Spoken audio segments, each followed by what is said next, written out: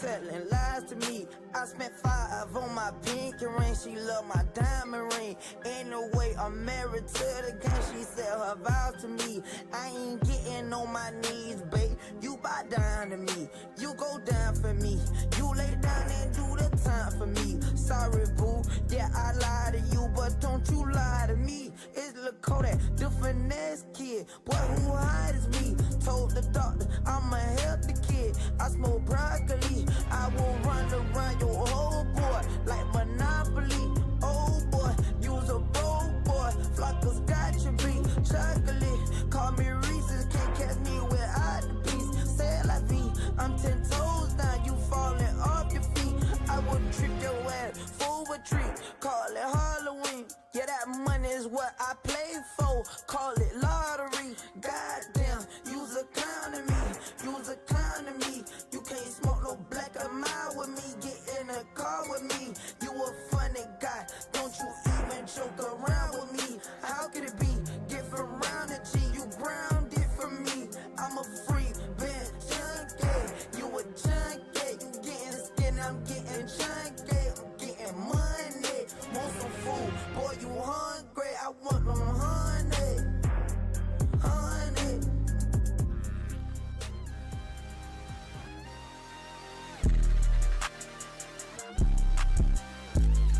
I can't see a damn thing if it ain't guap. I can't see a damn thing if it ain't guap. Yeah, they like Stevie, they can't see me, they won't beat me. I'm in that guinea, look like zucchini. Wanna feed you, and they need me. She won't please me, cause she need me. Her like me, they like mine. Her like me, they like mine. Her like me, they like mine. Her like me, they like mine. We shoot at helicopters, monsters. We pull up with sticks and hella choppers. We don't fuck with niggas, they the cops. I put my heart and soul into the Glock.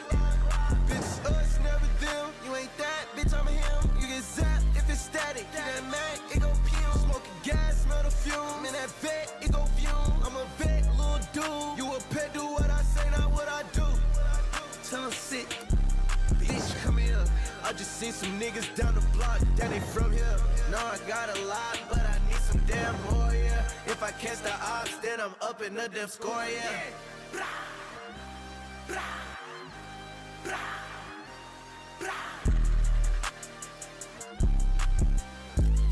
I can't see a damn thing if it ain't guap. I can't see a damn thing if it ain't guap. Yeah, they like Stevie, they can't see me, they won't beat me. I'm in that guinea, look like zucchini. Wanna feed you, and they need me. She won't please me, cause she need me. Her like me, they like mine. Her like me, she like mine. Her like me, she like mine. Her like me, she like mine. No doubt.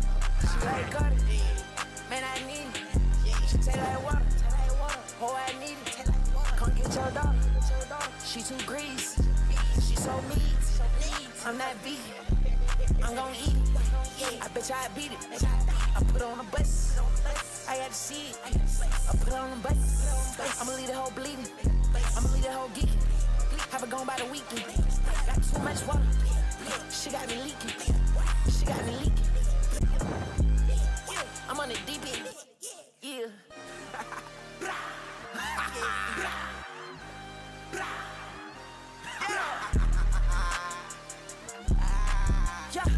I can't see a damn thing if it ain't guap. I can't see a damn thing if it ain't guap. Yeah, they like Stevie, they can't see me, they won't beat me. I'm in that guinea, look like zucchini. Wanna feed you, and they need me. She won't please me, cause she need me. Her like me, they like mine. Her like me, they like mine. Her like me, they like mine. Her like me. Zany boss, suicide door, brand new bag. College girls, give a nigga head in my raps. Rockstar life, so much money, I'll make you laugh. Hey, the bitch bitches they hate, and you can't miss what you never had. Hey, hey, off the juice, coding got me tripping. Cut the coupe, walker roof is missing. Ice, lemonade, my neck was tripping. Ice, lemonade, my neck was tripping. Addy boys got some 60s in my bag. Lips sealed, ain't pillow talking on no rag. In my earlobe, got 2 carats, VVS. Got a penthouse near Rodeo, out for stress. All this money, when I grew up, I had nothing. Filled with backstabbing, my whole life is disgusting. Can't believe it, gotta thank God that I'm living comfortably. Getting checks, I don't believe, but she say she done with me. Burn some bridges and I let the fire light the way. Kicking my feet up, left the PJs on a PJ. Yeah, I'm a big dog and I walk around with no leash. I got water on me, yeah, everything on Fiji. Zany boss, suicide door, brand new bag. College girls, give a nigga head in my raps. Rockstar life, so much money, I'll make you laugh. Hey, the bitch they hate, and you can't miss what you never had. Hey, hey, off the juice, coding got me tripping. Cut the coupe, walker roof is missing. Ice, lemonade, my neck was tripping. Ice, lemonade, my neck was tripping. A rockstar, pack up doors, tipping walls, hey. Add up raw, finish dogs, and niggas balls, hey. I was 15, I took codeine with my dog, hey. Did a Percocet, put methazine, I feel nauseous. Put up a stick and I hop on a plane, still in my wall, wait. Shit is so risky, I gotta be gifted. He blessed me with fortune and fame. I remember from 50, I couldn't go back empty. I knew I was stuck to the game. Loyal and I never change. I'm never gonna go against the grain. I'm never gonna be the one turn on my brother when police just gotta detain. I won't ever love a bitch more than my mother, and that's on my government name. I can't be no sucker, ain't hating on no one. I wish everybody get paid, cause we can't up every day. Getting hot talent in the grave. Zany boss, suicide door, brand new bag. College girls, give a nigga head in my raps. Rockstar life, so much money, I'll make you laugh. Hey, the bitch they hate, and you can't miss what you never had. Hey, hey, off the juice, coding got me tripping. Cut the coupe, walker roof is missing. Ice, lemonade, my neck was tripping. Ice, lemonade, my neck was tripping. Rose gold seat on a fucking helicopter, double C, no Chanel, cause she's bad, bad, bad. Ride it, Kawasaki, I can cup you a new Rari, let you ride it, now you're rap, and you're bad, bad, bad. No plan, no Atari, I won't play with you for nothing, I can eat you like hibachi, cause you bad, bad, bad. I just took the doors, all the guinea, now I'm riding, and I'm sliding in the sideways, now she call me her zaddy. Rich nigga, shit, I bought my daddy a new paddock, got a model, got a ticket, got a BM, got a stallion, got a $1 billion corporation for Kazani, I got millions to go get in a couple bitches to, yeah. You my dog till we dead, not a question, but I can't fuck with you like I want, cause you ready, got $1 million in the wall, in the bed, and got it stepped on, got it hard, got it cracking on her. $500,000, I just did a warm up for $500,000. I can buy the building, I can rent this shit out and save it for the children. I can debt this shit out and give it to the villains. Somewhere they can hide when they do some killing. All of the rides got grenade ceilings. Loaded with a ride, cost a cool $1 million. Rose gold seat on a fucking helicopter, double C, no Chanel, cause she's bad, bad, bad. Ride it, Kawasaki, I can cup you a new Rari, let you ride it, now you're rap, and you're bad, bad, bad. No plan, no Atari, I won't play with you for nothing, I can eat you like hibachi, cause you bad, bad, bad. I just took the doors, all the guinea, now I'm riding, and I'm sliding in the sideways, now she call me her zaddy. Paper tag, peanut butter seats, I'm riding. I be in the 4-4 with slime, we tied it. Different color deals on my feet, I couldn't decide with. Never talked about it, she done made us up my side, bitch. Trash bag gang, I can put that on the line. Street shows me, I ain't never had to sign up. They be hitting bitches in the group, I make them line up. Beat, beat, beat, that's me, nigga, get back. Real dope boy, don't know how to work a cash out. How many you got? I send a law, me to cash out. I be sipping lean by the P till I pass out. Went to sleep apartments, woke up in the paradise. Niggas still in drip, but it don't matter, they don't wear it right. They don't even speak, but I can see I got them terrified. Double R truck come through, shit on everybody. Bad, bad bitch, good head, hit her every night. Rose gold seat on a fucking helicopter, double C, no Chanel, cause she's bad, bad, bad. Ride it, Kawasaki, I can cup you a new Rari, let you ride it, now you're rap, and you're bad, bad, bad. No plan, no Atari, I won't play with you for nothing, I can eat you like hibachi, cause you bad, bad, bad. I just took the doors, all the guinea, now I'm riding, and I'm sliding in the sideways, now she call me her zaddy.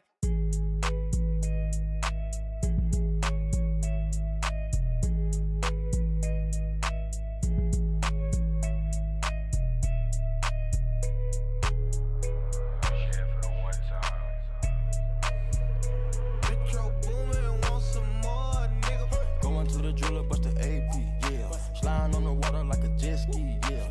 I'm tryna fuck you and your bestie, yeah.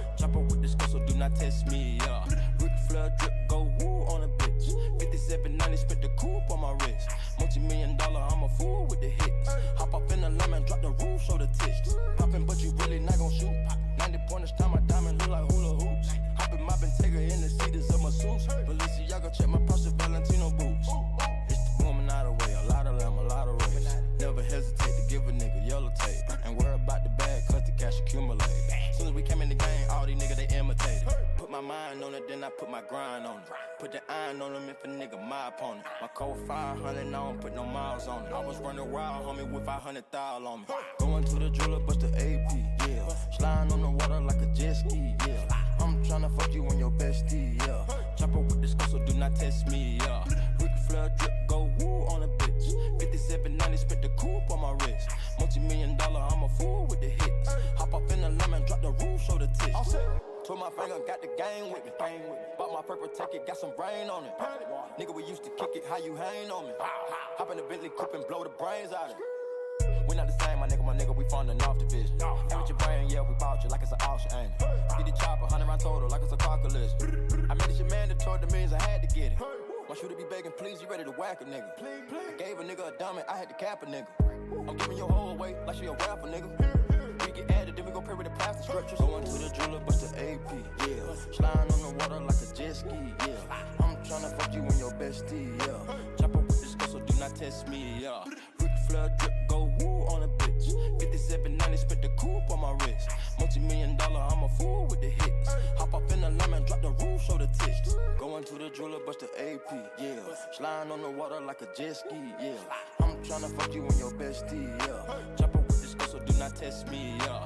Ric Flair drip, go woo on a bitch. 5790, spent the coupe on my wrist.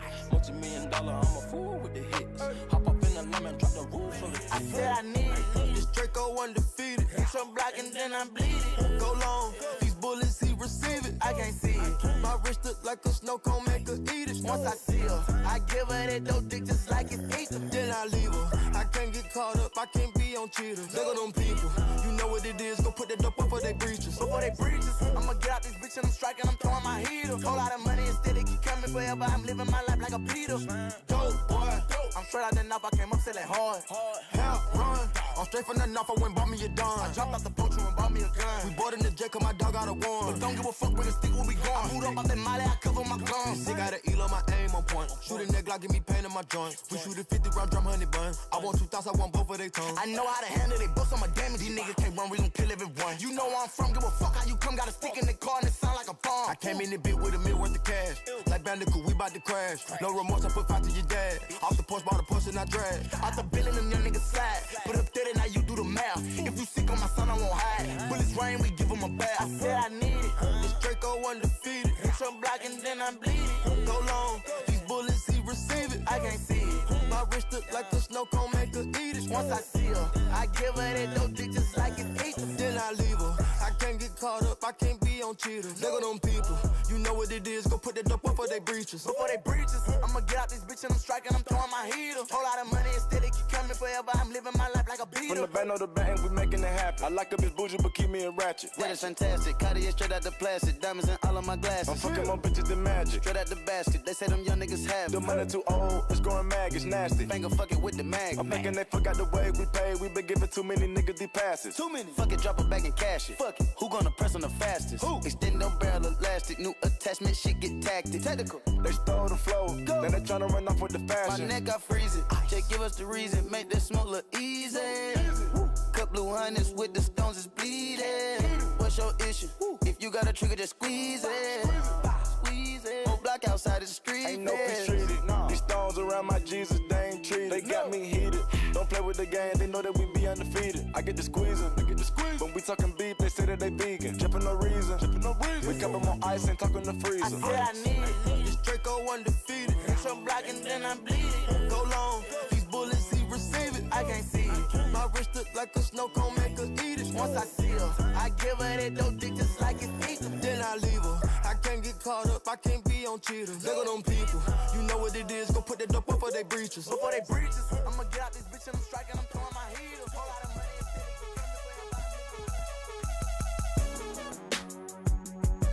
Gotta find my joint up on this bitch. I miss you. Few times. Yeah. Sticking to the code, all these hoes for the street. I put it in her nose, it's gon' make her pussy leak. Pussy niggas told ain't gon' wake up at they sleep. You can't hear that switch, but you can hear them niggas scream. All my hoes do shrooms, nigga, all my hoes do coke. 20 carat ring, I put my fingers down her throat. If I lose a carat, she might choke. I know she gon' swallow, she'll go.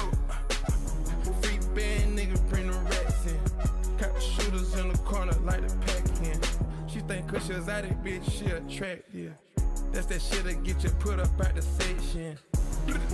And the model still the same. Ball like I won a championship game. You know these hoes hungry, they gon' fuck for a name. I put her on the game, she get fucked for a chain. Got your girl in this bitch, she twirling on the dick.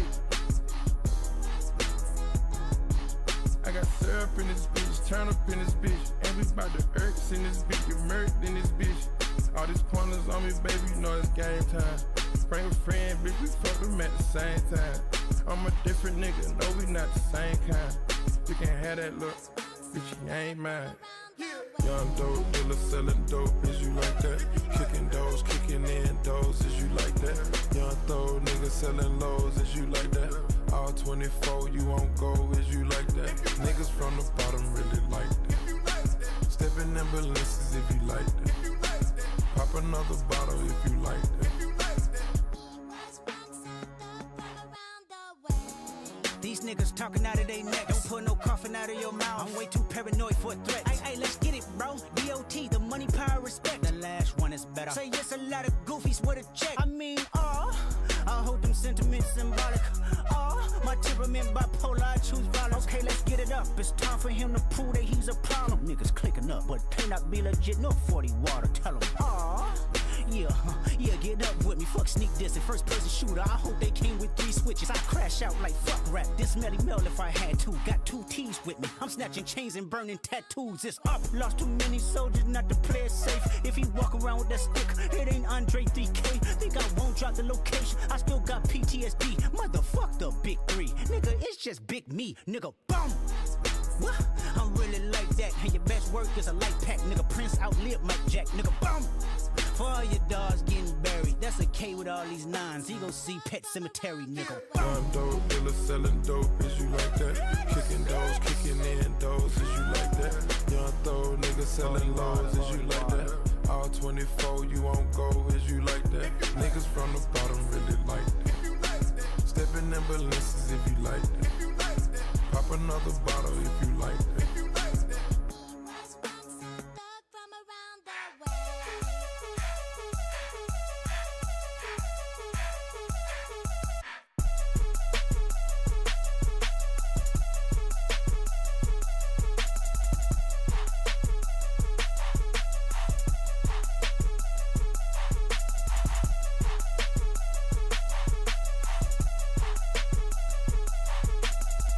Dope dealer selling dope, is you like that?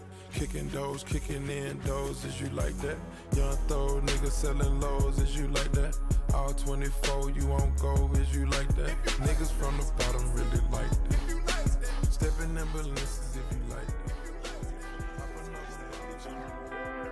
Riding on Lily Court, extra little court, right? RP Coke, right? RP 24. I can make cool 50 can, less 24 out. Rhyme with the pack through Tennessee mountains. 50 and salts and at least 3 rounds. I'm thumping through it, I don't need no counter. Had to recess, potato, bit my neck, I'm a genre. I got oil, I got him, I got wax, I got flour. Burn on pre-roll, go Pluto. Drippin' real hard when I'm hopping that Tudo. I just made a socket that plug named Hugo. 30 laptops on my motherfucking condo. White collar got a nigga bond like Lonzo. These nigga overrated like Joe Flacco. Feeling like Jim Jones, nigga, I'm a capo. I'm flip roll, I'm feeling like Pop Smoke. Banana cream cake and motherfucking hill rap. Falling like smell, then the pack get sent back. Falling like an image, I push nigga shit back. Make a hand so I listen in the bank, big fast. Make a hand so I listen in the screen, big fast. All shit talk, fin, getting nigga kidnapped. Just nigga got nigga fin, gon' live dog. I'm empty out the magazine when I'm pissed off. I'm on that wedding pie, it got me geek. My bitch said it twice and then she went to sleep. I drop butt on the clock with the perfect technique. I'm in here from the real, I want grab a whole bleach. I ain't got time in the day, so my female be mad at me. And in that rest, I'm running up rapidly. She know I'm vicious, I'm fucking her savagely. She know I get rap, she know my mentality. Grew up in the trap, watch the cover, yeah, I'm on nigga. Pull up in the Porsche, yeah, the pan on nigga. Yeah, pull up in the Dodge, yeah, the Ram on nigga. Anybody try, yeah, I'ma blam on niggas. On the headbang, got 50 them girl line. Turn late, sun to a 5-5 hairline. Always over dripping, I start my own color line. Got 2 jet dog, I die for both mine. I ain't never satisfied till money increase. Fuck the profile, too many inquiries. They be low key, hang, I can hear them whispering. All these bad get trained, you can see them glimmering. Had to make a U-turn, I just seen the road out. I ain't playing no game, I ain't spreading no out. It's full moon now, so I'm burning moon ride. Looking on scheme, why is he on TikTok? Right now, Lily Court, extra little court, right? RP Coke, right? RP 24. I can make cool 50 can, less 24 out.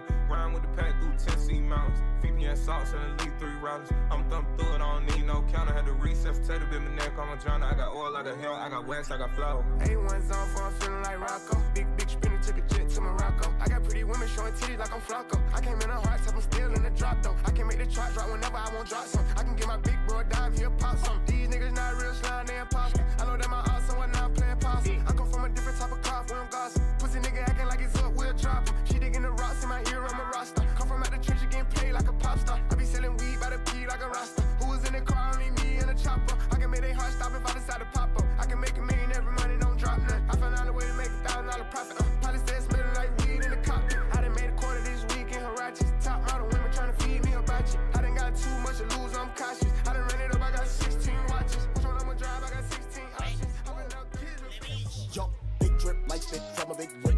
Fendi on my collar, I'm a real rich prick. Feel like some extra piece, shake 'em off my dick.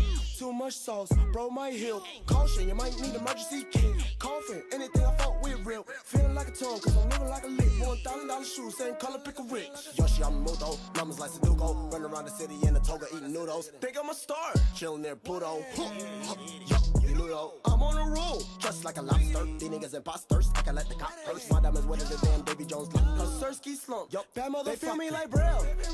She wet like a whale. I pull up they bail. Well, they wishing me well. I don't go with 12, cause that is an L. L. Yeah, I'ma take your bitch out to Denny's. Trapping like I'm trapping in Benny. Ooh, be that bitch came from Old Kenny. My bitch same color as Henny. Or the same color as pennies. Spend that bitch like I'm her nanny. Pick up on a nigga like a fanny. I'm in a phantom like my name is Denny. Be long, cause a nigga green like CeeLo. I pop up with the pistol like a Chico. And that bitch bustin' like a freak. Test. Ooh, Miko, cost me El Cinco. Jury, it be wetter than a sinkhole. Thinking that I'm cute because the links hold. They feel me like Braille. She wet like a whale. I pull up they bail. Well, they wishing me well. I don't go with 12, cause that is an L. L. They feel me like Braille. She wet like a whale. I pull up they bail. Well, they wishing me well. I don't go with 12, cause that is an L. L. Another one. Huh? Packing the mail, it's gone. She like I smell cologne. Yeah. I just signed a deal, I'm on. Yeah. I go where I want, good. Play if you want, let's do it. I'm a young CEO, sure. Yeah. The first nigga play, I'ma body a nigga. I just check my balance, I probably pull up to your hood and come buy me a nigga. No cap. You know that your hoe told you that nigga crazy. Don't think that she lied to you, nigga. Bitch. Get caught with your hoe when I'm popping them both. Now they hot just like Bobby and Whitney. Say I'm the GOAT, act like I don't know. But fuck it, I'm obviously winning. Don't make me go hit the bank and take out 100 to show you our pockets is different. I'm out with your bitch and I only want knowledge. She got a little mileage, I'm chillin'. You disrespect me and I beat your ass up all in front of your partners and children. I'm the type that let nigga think that I'm broke until I pop out with $1 million. And take 20K and put that on your head and make one of your partners come kill you. Yeah. Say he fucking with me, then he gotta grow up. Cause this nigga gotta be killed. This shit here can't fit in my pocket. I got it like I hit the lottery, nigga. I slap the shit out of nigga. No talking, I don't like to argue with niggas. I don't. Ain't gonna be no more laughing. You see me whip out cause I'm gonna be the shot me a nigga. No cap. I don't follow no bitches on IG, but all of your bitches, they following nigga. And that little nigga ain't gonna shoot shit with that gun. He just pull it out in his pictures. Bitch. Huh? Packing the mail, it's gone. She like I smell cologne. Yeah. I just signed a deal, I'm on. Yeah. I go where I want, good. Play if you want, let's do it. I'm a young CEO, sure. Yeah. Huh? Packing the mail, it's gone. She like I smell cologne. Yeah. I just signed a deal, I'm on. Yeah. I go where I want, good. Play if you want, let's do it. I'm a young CEO, sure. Yeah. Talking about shit, I'ma pop that. Got like 32,000 in one of my pockets. The other one, that's where the Glock at. You little nigga wanna be in that gangster, man. Tell all these little niggas stop that. Beat and burn me a nigga in front of the store where your mammy and grandmama shop at. I opt out on a whole nother wave on these niggas. Let's see one of these little niggas top that. I would turn a nigga into a convertible. Push me a little nigga top back. Her boyfriend be hating and calling a groupie just cause she like all my music. She'll send me a text and to delete the message. She tryna find out it's confusing. I don't know what these niggas thinking about. Use the brain on your head for you lose it. I pull up after school and I teach her some shit. Tell you bro, I'm a motherfucking tutor. Remember I used to cheat off a pretty bitch test. All the teachers, they thought I was stupid. Was expecting the box to pull up on the truck, man, this nigga put up on a scooter. Fuck. Huh? Packing the mail, it's gone. She like I smell cologne. I just signed a deal, I'm on. Yeah. I go where I want, good. Play if you want, let's do it. I'm a young CEO, sure. Yeah. Huh? Packing the mail, it's gone. She like I smell cologne. I just signed a deal, I'm on. Yeah. I go where I want, good. Play if you want, let's do it. I'm a young CEO, DJ Khaled. Scratched $1 million off my checklist 3 years ago. At 2 zeros to the 1, I'm in a different mode. This my life, do what I want, I be with different hoes. You know the pick and roll, I picked her up and sent her home. I got rich out strong, we get them in and get them gone. You know Trappy just got out, ain't have to put them on. I'm here. We the ones who got the numbers to put the city on. It's the middle of the summer, I got a hoodie on. My demon time ain't nothing nice, I try not to wear nothing tight. I came up off of shooting dice, yeah. My little brother ain't living right, my sister them doing alright, my cousin them still serving life, yeah. Seen the robber digging, I seen the preacher get caught for cheating. I break the bank for one of my people. I said I'm the one, they didn't believe me. I show them the facts, now they all need me. I'ma get cake as long as I'm breathing. They making it hard, this shit really easy, yeah. I'ma turn up on a hater. Yo. I want the biggest watch they got, don't care if that shit hurt. If you hear that crackling, it's Nick's eating a treat. So, what's up, chat? What's good? And what's good, YouTube chat? Because YouTube chat's also here. Sound like Freddy Fazbear.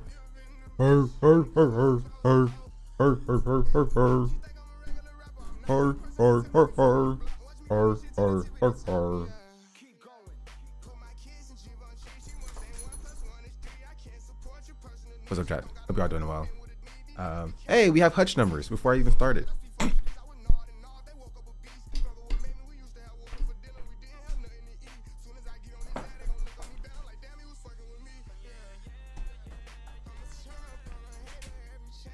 It's also so funny because like I had no beef with Hutch. Like he was stupid, but like I let him be stupid in peace, minding his own business.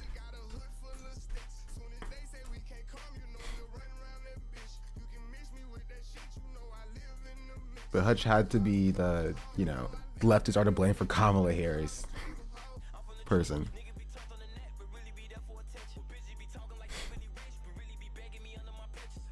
So. Don't save.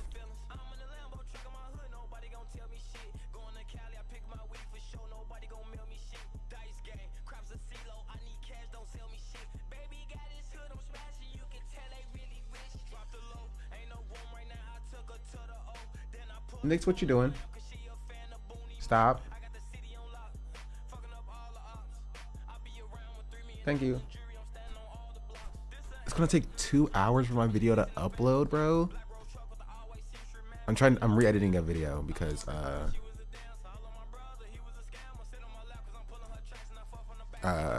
it was demonetized on upload.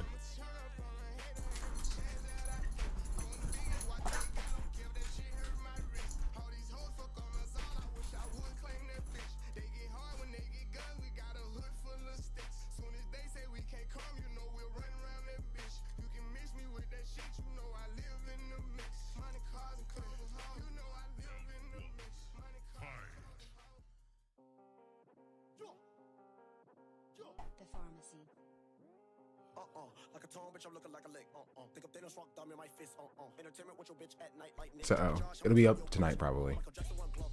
I'm just consistently wrong. It's kind of impressive because he doesn't believe anything. That's it. That's the answer.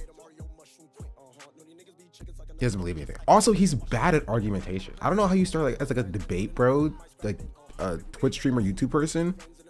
After, of course, you know, moving on from doing COD or whatever, and just do bad argumentation.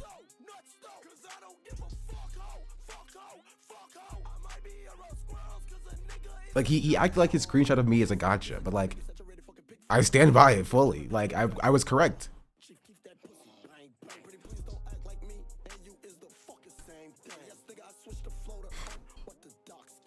You know?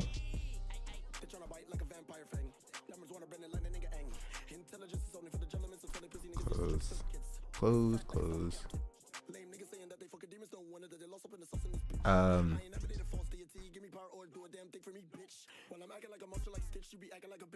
Where's my chatter now? It's closed. Open.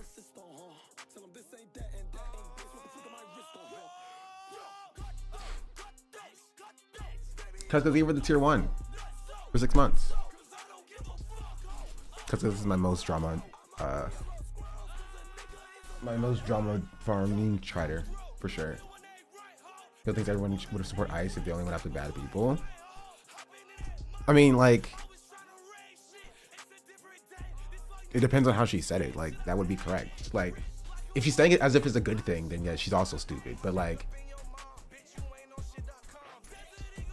she's not wrong if she means, she doesn't mean this, but if she means that, like, if ICE only went after like people who were perceived as bad or criminal, then it would be supported by both parties. It would be a uniparty decision, and it wouldn't actually be something that is actually you know, morally reprehensible to most people, right?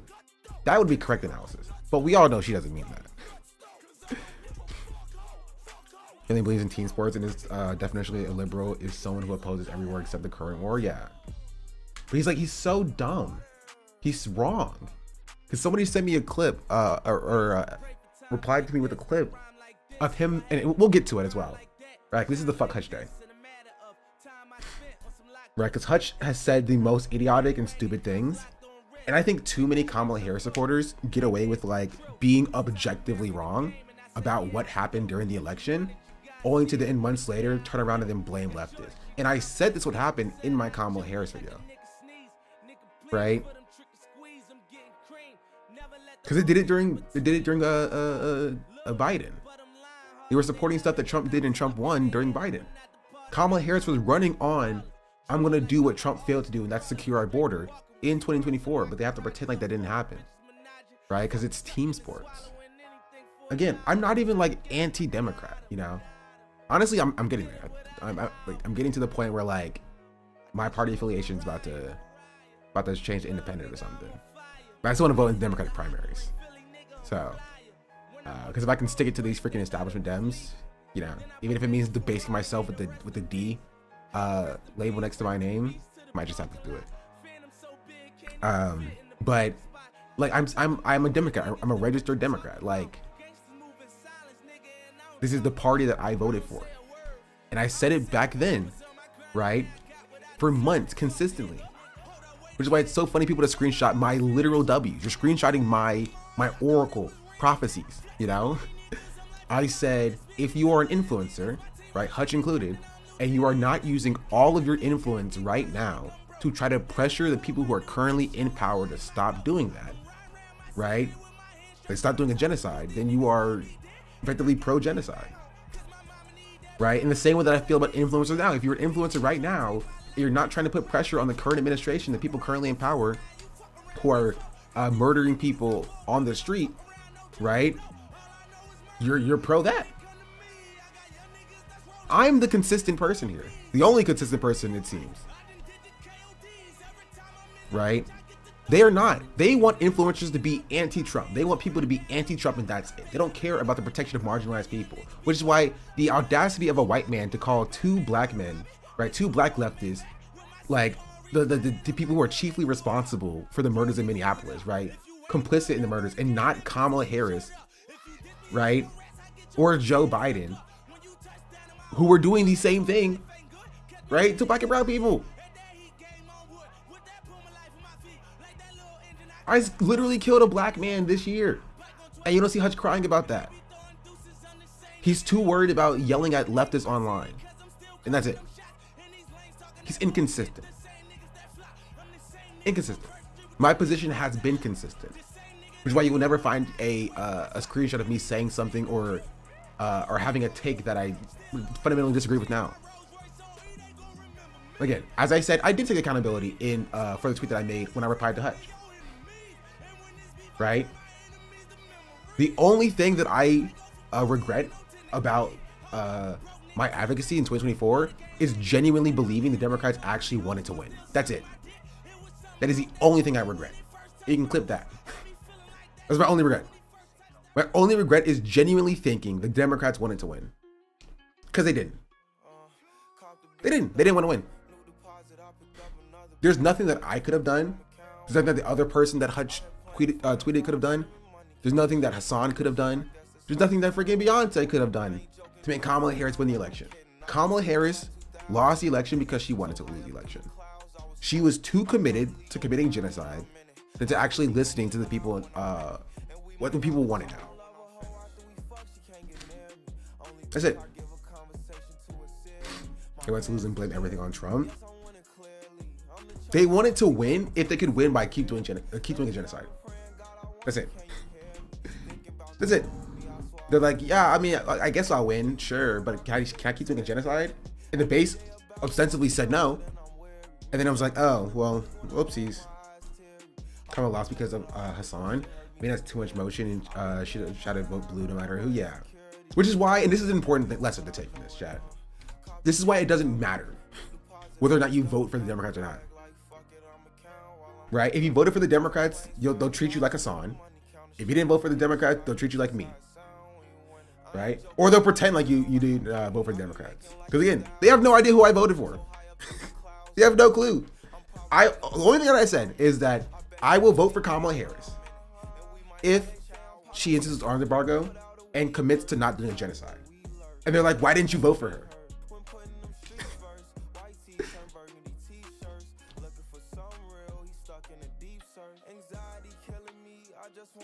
Right? I said this about Ole as well. Right? I know this. I was looking for a tweet that I made and I saw the Ole tweet again. But it was the same thing. Right? If every single person did what I did, we would be in a different state right now. How do you leverage your vote for anything? That's the only power you have. People like to say how powerful your vote is, but you can't even leverage that to get concessions. If you didn't, right, you're pro-genocide, fuck you. That's it. That's how I view it. If you didn't leverage your vote against Kamala Harris, if you didn't even try to attempt to hold them accountable, right, and hold your vote hostage to try to convince them, because that is, again, the only power you have against the Democrats. That's it. That is the only power you have. They don't listen to anything else except for your votes. They are politicians and they want to get elected. The only power you have is in your vote. And if you had the choice between withholding your vote until you got something, or just optically withholding your vote, right? I talked about this before, and I think Bad Banana tweeted at me at that point too. Let me see if I can find it.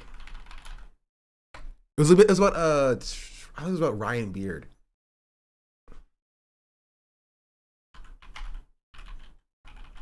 I've been consistent on this, and I will continue to be consistent on this.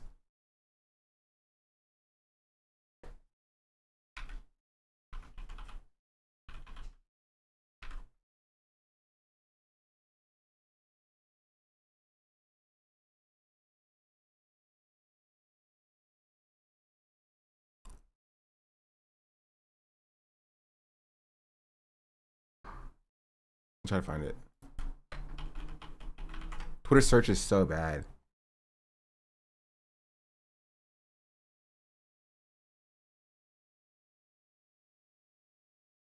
Oh my freaking goodness, hold on. Yeah, I have to check on my phone because Twitter search on my computer is so bad. Also, I don't know if Twitter's not indexing anymore. I don't know if Twitter's not indexing any more freaking tweets on Google search. Let's see.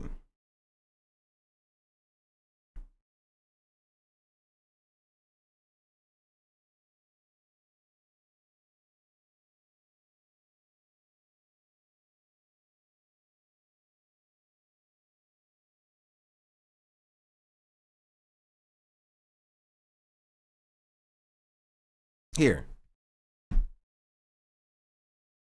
Because if you want to show my old tweets, show my old tweets.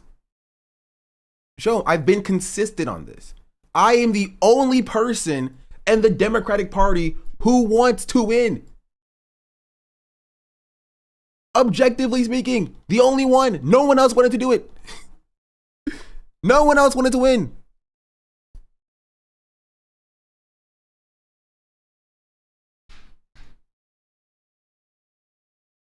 I have been consistent on this. And I was objectively correct, right? Objectively correct. What is wrong with you, doggy? What? What?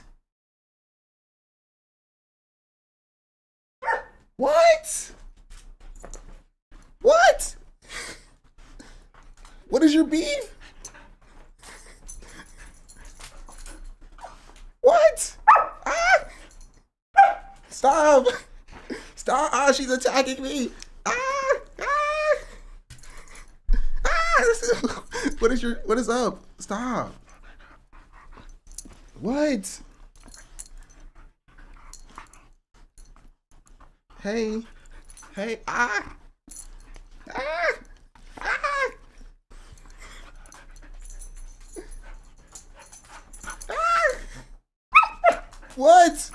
Why does she keep yelling at me? Why do you keep yelling at me, doggy? I fed you. You need more water? All right.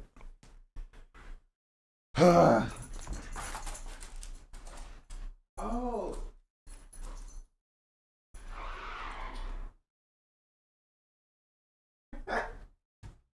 I closed the door. She needed to go outside. I thought I opened it. Sorry, doggy. Good job. I guess she really had to use the bathroom.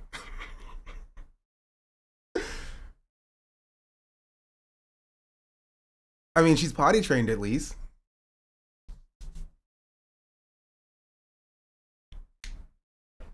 I would rather her do what she just did instead of peeing and pooping in the house. So.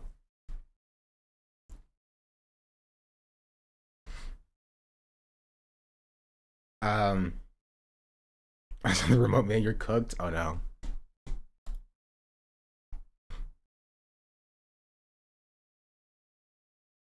I already told you, use the collar button just in emergencies. She said, open it now or I pee on the bed. You are totally correct. She did threaten that. That's why she went up there and she sat down. She's like, if you don't let me out right now, I will pee on the bed and I won't feel bad about it. Come in and say, Hutch? Yes. But Hutch indeed.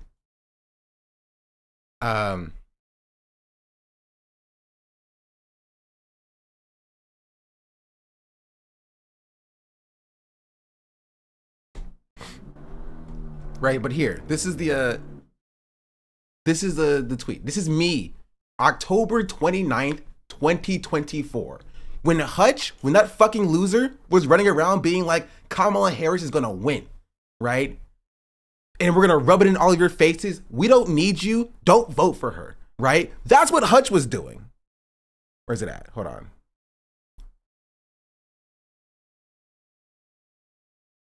That's what Hutch was doing.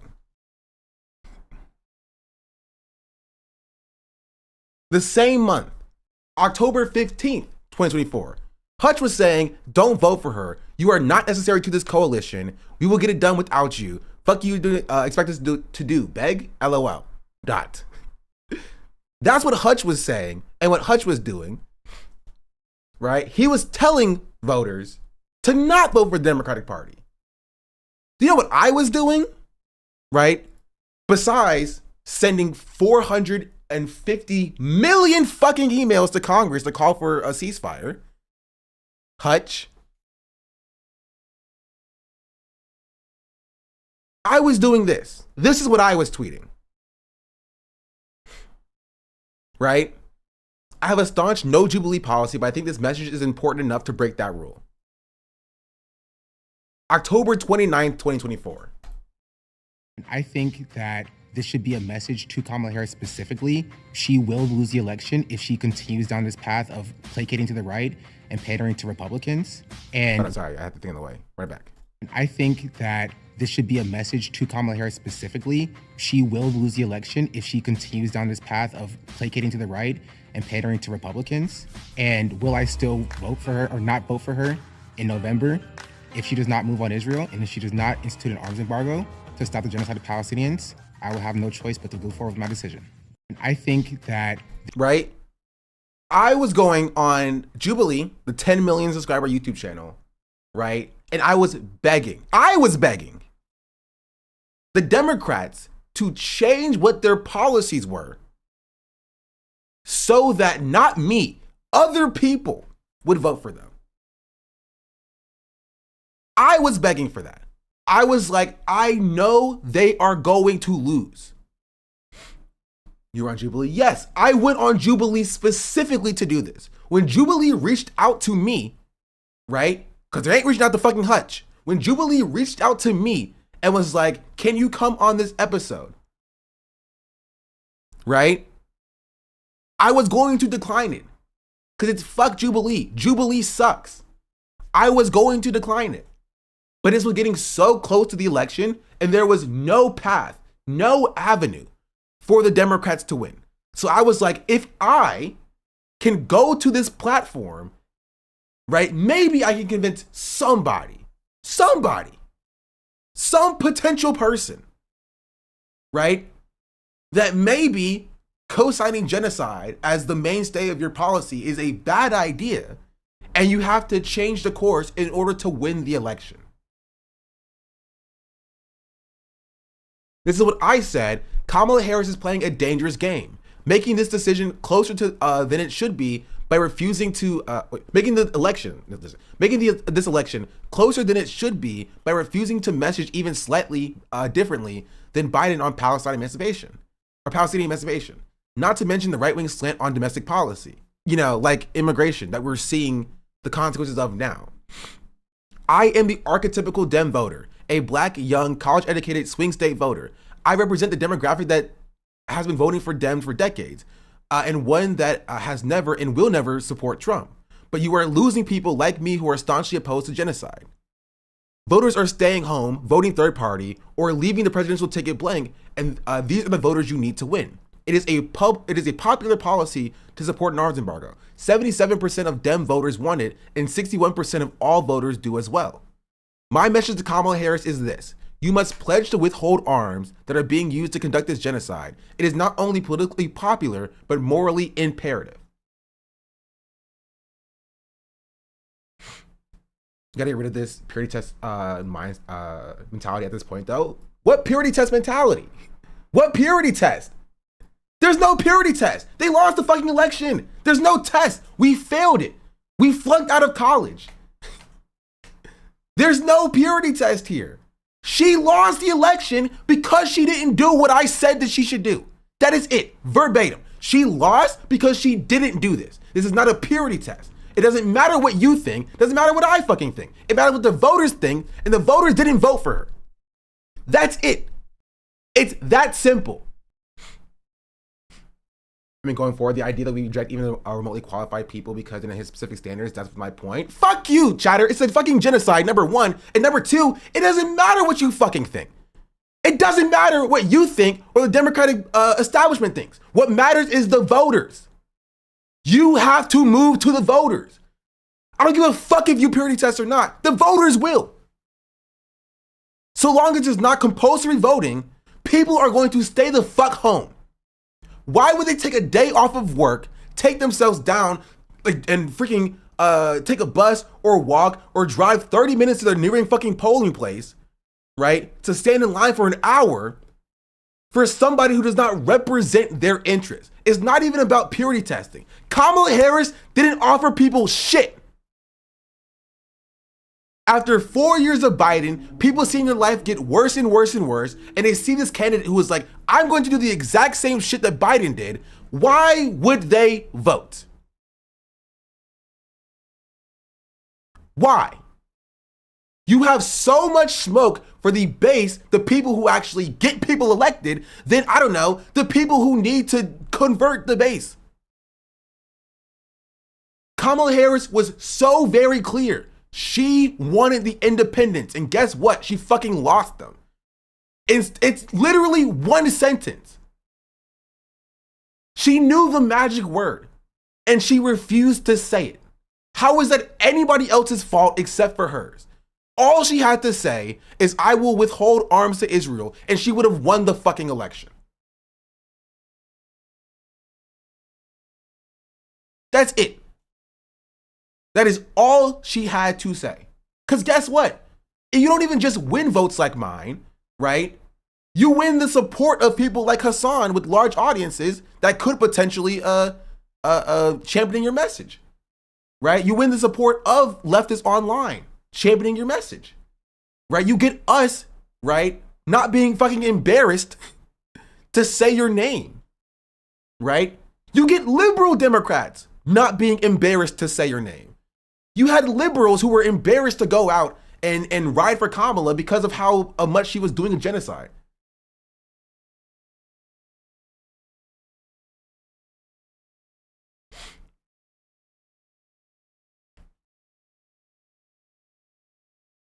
Every single person who didn't do this is complicit in her loss. If you were an influencer, right? And here, I said it. I'm consistent about this. Hold on, let me see. I have another tweet about it too. I have to pull up my phone to search for it.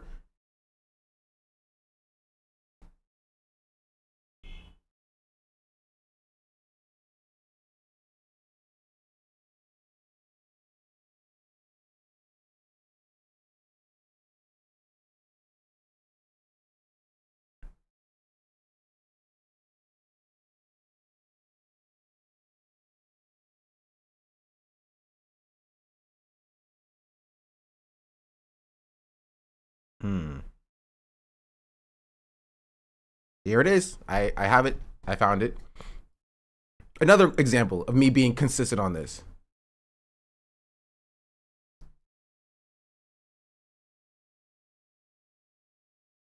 Right? This is what I said last year, February 5th. I said, any creator for Kamala that refused to use that DNC access to speak up for Palestinian liberation can fuck right off. Y'all have the opportunity to use your press access to and such a cool opportunity than actually speak to power. If you all joined the uncommitted movement and used that access to protest, then maybe Kamala would have pledged to safeguard Palestinian lives and we wouldn't be here in the first place, right? Or maybe it's this tweet.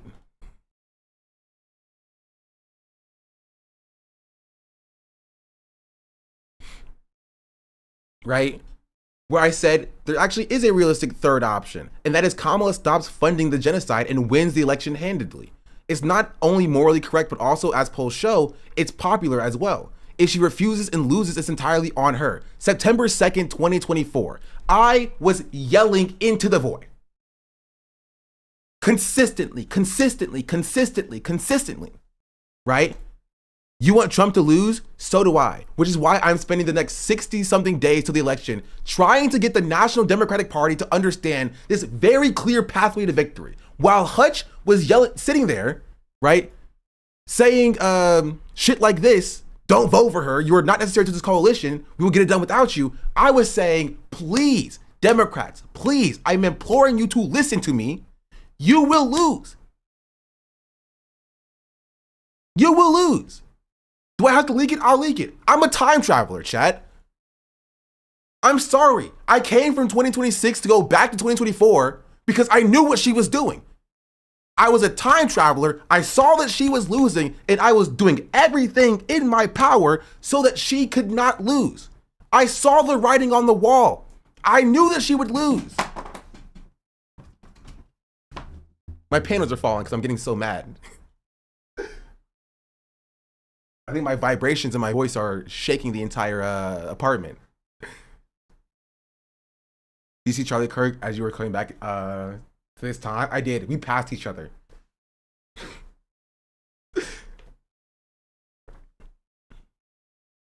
But that's it. That's it. Right? And this is the craziest thing. The craziest thing about the Hutch situation is that Hutch literally co-signed what I said.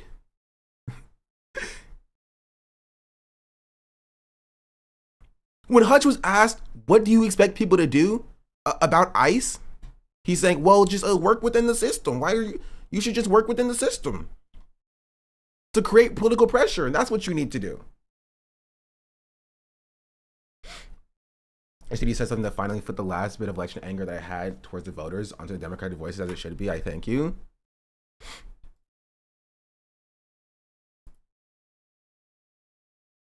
This is what Hutch said about ICE. we're talking about political violence and kind of strategic tactical things. And I know you've already said you don't want anything to do with the anarchist side. That's fine. They probably don't want anything to do with you. They don't. So it's probably a mutual feeling. Yeah. So we're good on that front. So let's say you, Hutch, using your platform, you're spending all your energy for the next couple of years mobilizing, you're going out, you're getting the normies, you're helping with that. Would you be opposed to an anarchist doing a very strategic and targeted tactic to divert, like say they did a choke point on like an ice station, or they diverted energy or did something to really target something in a specific manner? Would, even if you don't avow it, would that be too far for you if it was strategic and targeted? I would in that instance, I would not support that, because okay, what are you going to do? You're going to create a choke point for what, like a couple hours? Like, they will come in and push you out, and it will ultimately be unsuccessful. And so again, it just, when you confront that reality of like, this is just not going to work. Like if we try to physically engage with the state in this way, we're just not going to be successful. And so what are the risks? Jail time, felonies, and then what are the benefits? Literally none. And so then you have to go to, okay, well, what can we do? And then you get to this very practical answer of like working within the institutions, working within the system itself to create political pressure. He said to work within the system itself to create political pressure. What do you call what I was doing here? I wasn't telling people not to vote. I wasn't saying never vote for the Democratic Party ever, right? What I was saying is that I will give my heart and soul. Hey, come here. Come here. Come here. Come here, girlie. Sure, I guess. She just took a straw from my bag. She can have it, I guess. Right? But I spent the entirety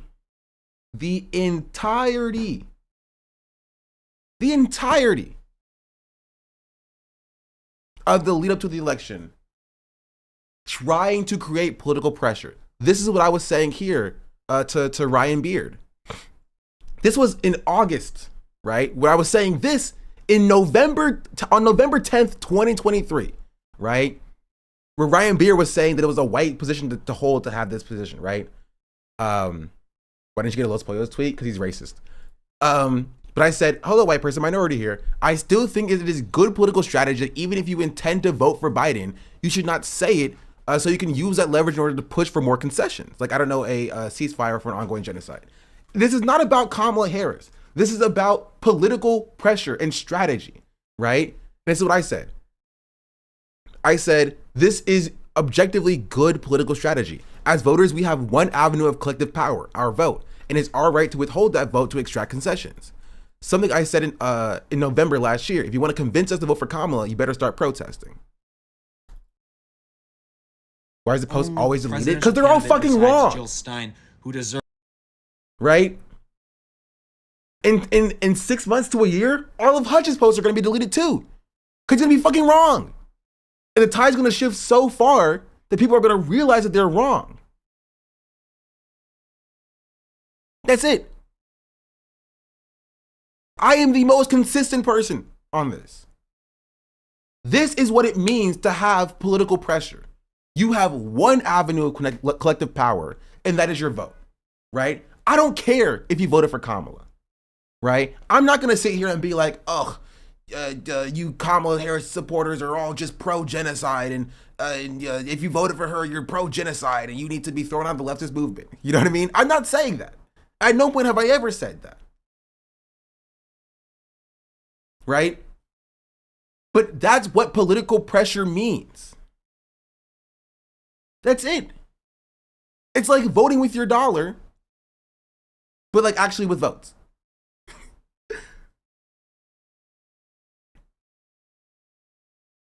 And I shouldn't have to explain this basic concept in civics to you, but if a candidate really wants to win and a lot of their base is not for something, they will change that position. It's literally that simple. It's literally that simple. I know my camera is freaking, it moved yesterday. But it's that simple. If Kamala Harris realized that like the entirety of the their base, all of it, 100% of her base was like, we're not voting for you, right? If you support genocide, and she still did it then, it would be entirely her fault, right? And I think you would realize that. But no, it's just, I think it's purely coming from people wish casting, right? It purely comes from people wish casting, and they're hope pilled, and they're just like, well, maybe we could live in a different world, right? Maybe the world would be different, without acknowledging that I knew what was coming, right? You did it. You were totally fine letting her rip her hair out, essentially. You're letting her throw away the election, right? Because you couldn't see the writing on the wall.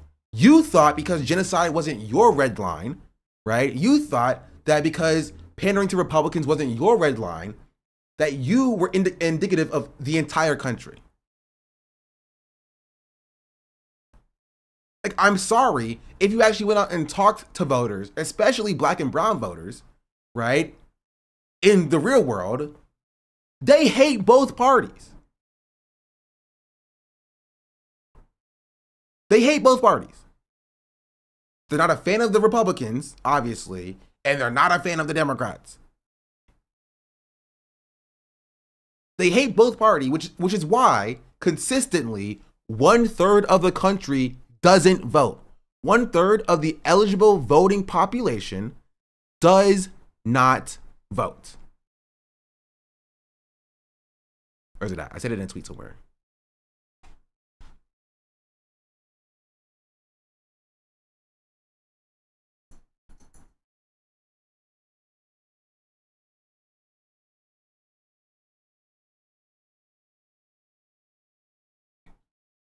I swear I said it in a tweet. Maybe it was a little bit earlier.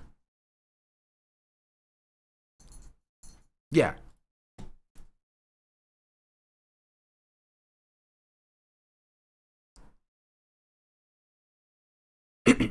Right? The person said, fuck you and the 90 million Americans who couldn't bring themselves to vote in 2024. And I said, 1/3 of the country never votes. Turnout has been a consistent problem that the Democrats have abandoned in 2024 in favor of courting independence. The question the Dems should be asking is why people didn't vote for them, and the Democrats' response to ICE so far lays it out clear, in my opinion. That's it. That is it. 1/3 of the country doesn't vote. They are jaded. They think nothing will change no matter what party they vote for, and they sit on the couch. Whether or not you believe that doesn't fucking matter. That is what the perception is from the voters. And you have to message to that perception. To the voters. Not to me, not to you. To the average American voter, right? What are you doing? Stop. To the average American voter, they see the two-party system and they see the government and they see something that doesn't work for them. There's a reason why Zohar Mamdani polls so far above in popularity when compared to any other Democrat, right? And that extends to AOC as well, and Bernie Sanders as well, right? Because they see them as outsiders who want to shake up the establishment. But establishment Dems and establishment Republicans are seen as both establishment. It's the Democrats' job to message to those people to be like, hey, I will be different. You may not think that I will be different, but I will be different.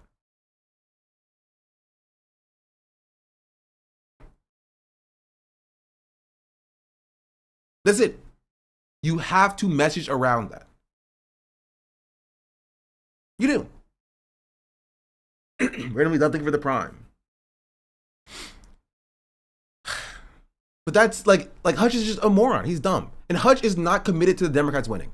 Hutch is committed to getting Democratic dollars, DNC dollars, hopefully, and dunking on leftists. That's it. That's all he does. That's all he does. He doesn't actually care about marginalized people. He doesn't. Guy literally told people not to vote, but telling leftists that they discourage people not to vote. Exactly. He literally told people not to vote. And I think that's what made him so mad. Because I quoted my tweet here, right? With this tweet, I said the political instincts of a fucking raccoon. Right? And this got him heated. Trust me. Then he started talking about like US aid being cut. He'd be like, you're like Mao and Stalin. You killed 14 million people with your own 2 bare hands. That's it. He started crying about how I am specifically at fault for US aid being cut, and that I love the fact that like 14 million people will starve, I guess. Like this got him heated. This got him mad. This is how you know that it works, right? This is how you know, right, that like you are correct.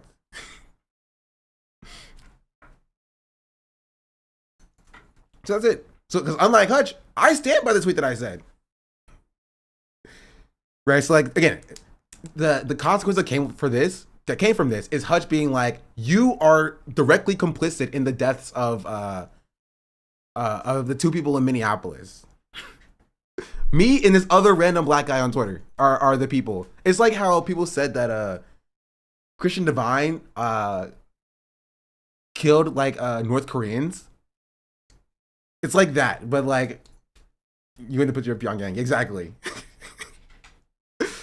Yeah, I am a part of ICE apparently. And I killed the people in Minneapolis. Hey yo. Chill out. Ew, that was gross. She just burped.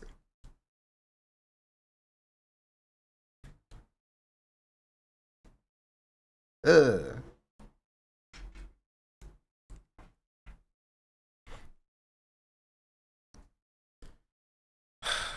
It's so frustrating. It's so frustrating. That's crazy and so loud. It was insanely loud. Yo, stop. Nixie. You can't sit here. You can sit on the bed though. Up. Up. Up. Come on. Up. Hey. Fine. Come here. Come on. You want to say hi to the chat? Ready? Oh, there you go. Hey, stop. Stop. Ah.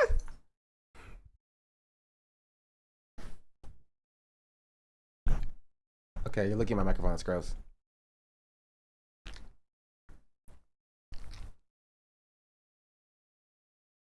Anything you want to say?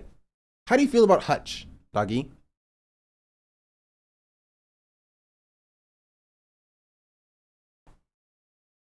All right, I feel the same way. How do you feel about the Kamala Harris? Oh, okay, no. Okay, can you sit down? Sit. Hey, sit. Sit. All right, I'm gonna put you down. You ready? Okay, she sat down finally.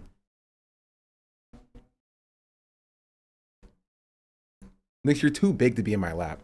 You're not a small dog anymore. You're not tiny anymore. I know. Stop. Don't lick my face, please. I saw you put your tongue. It's gross. All right. Okay. Time to get down. Time to get down. Thank you. Come on. Good doggy. Boom. Because you're on this side.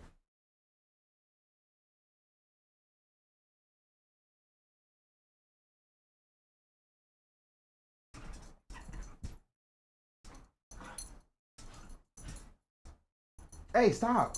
That's my blanket. Gosh, she's fully grown. Well, she has a few more months left. She was so funny in your last video. So let me check my upload. Dang, this upload's at 27%. Oh my freaking goodness.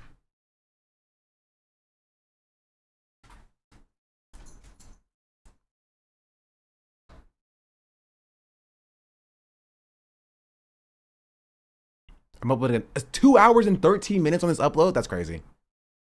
That is insane. How big is the file? Hold on. I have another video that is ready to upload, but it's the file is 11 gigabytes. How is it just an edited, cut down version of a VOD that is 1.4 gigabytes? How does it end up 11 gigabytes?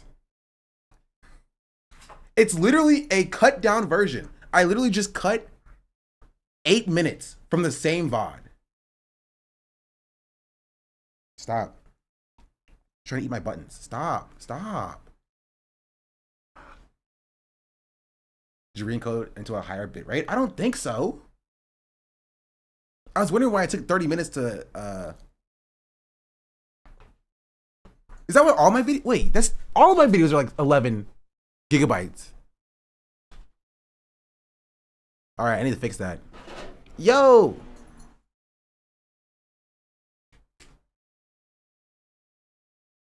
You can't get my legally undisclosed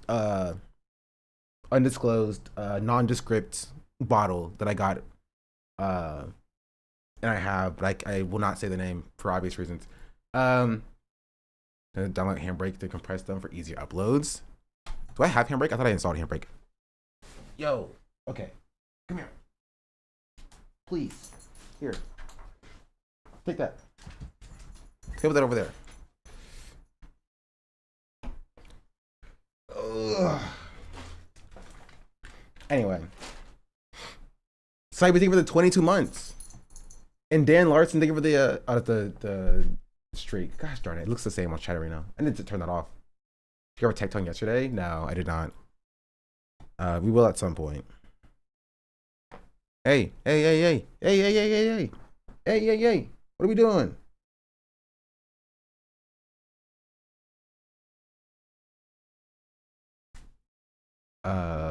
Highlights, subscriptions, whispers.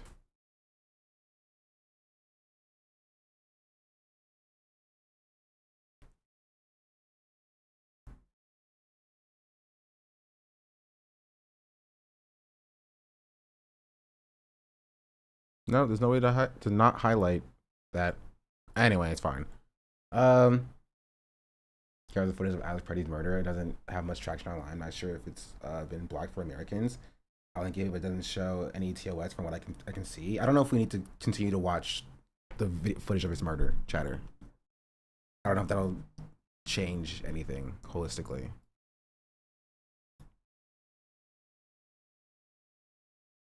I think we've seen it enough.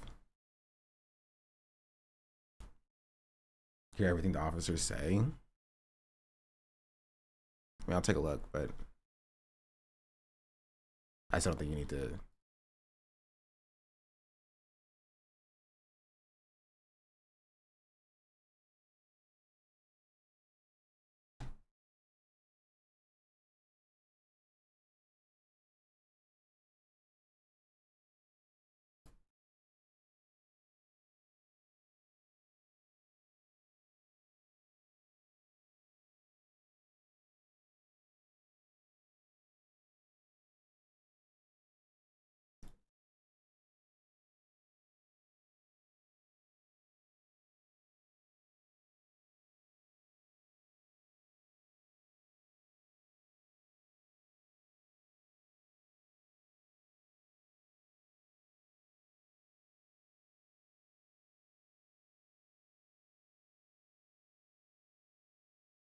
I mean, this doesn't really add much.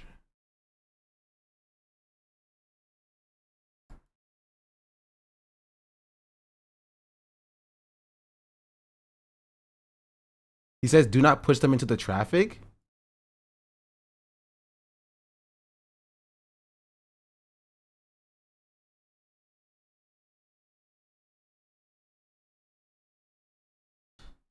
I don't know who he's talking to, though. I mean, I can show it. The second part to it. Yeah, it keeps on pushing people into traffic. It's odd.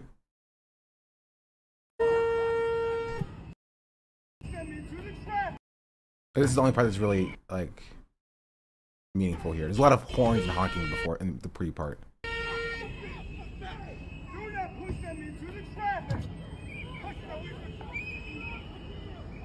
It says do not push them into the traffic, but I don't know who he's talking about. Or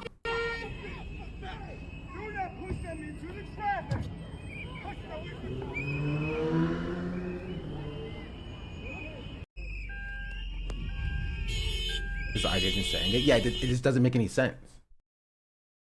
I didn't really know. I saw part 2 a few days ago. I just don't know. I just don't know necessarily know if it adds anything. You just like somebody just says, "Do not push them into the traffic," but like, you know.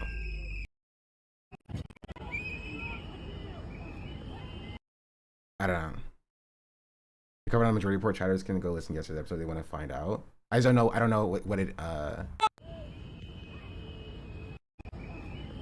don't know if it adds anything particularly new.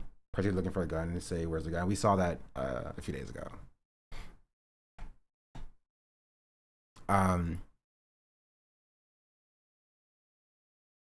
Here.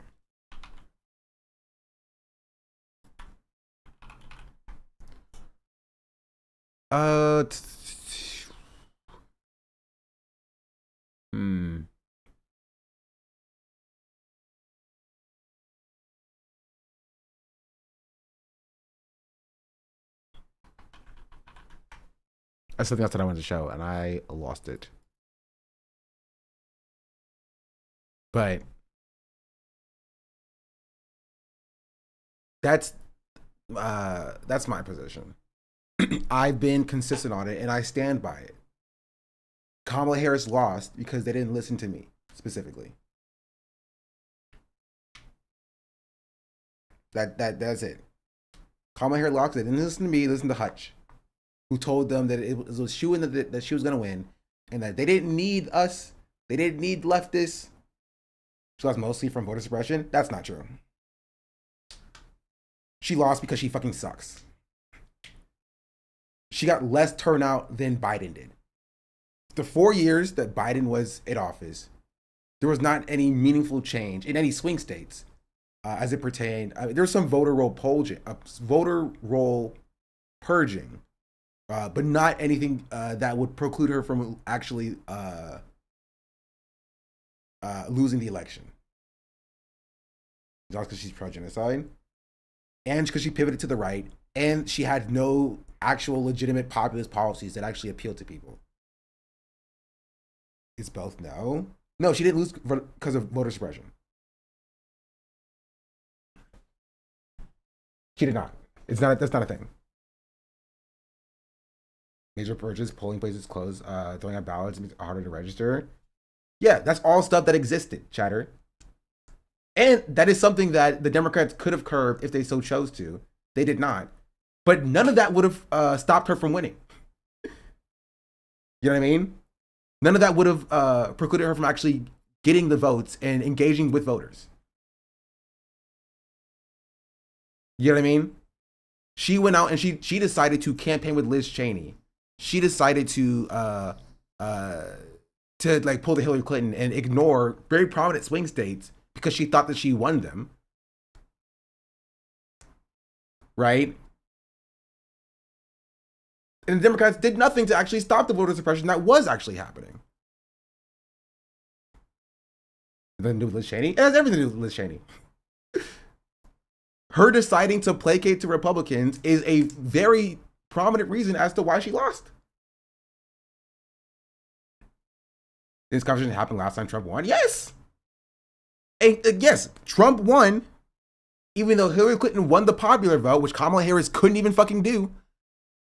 And the leftists, the actual leftists, were like, hey, this sucks. We should abolish the Electoral College. And do you know what the establishment Democrats said? They said no.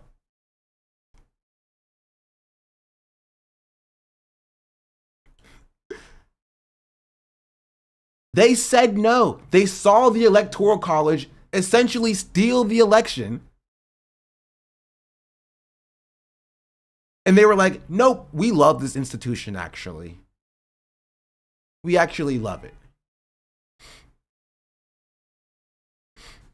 Why didn't the John Lewis Voting Rights Act pass? It doesn't matter. Genuinely, it doesn't matter. It doesn't matter. It is your job as an elected official to operate within the reality that you exist in. That's it. If you're claiming that nobody could have won the election, then why is anybody to blame? Why don't we just lie down and die?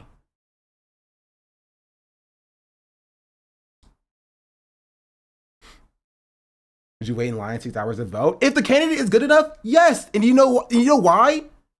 People did it for Biden, chatter. What you're describing is not something that is like, what I'm describing is not something that is insane. It shouldn't happen, but people did it for Biden. Biden had record voter turnout. Kamala had record non-voter, not unvoter turnout, like no turnout. You voted by mail for Biden, the option was removed? No, it wasn't. Vote by mail still exists. You can request an absentee ballot. It is a thing that exists. People also went out to vote for Biden as well.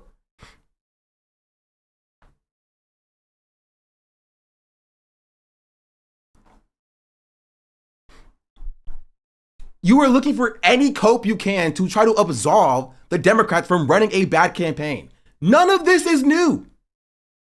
None of this is new. The Democrats know this.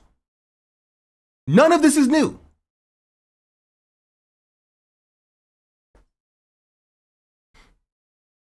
Right? We came out 4 years of Biden, right?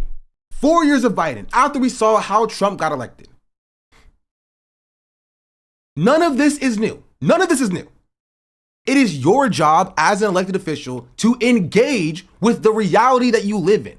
What you're saying, chatter, is nobody could have won, so fuck it. Throw your hands up because there's nothing you could have done.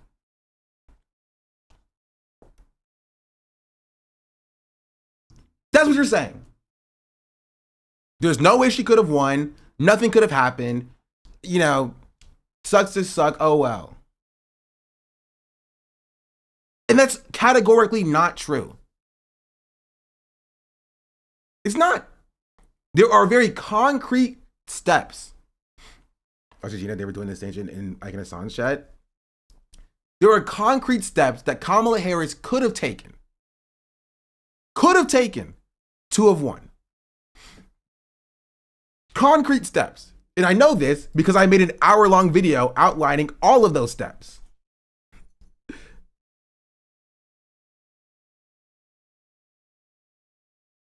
Scroll. How the Democrats fumbled the 2024 election. Going to do is spend a lot of time. Such an issue that it needs to be standard to separate from Joe Biden.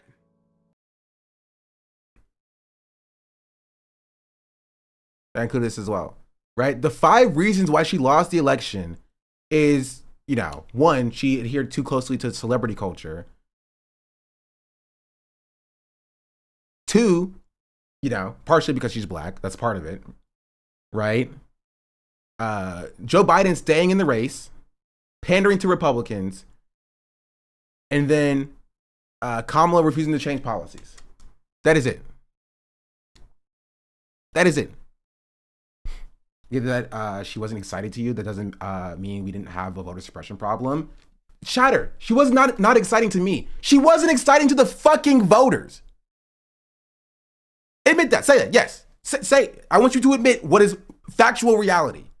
Voters did not vote for her.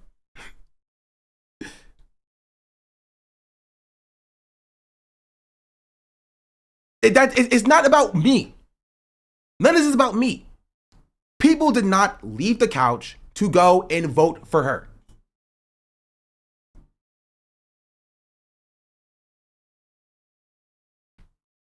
And even if I were to give you the voter suppression problem, whose job do you think it is to fix that? I don't know, maybe the people with fucking power? Again, the Democrats refused to abolish the Electoral College. Not that it would have helped. You waited in line to vote for her in Texas? Not enough people, chatter. That's the problem. Not enough people. If you had to wait in line to vote, which people did have to wait in line to vote, wouldn't it make sense that people would wait longer if the candidate was more exciting to them, spoke to their issues, and was not, I don't know, defending a genocide? We're talking about the meaningful actions, the meaningful steps that she could have taken to win the election, or to win the election. Remember when Mama wouldn't even talk to the uncommitted movement at all outside the DNC? Yes. Remember when they kicked out Hassan for just, talking to the uncommitted movement? Remember when there was no Palestinian speaker or trans speaker at the DNC, but she let a freaking sheriff talk about why the border is so bad?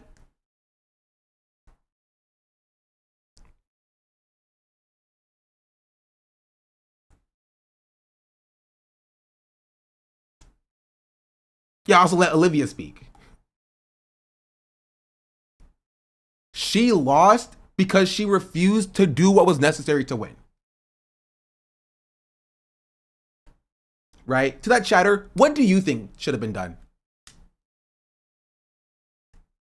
Right? Kamala becomes a nominee. Oh, sucks to suck. There's nothing we can do because voter suppression will make her not win.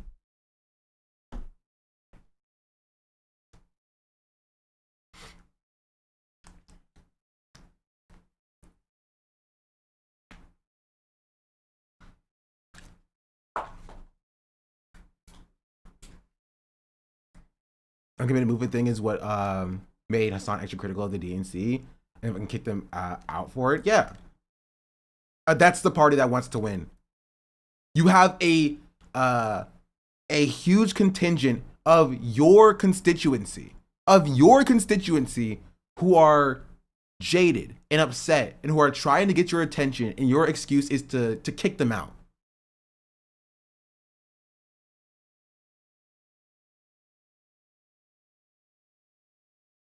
And we're still trying to pretend like Kamala wanted to win the election.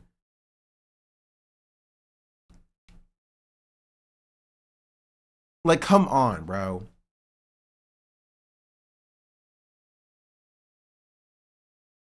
Come on, bro.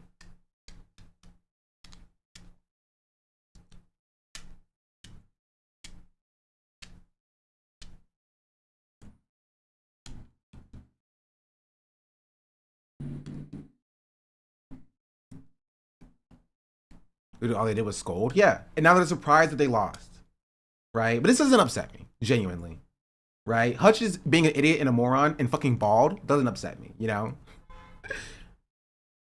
Because all I know is that come, 2028, 2032, and every year after, so long as the Democrats don't change, they will continue to lose.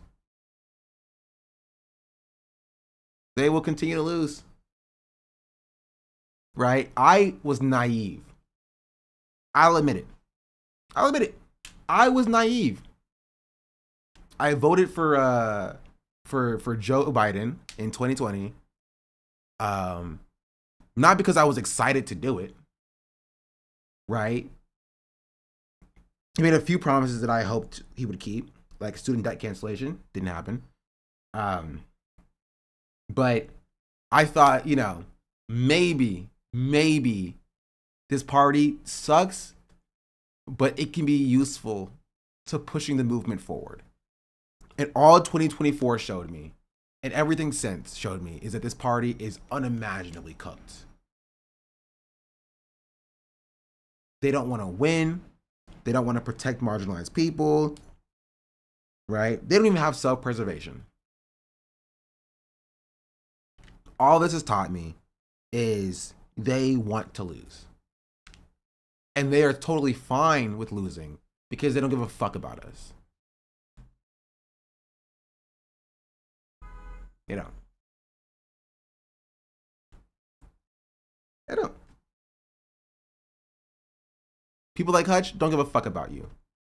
Or me. Or any of us. Right? All they care about is their own fucking bag. Right? If they're even getting that. And if not, their own moral posture. They don't care about winning. They care about, chastising people on the left. that's it. That's it. So, and the point of the matter is, it's not even just me who feels like this. There are millions of people in this country who feel the same way. And so long as the Democrats keep failing, no matter how many K-hivers are yelling on Twitter, they will keep losing. And people will get more and more jaded.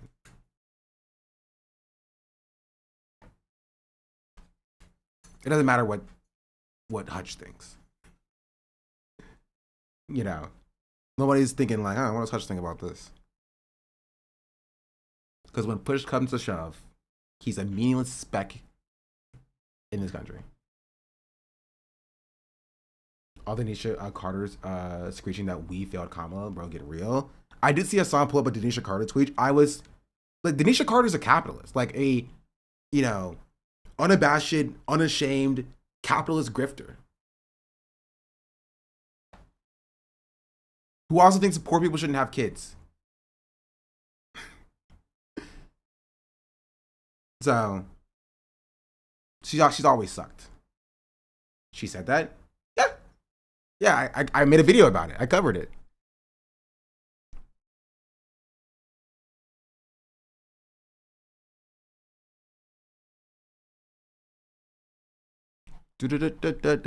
Bam. Bam. Failure.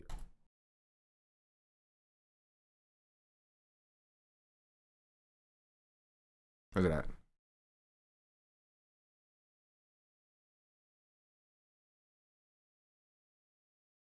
Oh. Yeah. Grew up in poverty, not a single one. Then she's gonna say, well, people don't have to be emotionally intelligent to have kids. Yes, you do, because if you don't, they'll end up traumatized. Hi, I grew up on government assistance with 7 siblings, and my parents couldn't feed themselves before they had us, and they still couldn't feed us when they had us. If you can't pay your bills, why would you have children? Well, you could still have a happy, healthy childhood. You can't have a happy childhood if you're hungry. Sorry, nobody wants to hear the truth. Eugenics this, eugenics that, babes. If you can't feed yourself, you can't feed your kids. So this really irks me. All right, so this is her co-signing the whole, like, you know, if you're poor, don't have kids thing. I talked about it consistently. Now it can quickly fall into and backslide into eugenics. Isn't that victim blaming? Yes, it is victim blaming. And also, this is a point that I didn't mention in this video because it didn't occur to me then. That in conjunction with like anti-abortion, like regulation being passed, is like, so what do you do if you just accidentally get pregnant and you can't get an abortion because you'll be jailed? You know what I mean? Like, we're not thinking about the totality of the situation holistically. Like, from a fascist, anti-natalist perspective, for the poor, that is eugenics. You argue for policies that make it more families can afford to have kids. Then, nah.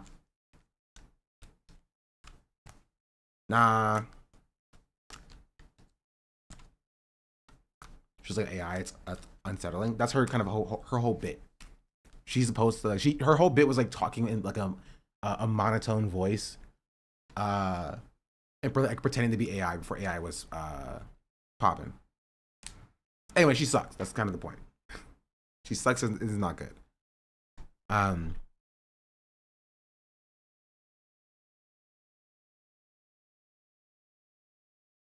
Right? Who is this? Oh, this is me. Because back in my old apartment. Oh, see, the panels are back, and so are the paintings. The paintings and the panels and the lights are back. Our camera quality got better though. Both of these videos have the same amount of young lady. Oh, that's Denisha Carter. Anyway, I also wanted to show this because this is the party that Hutch loves so much. Great energy. Sure, Alyssa Slotkin is one of the 7 Democrats to vote yes on Kirsty Noem's confirmation. This is the Democratic Party who's 0% to blame. So I think I made a tweet. I'm not buying premium. Stop it.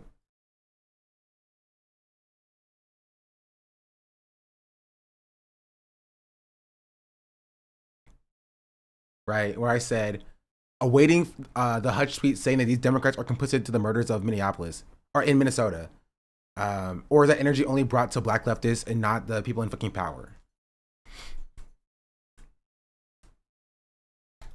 My concern is you're sending a chill down the spine of America by going after people who either have legal status or American citizens. And when my colleagues ask you about habeas corpus, and you say, literally, we can review the tape, that you believe it's a right the president has, you sat here in front of all of us and swore an oath to the Constitution, and that is not at all what habeas corpus is. It is a right that we all get, that American citizens get, that people who are in the United States legally have. So my concern is it's complete overreach. I don't think American citizens, even those who voted for Trump, believe that you should be able to just grab someone off the street, sloppy, who has the legal right to be here, and certainly an American citizen. And I just am concerned that while you say you're going after the most dangerous folks, what you're actually doing is going after folks for political reasons, right? A PhD student that's unarmed absolutely is not at the top of the list. And we're not deporting U.S. citizens, and we're not deporting people 10 of them who have have been legal deported. status here. 10 American citizens if the children have been gone with deported. their parents.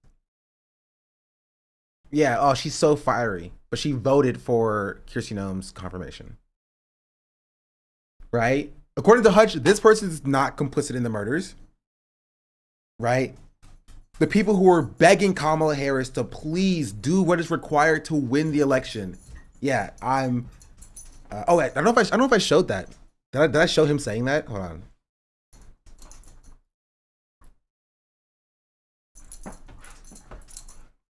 Where's it at?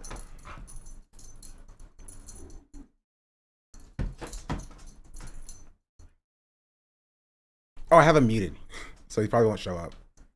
I have to look for it over here. Because I knew if I didn't mute him, I'd keep responding to him. And it would never end. So I had to mute him so I don't see his tweets.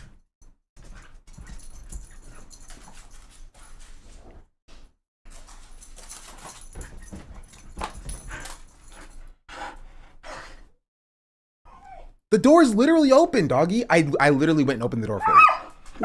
What is your problem? What is your problem? Stop. Stop. What? What is it? What? What? Where are we going? Where are we going?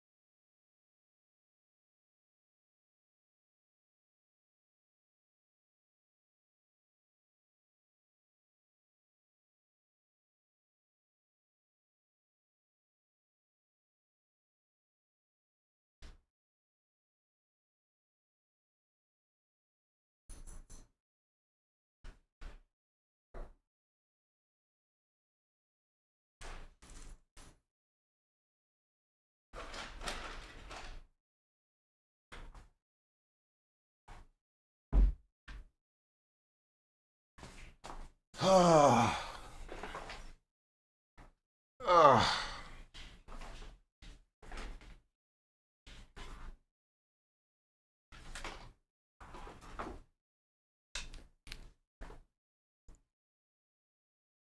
don't know what her problem is. Get a rope, you can play with her. I literally have a rope, and she takes the rope and she runs away with it. And then she puts it on the balcony. And then she comes back in without it.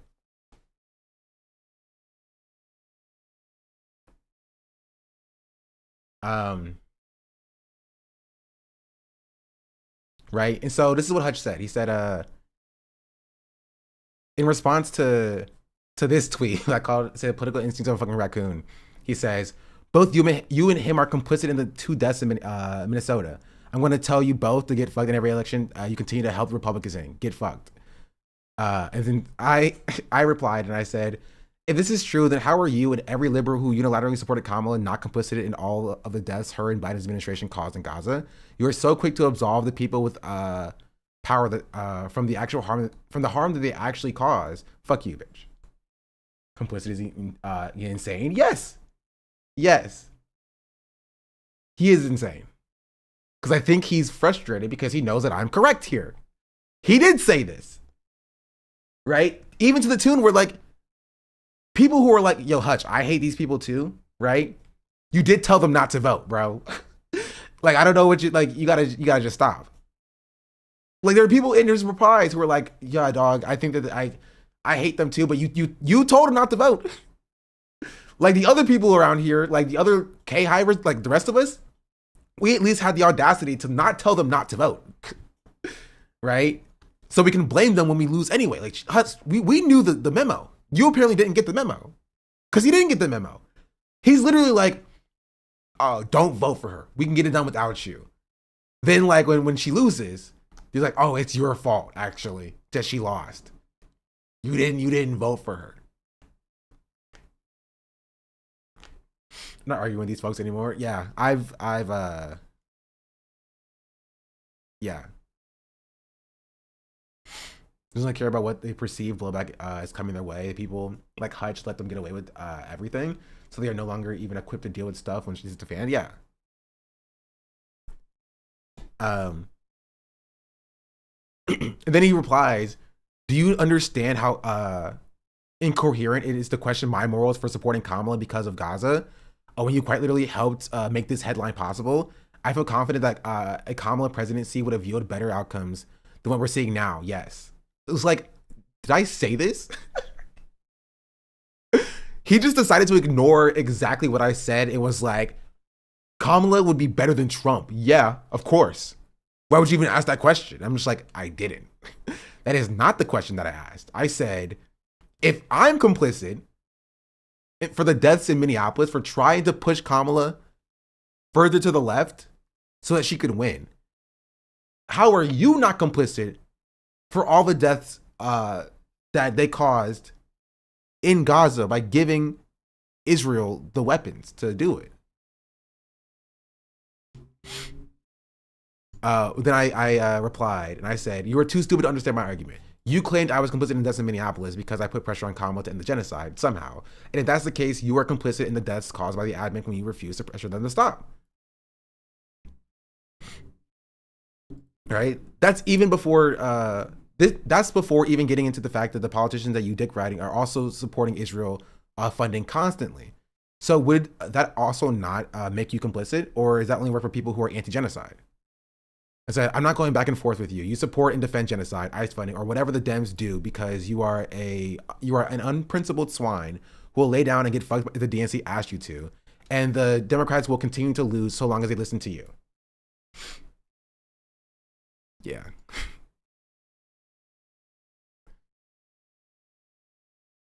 This was a couple of days ago, but it still fits. The moment the Democratic Party decided to shelve the evidence of why Harris was losing in the last government shutdown, now 3 weeks later, you have the bald loser liberals, loser-ass liberals like Hutch. Liberals like Hutch saying that we caused a loss. Yeah, please, Louise. I'm seeing red. Can't even read anymore. Because there's still a lot of liberals and wanting to delete myself when Hutch had nothing to offer. It's just as on, let this bad, okay? Yeah. That's it. It's like, it's just insane to be like, you and this other random black leftist is like complicit in the deaths in Minneapolis because, right? I guess I said that that Kamala Harris should listen to me if she wants to win. It was also funny because like he put this post as an example. We do call Republicans when they're in power. I started posting regularly in late 2019, 2020, or early 2020 So Trump was on his way out. Also, we attack Democrats because they are like the Republicans. We know how terrible the GOP is. It's like looking at a pile of shit. You know it's bad. But what if shit is shaped like a chocolate ice cream? Somebody has to call it out. We're calling it out. The Democratic Party is shit. Yeah, like this is a completely fair take. Why is he posting this like it's their own? It's literally this person who was like, yes, we call it the Republicans. The Republicans suck. They're not in power right now. The Democrats are in power. And that's true. Hutch wants you, and this is the perfect example of Hutch is fine with genocide so long as the Democrats are doing it.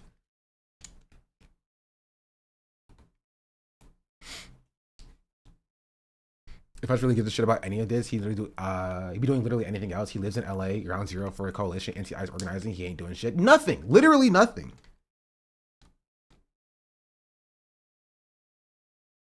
Literally nothing. He provides nothing. He just finger waves. He just finger waves on Twitter.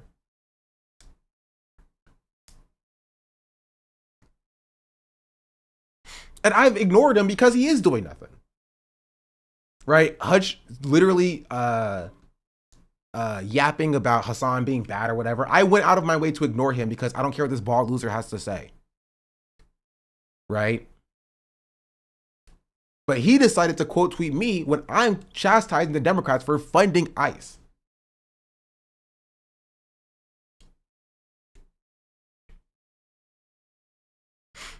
You know what I mean? Like, they're just sitting there and they're like, it's like they took their shift at the baby killing mill. They're turning the baby killing machine. Like, right? A few babies fall in, they kill those babies and they keep milling them. They're like, okay, my shift is over. Somebody comes in and was like, hey, I can make this more efficient. Hey, bring 50 babies, right? And they dump 50 babies in and it was like, you know what I mean? That person couldn't have done that if the person before them didn't keep the baby milling machine operable. The person who had the shift before them was like, oh, let me just oil up the machine so it works for everybody else. Does it still work? Yeah. Let me change the tires out. Those tires are getting a little bit dented. You know, oh, the metal's a little dingy. Let me clean it up. Right? They cleaned up the baby killing machine. Right? And the person who came after them just used it the way that it was supposed to be used. And you're being like, oh man, can we fire this guy? He's killing a lot of babies with this baby killing machine. Gosh darn it. And I'm like, no, can we just tear the machine down? You kept it running for that guy. And it's just like, oh, you want more people to kill 50 babies, I see? That's crazy. That's basically what it is. That's what we call a good analogy. I found the VOD where he debated Brett and admitted to not caring about local politics. Brett never uploaded the VOD, so I don't know if I should take a clip from it. I mean, Brett's in here, so you can ask him. That'd be an analogy. Thank you. Right. Also, somebody said that the Hutch is also a Biden dead ender, and I need to see that. Hold on. Let me see if the tweets are still on his page. Biden. There's nothing from Hutch and Biden? Okay, that can't be right.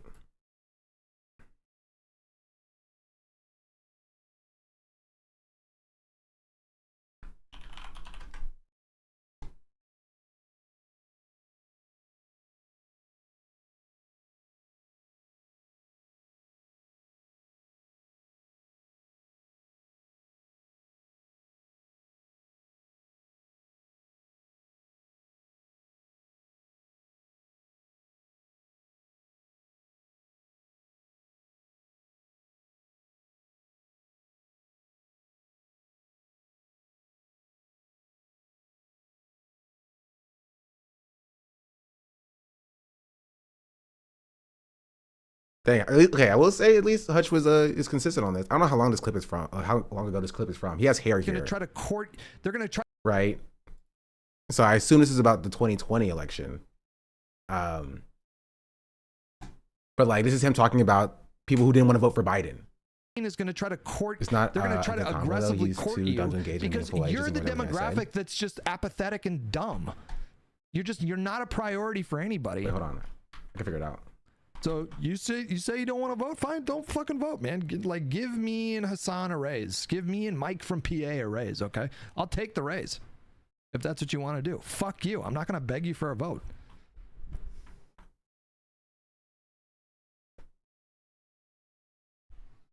Is gonna try to court. They're gonna try to agree. Who is this guy? This is Hutch. You're not in the club? Yeah.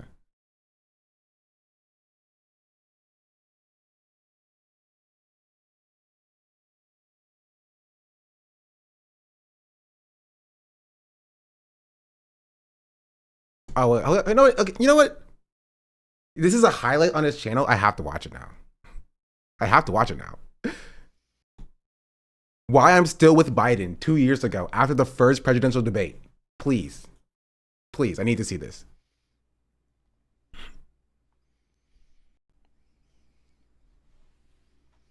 Of course, I still support Biden. Of course. What kind of a silly question is that?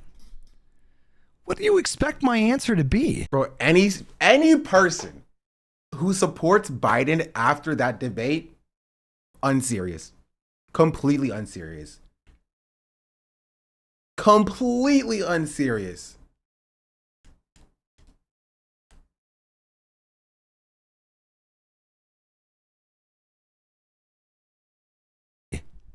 No, you know what? I'm thinking about giving Trump another go.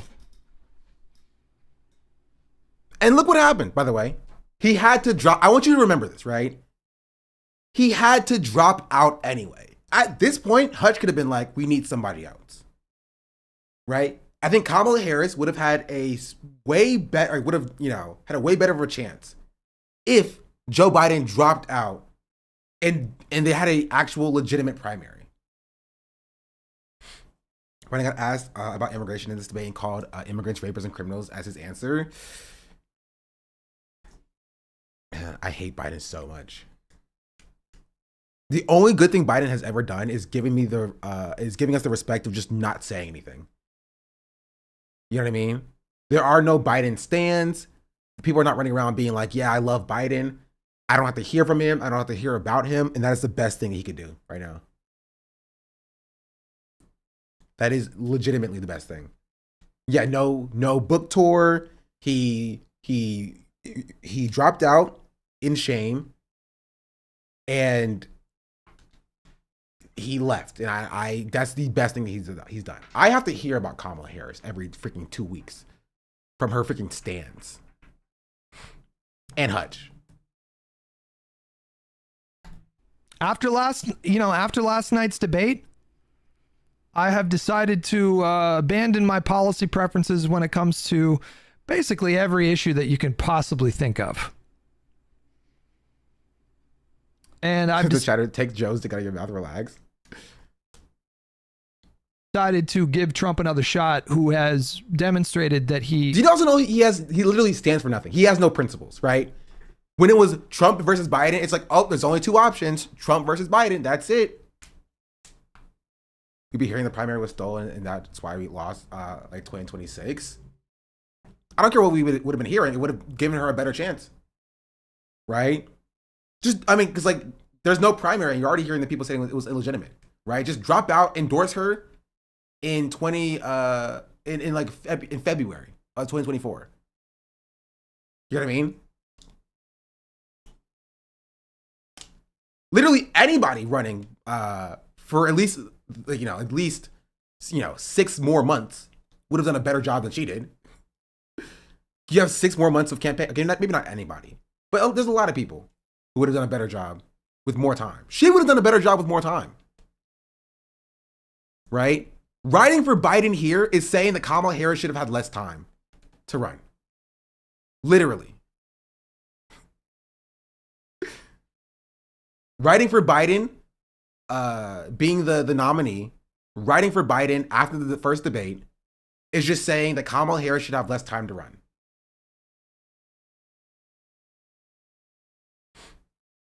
Hutch was proven to be incorrect by this. He was proven wrong by this because Joe Biden ended up dropping out. This was proven to be bad political analysis. Objectively bad. He's saying that Biden should not drop out.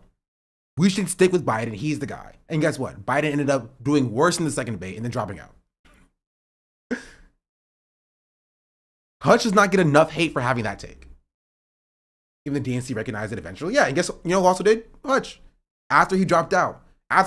He's like, man, what a great decision he made. Man, Joe Biden really stands for something. He's really putting his ego aside to do what's best for the country. Right? A month earlier, he was like, no, Joe Biden should not drop out at all, ever.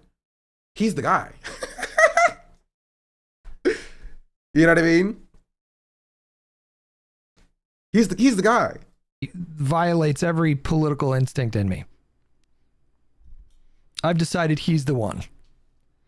I've decided that I think it's a good idea to hand the lever. His chat makes fun of genocide constantly because they think it makes fun of Hassan. Oh, you mean his 10 people? Sorry. Sorry. I'm not sorry, actually. Fuck Hutch. Bitch has been doing this for like, what, 6 years? Still got 200 viewers? Fuck you. I came like 2.5 years ago and I'm doubling his viewers. At least. Fuck him.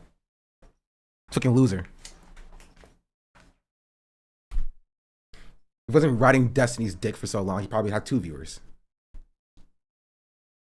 Levers of power to a guy who incited a mob to attack the Capitol in an effort to prevent the certification of a free and fair election, and in doing so, disenfranchise millions of voters and essentially end the democratic project altogether.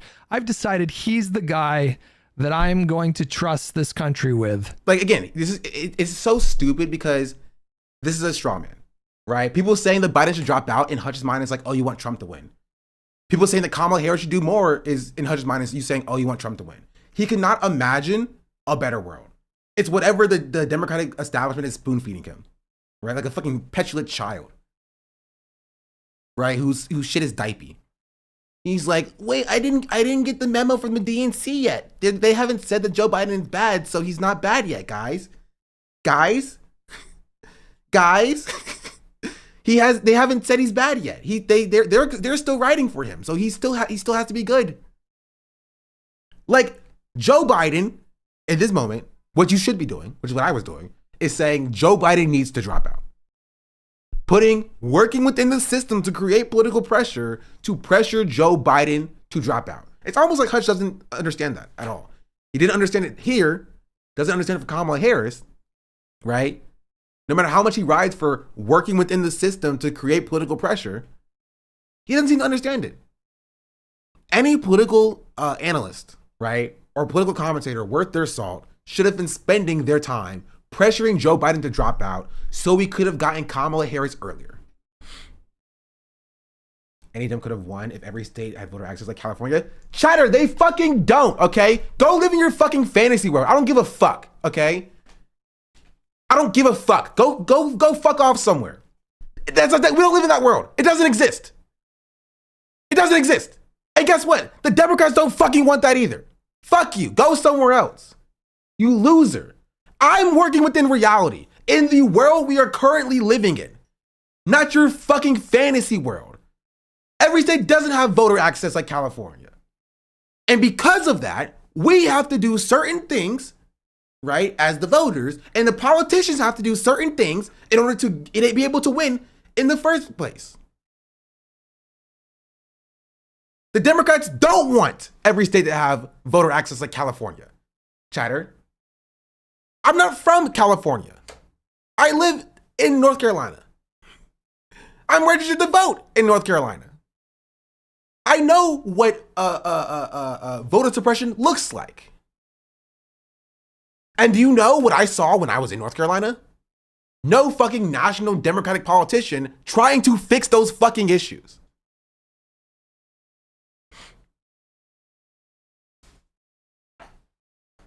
That's what I remember seeing. Fuck off. Put an unban request and say, I was so wrong, pretty please. If it's not that, you're getting denied. Fuck you. Because Biden had a bad debate night. What, are you serious? Is this a serious question? Is that a serious question? Do you have any political principles? Like, at all?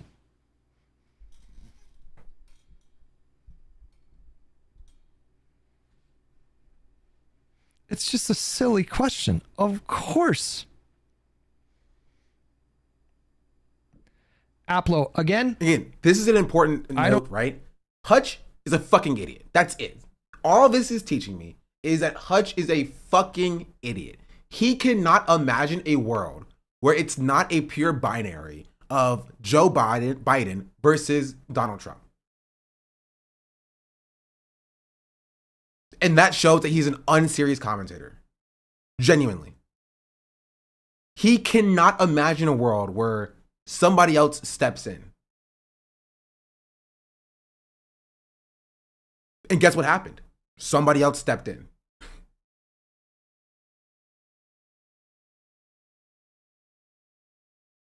Unserious. Unserious. I don't think you are in any position to lecture anyone about political power. Win some elections first, then come back, okay? Maybe don't lose your seat. Come back and we'll have a conversation about Cory Bush, okay? Oh, Tell also, your people. Hutch is a fucking racist. I'm fine with saying that. 100% fine with saying that. Just, I want you to understand the way he talks about black leftists. I would just look at it. Just look at it. Right? But also, I want you also to acknowledge, you see his bravado he has here. Oh, all of his bravado, right? Oh, he's like, oh, win some fucking elections, all right? And then come back, all right? After the Democratic establishment shafted Cory Bush because they hated she was pro-Palestinian because Hutch is pro-genocide, obviously, right? But when Kamala Harris loses, then it's like, oh, wow, you fucking leftists didn't vote for her, so it's your fault. When Hutch, a few months prior was like, fuck you, we don't need you, and, you know, you're not a part of this movement, you have nothing to say. We don't have to listen to you.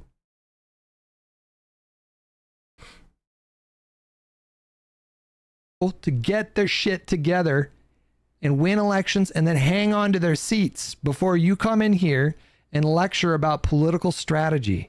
Okay? He's just wrong. He's objectively wrong. Right? He has this white man audacity, right? Give me the confidence of a fucking moronic white man. Give me that confidence, please. I would rule the world.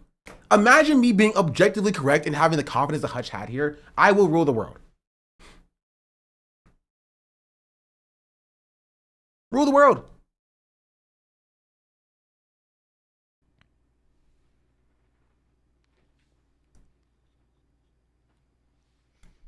Maybe start with like winning elections, you know? And Yeah, when you tell that to lose Kamala elections, maybe don't fucking go out there and say, oh, it's fucking rigged. You talk about blue MAGA. MAGA claims every election they lose is rigged, okay? Wait, did the Democrats also not do that with Kamala Harris? I'm confused. Again, he holds no position. He holds no position at all. None.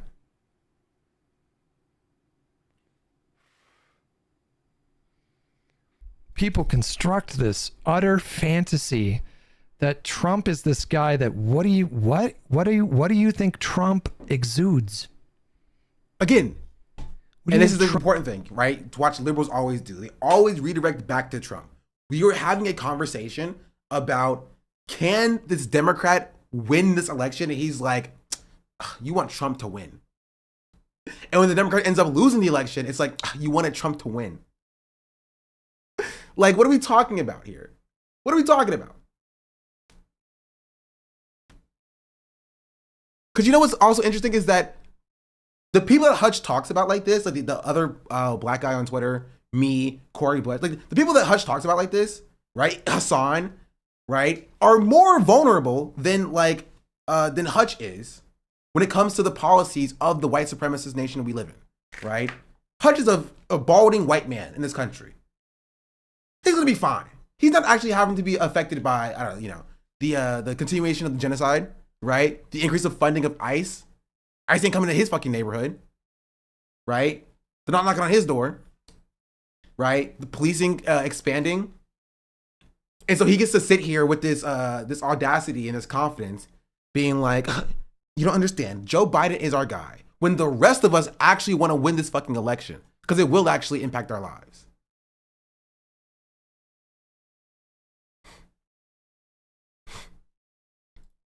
Trump exudes when he gets up there and is bragging about his fucking golf handicap. People that look to Trump and they see this like strong guy, I'm like, what happened to you? Like, who hurt you when you were a kid? You know, I shout out Stancil. Stancil is a white boy you should ascribe to be. Stancil is a quirked up white boy. Don't be a Hutch, be a Stancil. Who hurt you when you were a child? That when you look at Trump, you think, oh yeah, that's strength. How many court cases does he have to lose? You're talking about a guy who was found liable of massive Again, fraud. immediately positioning the people as like he's talking to as being pro-Trump, as opposed to like, again, wanting Joe Biden to step down so that somebody else can run to beat him. Right? They have one speed, singular speed. And guess what? Joe Biden would have lost to Trump, and Kamala Harris did lose to Trump.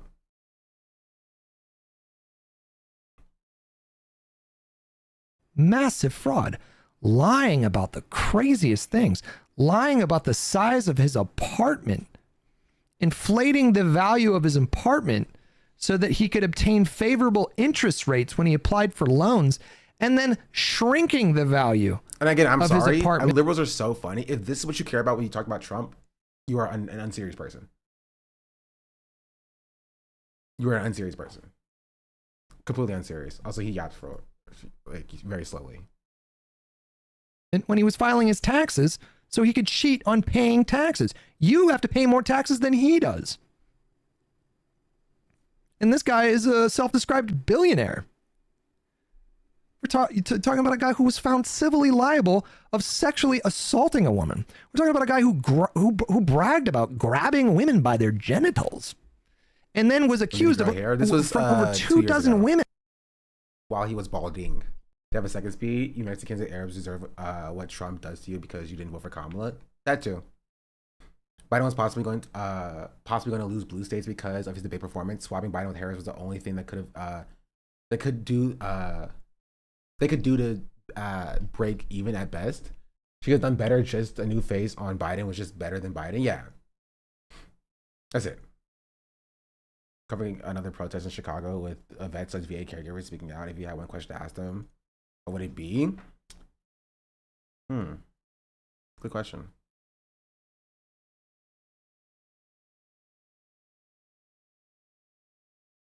That's a good question, actually. I don't know.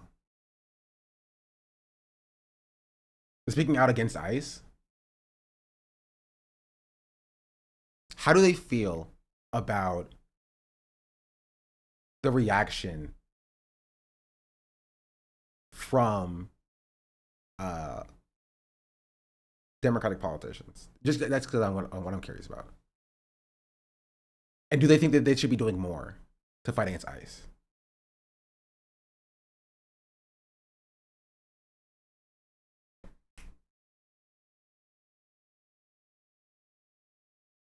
Reaction of what specifically? That's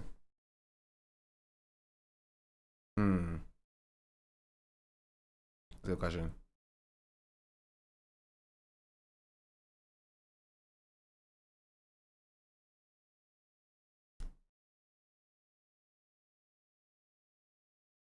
Did you see the Rokana clip? I did not.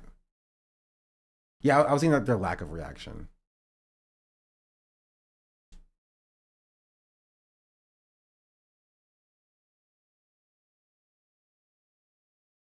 I gotta think about that. Gosh darn it, that's a good question. I'm mostly just curious to see like if they see what I see when I look at the Democrats, which is just a lot of like flowery language and like condemnation, but not a lot of actions, right? Or what actions do they think the Democrats should be taking right now to stand up against the Trump administration, DHS, ICE, and Kirsten Elm and such? Like, what do they want to see from politicians to represent their interests?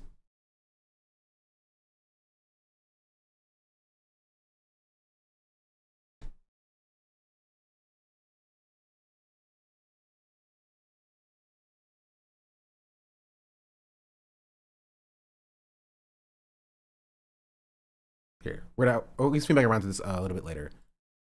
But I want to continue on with this a little bit longer. Men.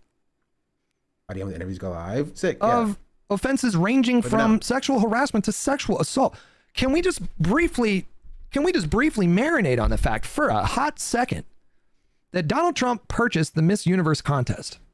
He purchased it. It became his thing. This is what he was talking about, by the way.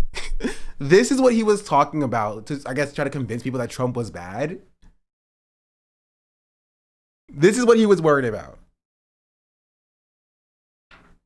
Again, we wonder why the Democrats, could not convince people to go out. They were just like, guys, think about Trump said his apartment was bigger than it actually was.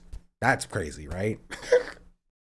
And not like, hey, Trump is a fascist, right? It's a fascist, pedophile, rapist who will do everything in his power to maintain power.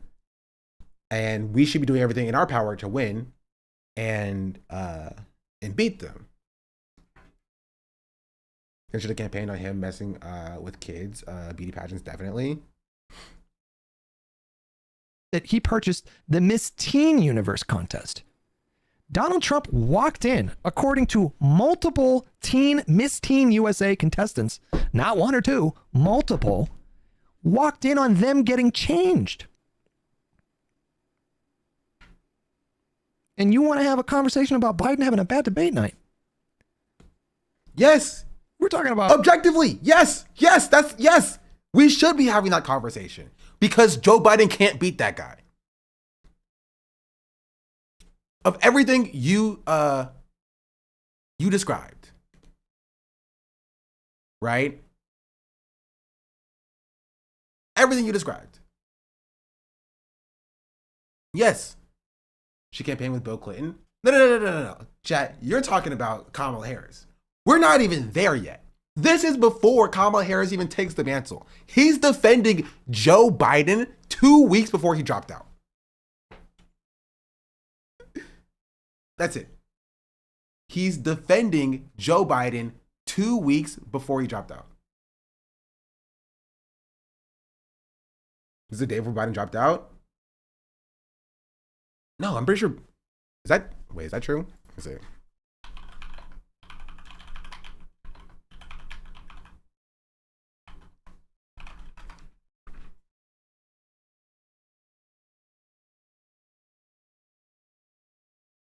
No, I'm pretty sure like he dropped out like a 2 weeks after the debate. I'm pretty sure it wasn't the next day. A couple of days afterwards.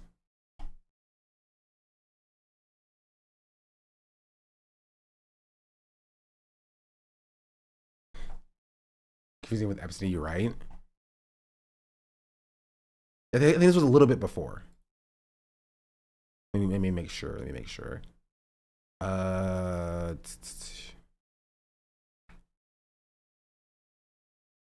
Yeah.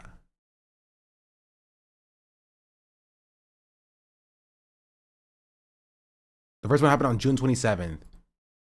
And then he dropped out. Somebody said July 21st. So it was a month before. Remember when Clooney pulled his endorsement? I do remember that.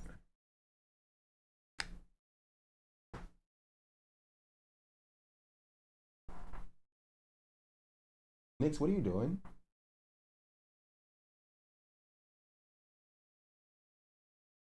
She's very silly. Donald Trump, who partied with Jeffrey Epstein for years. For years. There's one presidential candidate in this race that were on Jeffrey Epstein's flight logs, and it isn't Biden. Donald Trump was formally accused in court of raping a 13-year-old child that Jeffrey Epstein allegedly sex trafficked. When he was on a talk show with his the craziest part is that this literally has nothing to do with Biden and how well he can do against Trump. right? This is a complete deflection. A complete deflection. What does that do with Biden's brain leaking? Nothing, right? He's doing what the Democratic establishment was doing and trying to redirect the way from, can Biden even win the election? Right? Trump is bad. Yes, we know Trump is bad. Yes, we know Trump sucks. The question we have to ask at this point is, can he beat the Trump that is bad? And the conclusion was categorically no. And that's more of an indictment on Biden than anything. He couldn't even beat this rapist pedophile Trump, right? He's polling so far behind this rapist pedophile Trump.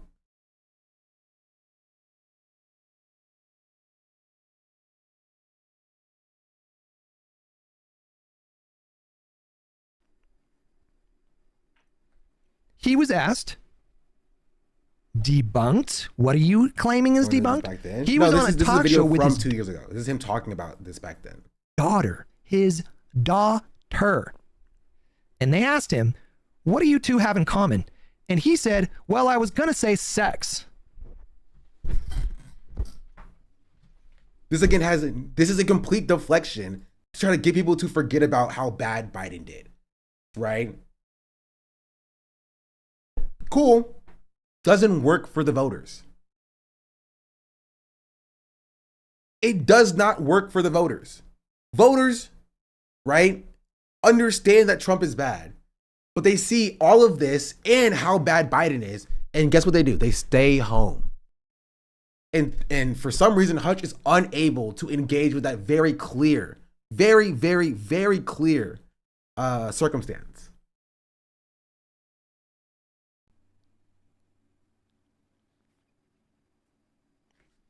Biden, if he was just some guy after Kamala laws, yes, he did. To be fair, he was shit talking the entire time. He was talking about how he's the only person who can win, how he's the guy, and you know it's unfair to him.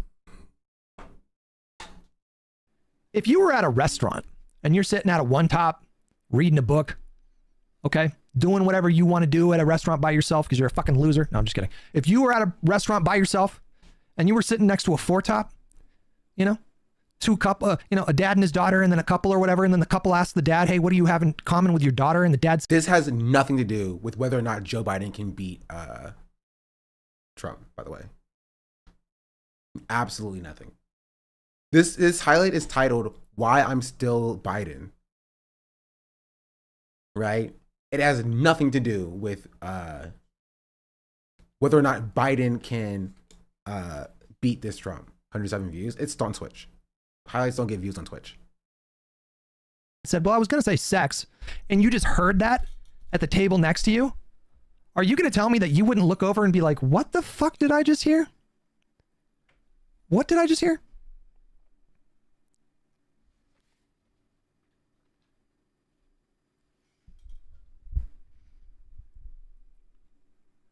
Joe Biden is on Epstein's flight log too? You want to accuse me of cope? You want to accuse me of cope? Joe Biden voted for Jim Crow? You want to accuse me of cope? We're talking about a guy who rescinded DACA. Rescinded DACA and then tried to use it as a political pawn. Despicable behavior. DACA, Deferred Action Against Childhood Arrivals. We're talking about people that were brought into this country by their parents illegally. I'm still waiting sometimes at a really young age. I'm still waiting for him to actually talk about why Biden has to be the person. Right? Like, sure, whatever. The last 5 minutes of this video, whatever. Why does Biden have to be the person? He has not explained that. Still has not explained that. And honestly, legitimately, I think it partially has to do with racism. I do think that there were, at this point, a lot of liberals who didn't want Kamala Harris to be the nominee, right? Because they thought a white man would be better. It's the reason why they push so hard for Gavin Newsom, right? But K. Hyde doesn't want to talk about that.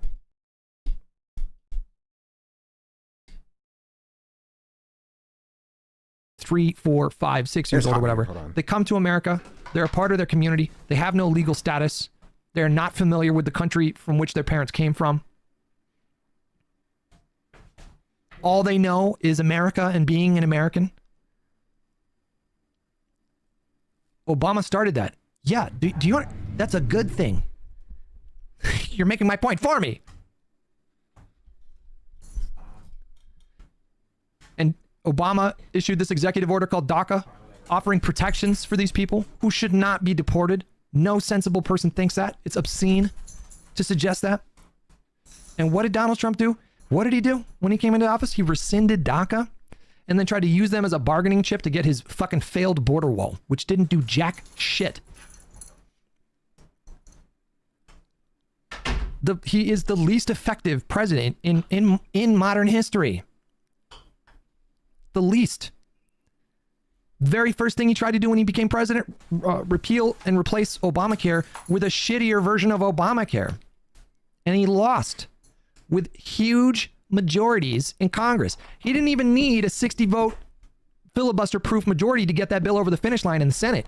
All he needed was 50-plus votes. That's all he needed. Do it with budget reconciliation. You don't need to do a filibuster with that. And he couldn't even get that done. After his own party had been talking about promise. He's talking about Trump still?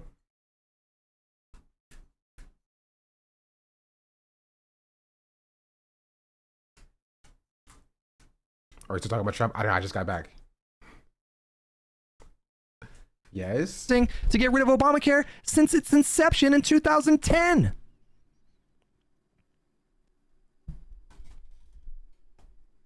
Do I still support Joe Biden? What do you think? What do you think my answer is going to be? A DACA and ACA? We're talking about a guy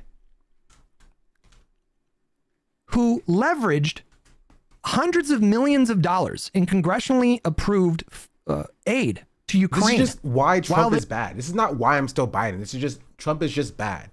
None of this changes if the nominee is different. You know what I mean? None of this changes if the nominee is different. Why isn't he bald? This is 2 years ago. This is him being a Biden dead ender after Biden's debate performance. Before Biden dropped out.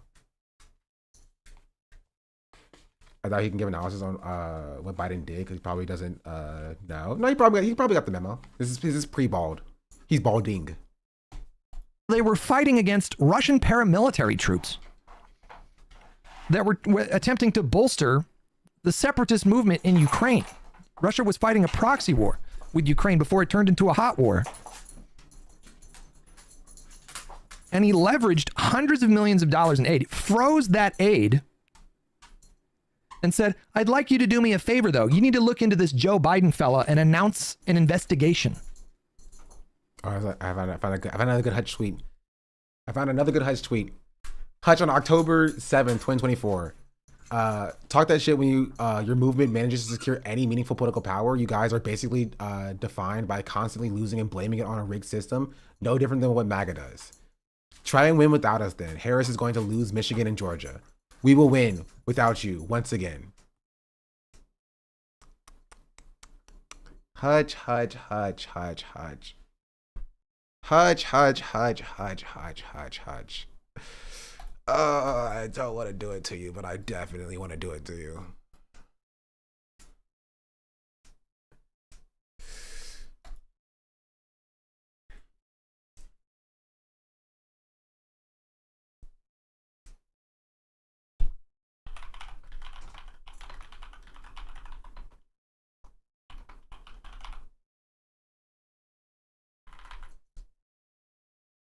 Literally generationally wrong. Generationally wrong.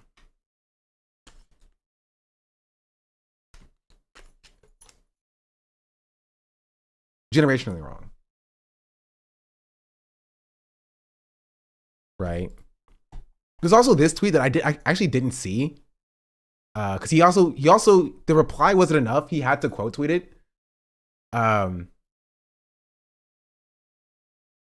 Would you ever get on a call with him? It'd be peak. I hate freaking debate calls or whatever. I also don't think it would be productive, but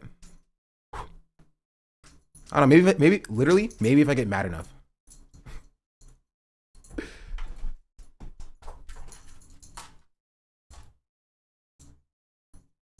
Maybe if I get upset enough.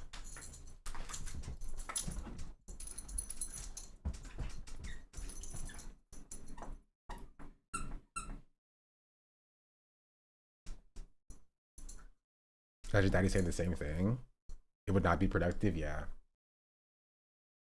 Pink White Cringe doesn't need this good oxygen.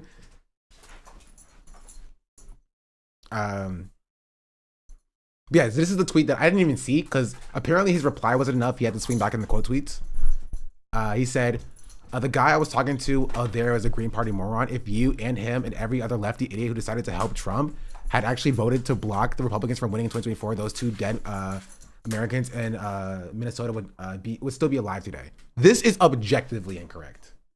This is, you know what? And I'm gonna go back and find the quote tweet. I'm gonna quote tweet this one too. This is objectively wrong. Objectively wrong.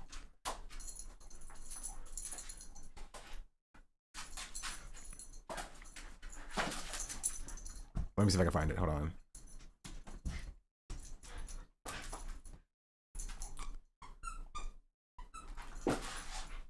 Yeah. Just objectively wrong. I don't know if you edit, but you use then instead of then in your last tweet. I feel like my typos give it character. Hey, come on, girlie. You wanna play? Hold on.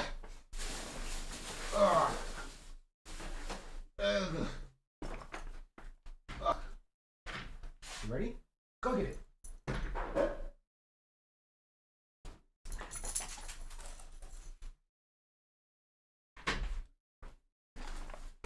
Hope she has fun out there.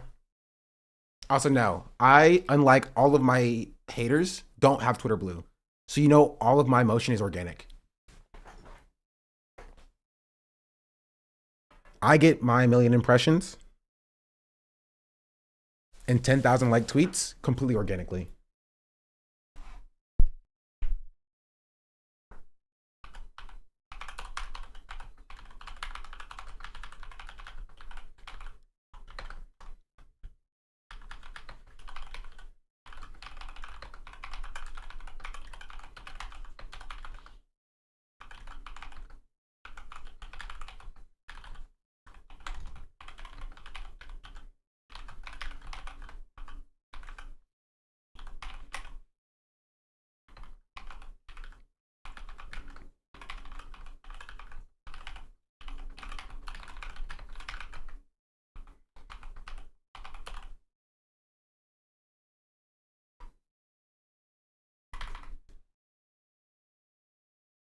Sent a message. Nice. Thank you.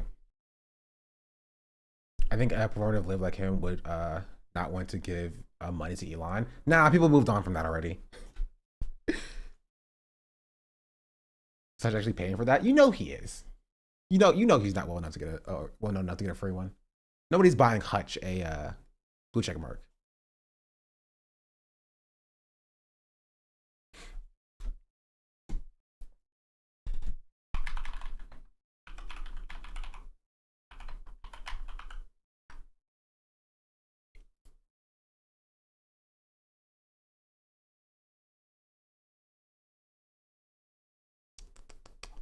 I'm looking for a tweet and I cannot find it.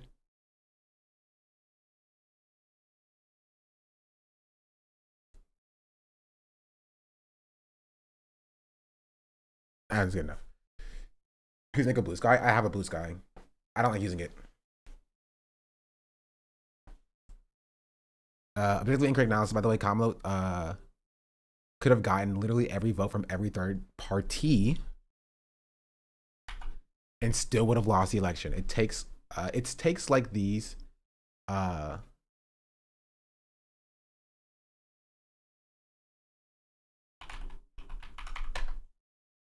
it takes like these that are why you get called a loser, Hutch.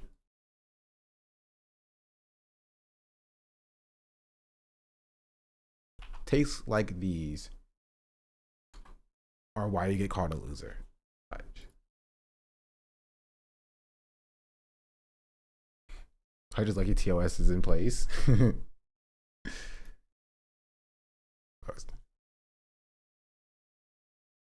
Your account may not be allowed to perform this action. What? I've never seen this before. Wait, did he block me? Hold on. I've never seen that before.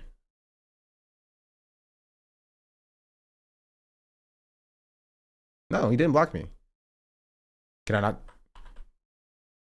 Was I supposed to objectively wrong? Boom. Post. Okay. That was weird.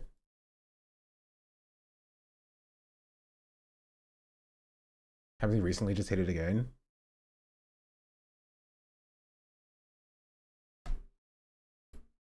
Here. I'll get the unmute now.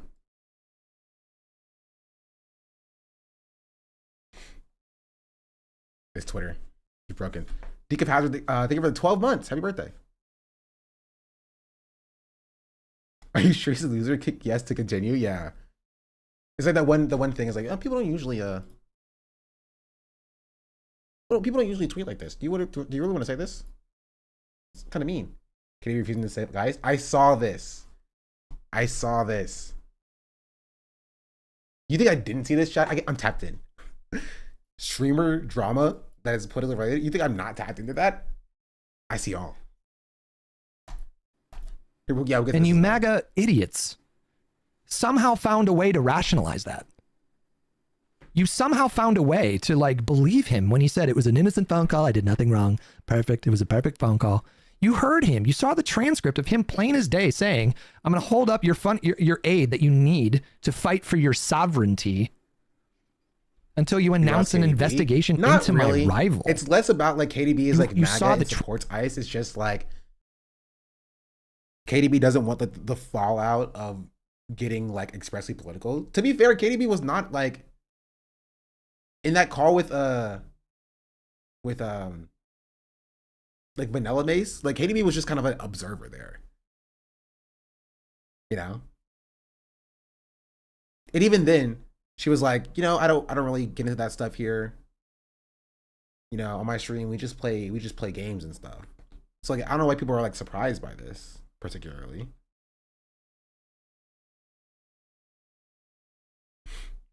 Hey, we did a little hutch break to see this. Britain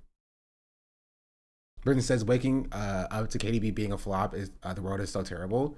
What did she do? I'm so untapped in. Don't want to take 2 seconds to save my guys, but says a whole lot of nothing for a full minute. Okay. But it's just like I think I'm so secure in like the people in my life know what I believe in. Like my whole life I've believed the things that I'm telling you, like shit like that. Like I just don't it's not that it's not that deep. The entire chat is saying fuck ICE, fuck Trump. Deep. I just am not like, let me go on stream and do this and let me go post on my Instagram story. You know, that's not something I'm not going to like try and check that box, because I just know within myself, like, bro, like I'm not MAGA, I'm not. Okay. Well, that is exactly what Cutie said. Like verbatim, exactly what Cutie said. Cutie said the exact same thing. She said, listen, I know what I believe. Bitch, I'm an ally. You know what I mean? Like, like you're not going to tell me that I believe these things, that I don't believe it. You know what I mean? And like, KDB is like, listen, I know within myself what I believe. And yeah, that's all that matters. Doesn't need to say all of this. Just say, hey, guys, on the stream easy. Or just don't say anything, you know? Like, I think this clip we saw, we can't see KDB not saying fuck guys, right? You know what I mean? If she doesn't say fuck guys, we will not see the clip of her not saying it. Well, we will see the clip of her refusing to say it, right? Do you know what I mean? So like the best case scenario is that if you are going to not say anything about it, just don't say anything about it. David Cutie saying, guys, yeah, I mean, I think that she should say it. I think it's the good moral position to take. Is she gonna not say it but express explicit solidarity with the struggle? Not at this clip, I don't think. I don't. The problem is not her not saying the words "fuck ICE." It's that like she's saying like, listen, I'm not gonna do any of this performative activism y'all want from me, right? I'm not gonna post on my Instagram story about this being a bad thing, and I'm not gonna come on stream and be like, hey guys, this is a bad thing. Like, we all already agree here, so there's no reason for me to do it, kind of thing. Believe in this. I'm not like, so I don't even want to say pro the stuff you guys are saying. Like, I don't even want this to be clipped. So, and like, to the person who said it's about spreading it, like, everyone in this chat knows, okay? Everyone in this chat knows. You don't have to go on Reddit and be like, she's not posting it on her Instagram story, she's not this. So, I don't want to get clipped in a bad way here, but I just, like, that's not gonna be, like, something I'm coming on before every stream. Why is she so scared to say guys? Because she doesn't want to be clipped. It's literally that simple. I don't even think that she is like pro-ICE or anything. I just think that she doesn't want to be clipped. I don't think she wants. I don't think she wants to be clipped as being political in any sense. She doesn't want that clip out there because she's afraid that that may hurt her sponsorship in the future. That they may limit her opportunities in the future. She doesn't want to be clipped and harassed, probably. No, I don't even think it's that. I think it's more just like self-preservation kind of thing. Like, she's like, just say you don't like them. You could. That's my point. That's why it's like, she could just say, like, she doesn't have to say the words like fuck ICE or whatever. She could say, I don't agree with what ICE is doing. I think ICE is doing bad stuff. Like, and the Streisand effect, yes. But it's like, I don't want to come on and say what you guys are saying because I don't feel like I need to do that because you all already know what I believe, and I don't believe that stuff. It's avoiding talking about all politics, and that comes across as very weird, and it feels like you don't care about these issues. Isn't this clip right now worse than just saying ICE clip? Yes, no, you were correct. I agree with you. This is worse. I'm not saying what she's doing here is good. I'm just explaining to you why she's doing it, theoretically speaking. This is 100% worse, right? She just doesn't want to be seen and positioned as political, right? Or saying political stuff. It's that simple. Right? And I also don't think she understands the concept of like what solidarity means. Not the concept of solidarity, but like what solidarity means. Like what it actually is. It's not about like just checking a box. You don't post because you're checking a box. You post because it makes it easier, right, for the more vulnerable and marginalized people among you to be able to post about it and talk about it. Right? You post to make it easier for also the most, unmarginalized, unwoke, white dude bro. You make it easier for them to post about it because they see the tide shifting. You add yourself to a chorus of voices who all are saying the same thing. And so long as the chorus gets louder and louder and louder and louder, it makes it so hard for the people in power to ignore it. Right? It's not about just being performative. It's not about like checking a box. It's you want to be a part of that chorus, right? You want to enact and affect change. That's where it talks about it without explicitly talking about it.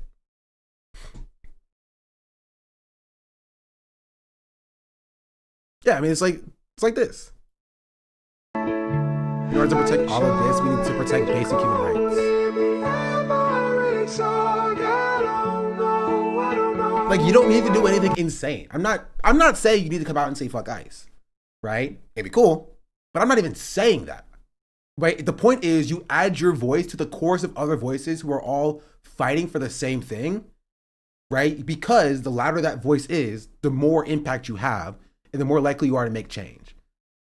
And so saying nothing and then expressly being like, I won't add my chorus to this voice, right? comes across as tone deaf, like you don't care about what's actually happening in the first place. It's a sacrifice that even smaller content creators are willing to make, and it should inspire bigger content creators to take the step. Yeah. But is to do something? Yeah. And so now this clip is even worse than like if she would have said nothing.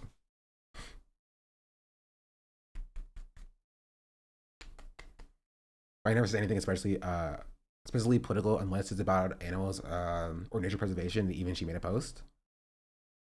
So moving into indie VTuber space. Maya's great. I like Maya.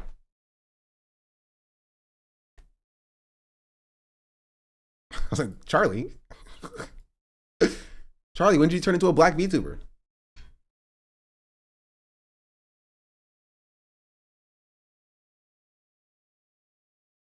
Now, I know I said I never wanted to cover things that are political, since a lot of people are more so stuck in their ways of thinking about politics, and anyone who questions their beliefs, a lot of people tend to feel personally attacked, in which the conversation doesn't really go anywhere. And this is coming from a person that isn't a Democrat or Republican. I think they both kind of suck. They're both two extremes that I wouldn't want to stunt my own want of understanding for, but at this point, it's going beyond politics. ICE is murdering people. It has been commonplace to wake up and see people. I will say it is funny, especially to be a black VTuber and being like both sides are too extreme. But even the black VTuber is like, this is too far. This is 100% bandwagon jumping. Yeah, but that's a good thing, chat. Yeah, you want the bandwagon to be accessible to people to jump on, right? That's the entire point of why we do this, right? The entire point of why we do this is to get people to jump on the bandwagon. I don't talk about this just so we can be an exclusive club here, okay? I want there to be a bandwagon. I want people to join us and say, yes, ICE is bad and it needs to be abolished. That's what I'm there. So yeah, like we can acknowledge that it is a bandwagon for sure, but also acknowledge that like I want people to be on the bandwagon, you know? I want them to be saying stuff like this. That's why I talk about the things that I talk about. That's why I'm so strict on content creators, right? To speak out against the genocide, speak out against ICE, because like it is a human rights issue. I'm not political. This is beyond politics. Just dodge politics entirely. I will say that like this was my view before I learned about leftism, right? Not that it was like two extremes or whatever, but I said I was a centrist when I was like 16 years old because I knew that I hated the Republicans because they were racist, and I hated the Democrats because they were feckless, right? So I was like, I must be something in the middle, you know? Until I realized that like, oh, I don't have to be on the middle. I can be to the further left of all these people. Yeah, I'm going to be there. I can. What is this leftism thing? I've never heard of that word before. I was like, what? They're further left than the Democrats and wanting to protect people's rights even more than the Democrats do? Yeah, I'm right there. As soon as I heard about leftism as a term, which I learned on TikTok, by the way, I was like, that's me. I'm that thing. Call myself a liberal as a teen because I thought that meant pro-equality. I called myself a liberal because on Hinge, they only had liberal and conservative and moderate. So I was like, I guess I'm a liberal. Right? I hated the Democrats. So I was like, I guess I'm somewhere in the middle, in between. Then I learned about leftism. I was just like, bro, F both of these parties, bro. They both suck. Anyway, I don't really care about the rest of this, but yeah. Liberal was the opposite of conservative, and that's what I picked. So yeah, I've been chasing that community since kindergarten. My first boyfriend didn't speak English, only Spanish. Didn't show up to school one day, and she said he had to move back to Mexico. I was confused. Your first boyfriend in kindergarten? That's crazy. I was confused about why others weren't asking more questions, just accepted it. I made 2 comedy friends in high school. I was like, hold up. Yeah, I did not make any communist friends. I did meet trans people in high school. I think that's and that's why representation and like actually talking to real people is important. I met a trans person. I didn't know like about I know like about like, you know, the gay people and stuff because of like Obama being against gay marriage in his early years. But I never heard of trans people before growing up. I was in high school. I met a trans person. I was just like, okay. I didn't think any further. I knew about the gays. This is a crazy quote, Sean. I did know about the gays. I actually knew of trans people before I knew of gay people. Really? Just having a trans friend in my life in high school changed me for the better. Yeah, like, and again, this is why I don't have much. I have a little bit of leeway for people, but I don't have a crazy amount of leeway for people. Cause like, you know what I mean? Like when I met my first trans person, I wasn't like, you know, you should die. How dare you be trans or whatever. I was like, okay, I don't fully understand it, but you know, you're a human being, and I will treat you like a human being. Right? Preferred pronouns? Okay, I'll try. I'll attempt. Right? It was to the point where like, because I met this person when I was in ROTC and we only went by last names. And I think some of the people in the like it was like, I don't know if it was on the, I think some people in the program were like dead naming them. I didn't know what dead naming was, and I did not want to. I was like, that's not their name though, but I don't remember their names. I just call them by their last name. So I only know of them by their last name. I still don't even know what their first name is. I have no idea. I have no clue. But I only call them by their last name because I didn't want to accidentally dead name them. I didn't even know what dead naming was. Right?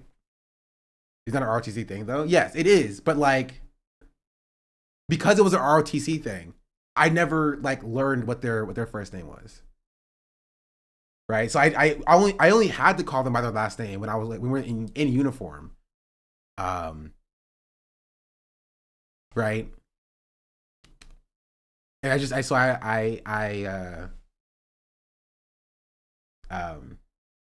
outside of ROTC too, yes. Because I didn't want to be disrespectful. Because that's how I grew up. You know, I grew up being taught to not be disrespectful. Is basically what happened to you. I think we watched this before. RTC had different uniforms for different genders. And if the uniform was a certain way, you can understandably be confused as a kid. Yeah, but honestly, this is why I think my ROTC program was a little bit woke because like it wasn't like you have to wear the uniform of the section you were assigned at birth, and if you don't do that, you can't be. You know what I mean? Like the person was able to wear the uniform of the gender identity that they presented as, right? And it was no beef. Nobody was like, you must wear the men's uniform. How dare you not wear the men's uniform? You know? So like, I don't know, maybe I just grew up in a situation like where like people just weren't freaking insane. You know? It's Mr. Murphy, thank you for the tier 1 30 months is crazy.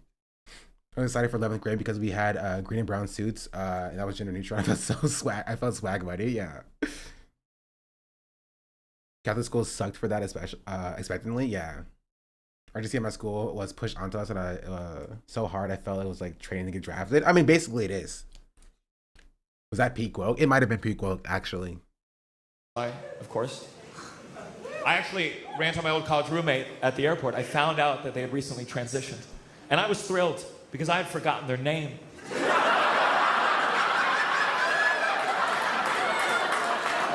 I am a trans ally, of course. Yeah.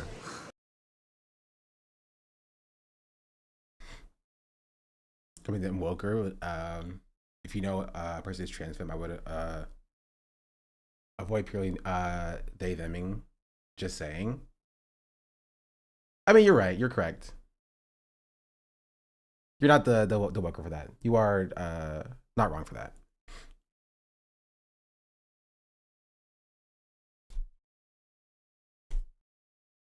Such a good joke. It is a good joke. That was Sean. That was me. Is it not okay to use they them when you don't know their name? No, it is okay to use they them. The chatter is speaking to something that happens very often, is that it oftentimes people will just, even when they know the person's preferred pronouns, will still use they them. And it's like kind of like a woke way of like misgendering, because it's like you don't see them as like a valid woman, right? So I think that is completely fair. I still think defaulting to they them is, you know, net positive. Right? And like the Shadow's completely correct. Right? The Shadow's completely correct. Right? Because like some people will do it maliciously. Right? So if you're getting from like going from like misgendering people to like using they them pronouns, like that you're going in a positive step in the positive direction. Right? But like you don't want to try to otherize people by just being like, yeah, you're something different, especially when they say that their preferred pronouns are like, you know, she, her. They them defaulting seems fine, right? But they tell you have a preference, you stick to that. Yes, basically. You just try to be respectful, right? Just try to be respectful. It's kind of the best way to go about it. You know? Asking isn't hard. Hey, I'm sorry. You already said this. What are your preferred pronouns? Yeah, but like that's if you're talking to a person, you know? Like if you're talking about a person and you genuinely don't know, their pronouns are she, her. Like if you're talking about a person and you genuinely don't know, like, you know, just defaulting to they, them is fine, because you don't want somebody else to meet that person and start using the wrong pronouns, right? Because when that person meets that person and they're using their pronouns, right, they, them pronouns, then they can be corrected as well, you know? Or you just call people by their name. Yeah, it was just me. No, I don't think it happened.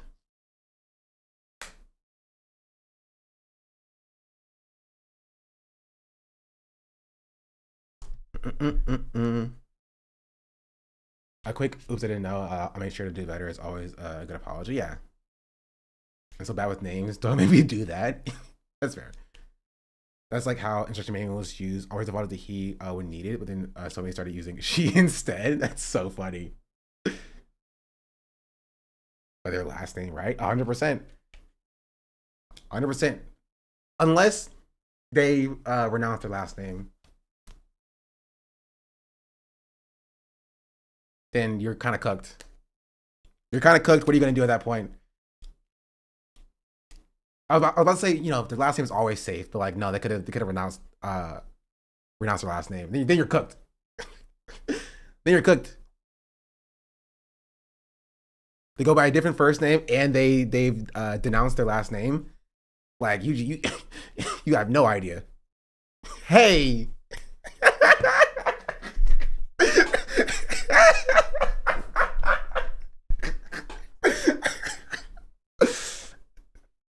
It's so funny. It's so funny. Ginger dog. Hey, you person. That's so funny. Point that down really aggressively. See, yeah, you could. And this is also a good moment. You could have like and make jokes like around like the trans identity and experiences with trans people without being transphobic, without making them like and otherizing them. You know, because they're people. You know. They're people and they experience the world like we experience the world. And you can talk about how we all experience the world in a way that's not disrespectful. Hit him with the gangy? True.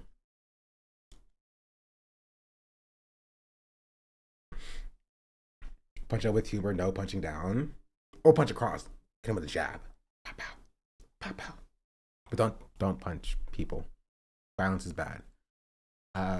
Anyway, let's get back to Hutch, I guess. Transcript, and you somehow you contorted yourself into pretzels. figuring out a way to like make that okay. You lied about what Biden said in a speech that he was giving. You made it seem as though Biden, when he was acting on behalf of the fucking Obama administration, pressuring Ukraine to fire a corrupt prosecutor, you saw that footage and you uncritically just decided, oh, it's the same thing that Trump did, when it was nothing alike. It was nothing alike. Otherwise, the IMF, the EU, and Republicans in Congress must have been in on this fucking conspiracy to protect Hunter Biden against the prosecutor in Ukraine. You believe in the stupidest things. The stupidest things. They're so stupid. You saw what he did on January 6th. You saw it with your own eyes. You saw what he did. And more importantly, you saw what he didn't do. You saw that he didn't do anything for 3 hours. For 3 hours, he watched it. He watched it for 3 hours and didn't do anything. While you pretend to care about cops. You pretend to care like you're the only people in the country. This conversation is whether or not Joe Biden should drop out. That's what this conversation is about. And he's like, but don't you know how bad Trump is? He won't even entertain the idea of Joe Biden dropping out so a better candidate can run.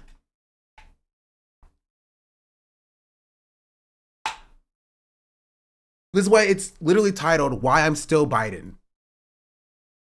The fuck about cops when you're perfectly okay with him watching cops get the shit kicked out of him by his moronic, indoctrinated, hysterical followers.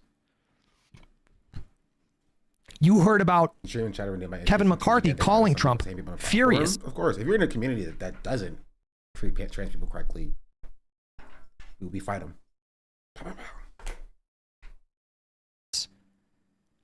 Demanding that he do something about what was happening. On this website. Jesus Christ, why can't any of you people be normal? Why is it like this? All the time here on Twitch.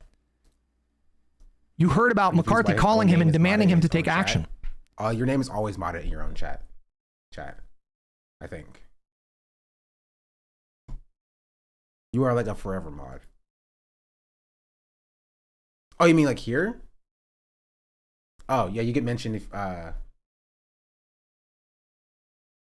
you get mentioned whenever your Twitch name is put on Chat Arena. Right? His name is Hutch, so anytime anybody says Hutch, he gets mentioned. Like if you say Shauna Black, it will show up as highlighted for me, like this.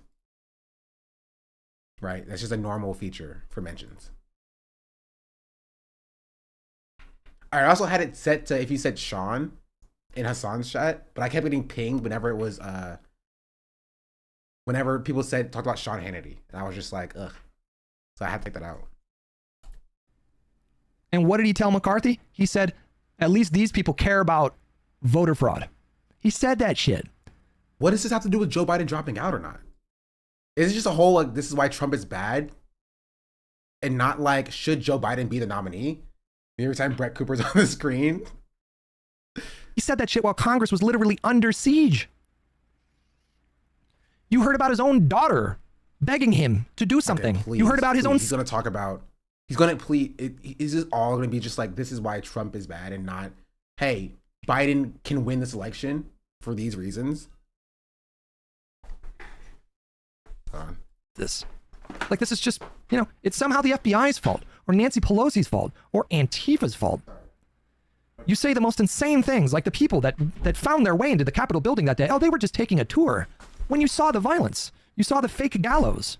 Get a ping with Sean erected for Mike Pence. You heard him chanting. Literally, I keep getting pinged with Sean Hannity doesn't represent my microphone all the time. Mike Pence. You've seen close to 4 dozen of his former cabinet officials go on record and say, Trump? I cannot support the president of a country that is deeply invested in the downfall of America, an adversarial nation. Defying it. You understand how nuts that is? How fucking crazy that is?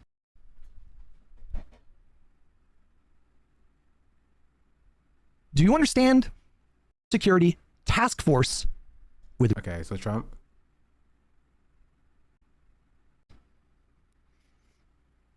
Do you get that? Do you get it? Do you understand how nuts that is? We are talking about a man who behind closed doors proposed nuking a hurricane and proposed building a moat all along our southern border. Still about Trump. By somebody who was writing a book about his presidency early on in the COVID pandemic, privately told this author, this is about Trump, and how that would affect his 2020 chances, then responsibly dealing with a pandemic that ultimately killed over. It was basketball. We're talking about a man who, after a horrific school shooting, I don't even remember what school shooting, something patently absurd, insane. And so what did he do? He flattered him a little bit, and then Trump gave him his fucking photo op. And what did the United States get for it? Nothing. General Mattis, General Milley. This is just a list of just Trump bad. I mean, these Biden policies are really going to get me to vote for him now? Yeah, like, again, keep in mind, the original question here is, the conversation is about Joe Biden dropping out of the election. And he's like, but don't you want a list of why Trump is bad? This is 40 minutes of him going through just, this is why Trump is bad. And not even engaging with, like, I don't know, maybe somebody would be a better candidate to deal with this Trump problem that we all have. And he was proven wrong a month later when Joe Biden dropped out. I mean, it was here's a picture from Obama's inauguration. Here's a picture from Trump's. And that was the first thing his press secretary got up there. His number one priority when he was inaugurated was, no, you need to tell the press that I had a bigger crowd size than Obama. This small man, this tiny man, who cheated on his first wife with his second wife, and his second wife with his third wife, and cheated on his third wife when she was pregnant with a porn star, and then lied about it. Still lies about it. Who just purely on a petty level says that he has a penis that resembles Toad from Mario Brothers. That's what she said.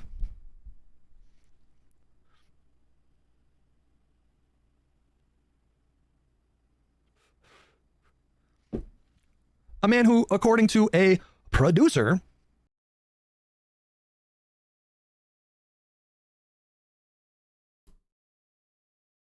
hold on.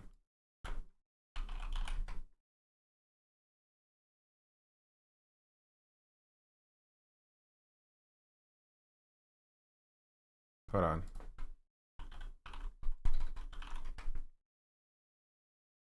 I'm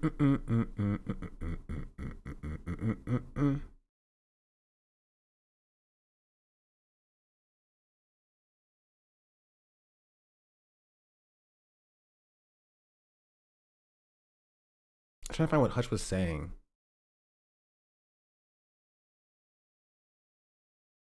When Joe Biden dropped out.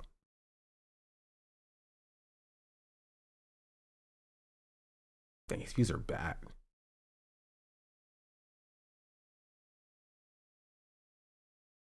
Oh, he has no videos. He has no content from before Joe Biden dropped out. So before Kamala Harris gets the nominee on his YouTube. I guess we'll never know.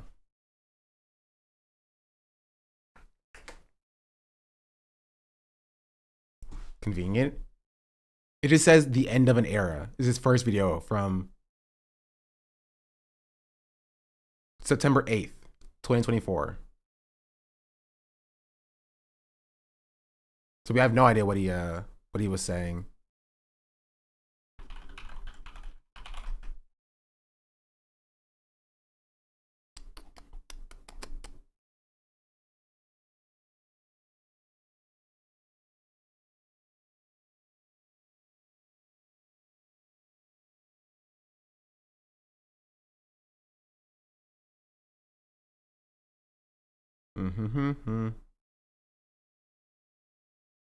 Yeah, I don't know.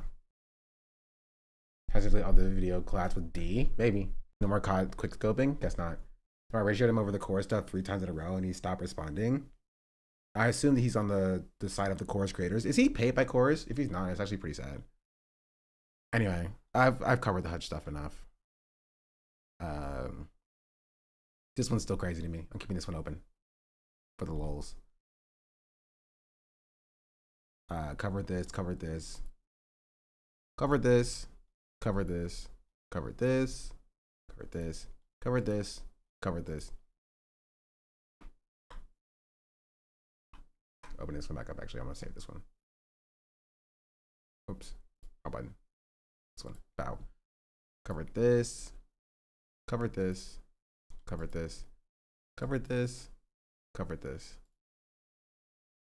Covered this. I want to say this one too. He was not paid by chorus. That's rough. Here, we'll look at this Elon Klein post real quick. Somebody sent me. But this is what I don't get. Like, what? God. Like, so far you haven't killed criminals or predators, No, right? You just killed a mom, law-abiding, and you nice- killed a nurse. Yeah. Like, Dude, what are we wait, doing? You can't, as the state, you also can't kill criminals either. You know? You're not allowed to do that.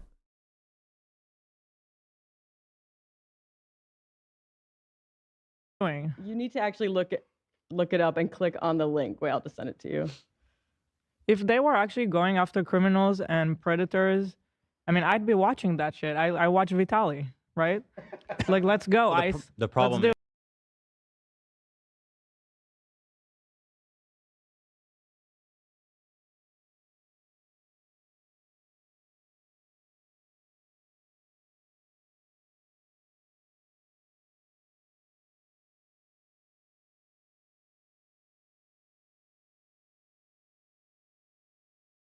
Are we surprised that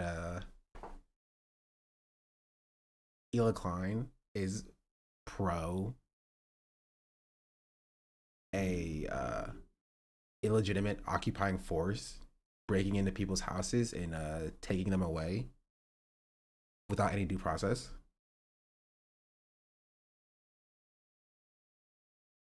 Does that surprise anybody? Why would she be for that?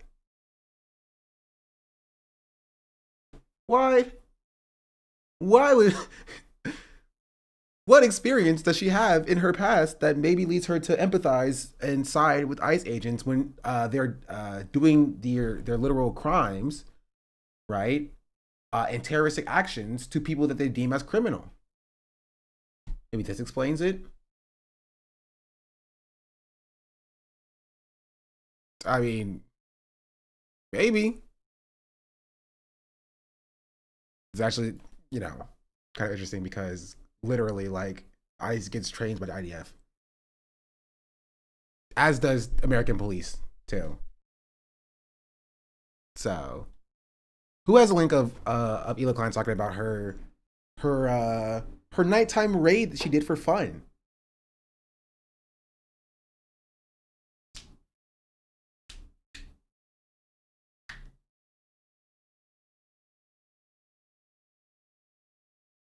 Somebody has it. I know somebody has it. Y'all have it on deck. Or did I curb all of the snarkers from the community by not talking about Ethan Klein for like a year? The fun way she got to join because the commander thought she was cute. Yeah, that one. Finally, freedom. Listen, I too wish that, like, you know, it was as simple as just talking about Ethan Klein all day. But there are other things. We got to talk about HUTCH all day now.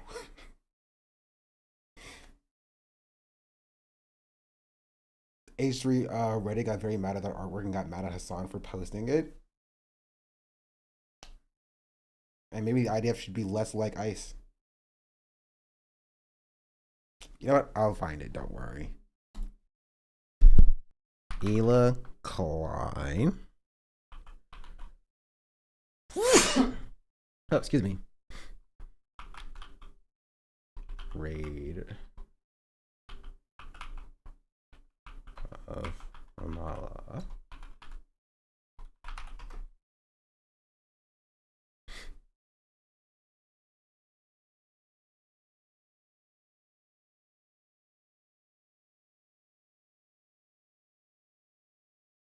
That video is private, so I can't see that.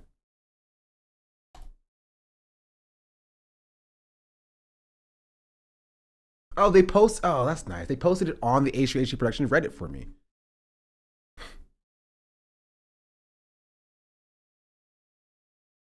Load, load, load, load, load.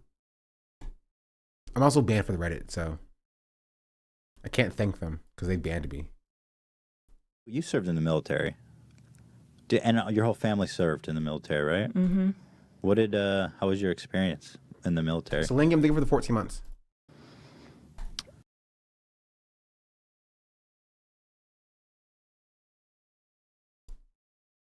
Because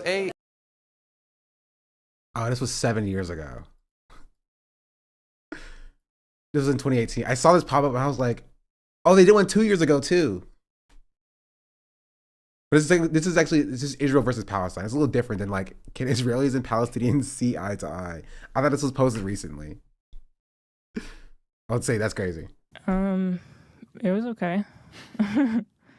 I didn't do anything like, I wasn't like a combative role. Yeah, you weren't a Then fighter. I wasn't a fighter, so I didn't have anything like crazy to tell. But I don't know. It's kind of like a mandatory job that you have to go to. And you don't get paid for. Yeah. Someone said, is it like a forced vacation? No. No. It's more like a forced job. Forced up. Because what did you do? What was your role in the military? At first, I was given a role that was like in an office somewhat close to my house in Tel Aviv. Mm-hmm. And it was kind of like going to a day job in an office. It happened right after there was some kind of a second war in, where was it, in Gaza? I remember that, yeah. There was some sort of a small war. Yeah. When I was there, and so my job was to like, when they send officers or like people to go. I'm sorry, this is not the point. What did she say? My job was to like war. Yeah. When I was there, and so my job was to like, when they send officers or like people to go serve, I had to like logistically help with like their hotel or a room, things like that. But it was all on the computer. It just felt like some computer thing. Right, okay. So secretary. Yeah. Interesting. And it was super boring, and I really hated it. Because it was just like, I had to take a bus super early, go there, spend the whole day, go back home. I hated it. So I tried to change my role. And it was something like you can apply for it, and it's a form that you fill out, and then they're going to give you something else completely random. You have Different no position. idea. Different post. Yeah. Different location. So I decided to do that, and if I don't like the second one, then I'll just find a way to get out of the army. It was that bad? Yeah, I hated everything about it, didn't want to do it.